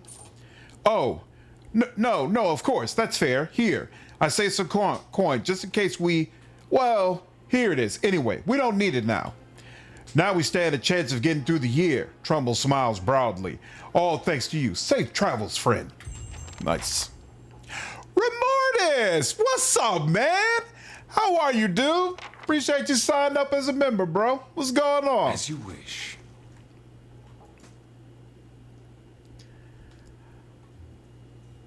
Okay, all that's done. So now, I honestly don't remember if these two nearby areas have different levels. Like if one is better to visit first compared to the other. Boom, boom, boom, boom. Because I need to eventually make my way to Cadnua. Oh, maybe these are like two alternative ways of being able to do that. Interesting. Keep thriving, dude. Got 2 more weeks on land till I hit the water. Man, so I want to show my support to you before I go. I appreciate it, man. I'll pop in here and there while I'm out, though. Appreciate it, man. Safe travels to you, dude. Hope everything goes smooth until you get back. Might have missed it, but I'm looking forward to the Dark Heresy beta update. Owlcat put out a tweet today that apparently the beta's coming out in Q2. Hopefully when I get back into the swing of things, I got some viz planned while I'm out. We'll see if I get time to work on them. Nice. I'm looking forward to seeing more of your coverage, dude. So let's see. We're gonna start with Margaret's Fort because we've already went there a little bit, and that allows us to unlock that place to the south that I really need because some of my core mechanics are there. Unfortunately, I won't be able to get them right now because I don't have nearly enough money, but we'll see how long it takes for me to get that money. All right, you all. I think this is a good place to stop. It has been awesome finally getting back into Pillars of Eternity. Very, very excited about it. I do plan to be streaming once again tomorrow evening, and to hopefully make even more progress here. Ultron, what up, man? Turn-based has been amazing. I've really enjoyed it, you all. Really enjoyed it and really looking forward to seeing more of it. I think it's going to make Pillars, which is already an amazing classic game. I think it's going to help to make this game even more accessible to a lot of people. I just wish it was available on consoles, but I know that's probably very, very difficult to figure out. But regardless, for those of us able to play it on PC, I think this is amazing. Anyway, that's it for the stream today. I appreciate all of you. I hope all of you had a good time, and I will see you in the next stream. Take care.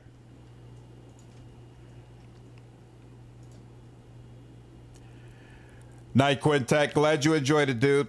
Night, Jovi. You all take care. I play it then. Perfect time for a first run. Yep, perfect time indeed. I'll try and go ahead and jump in. Yep, take care, Lors. Have a good one, dude. You all take care. Appreciate you stopping in. Night, Molecule. You all have a good night.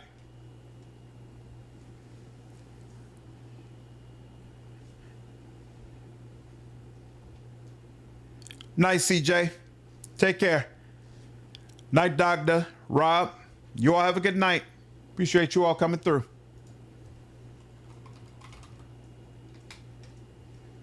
Night, Remordis. You take care of yourself, man. Have a good one.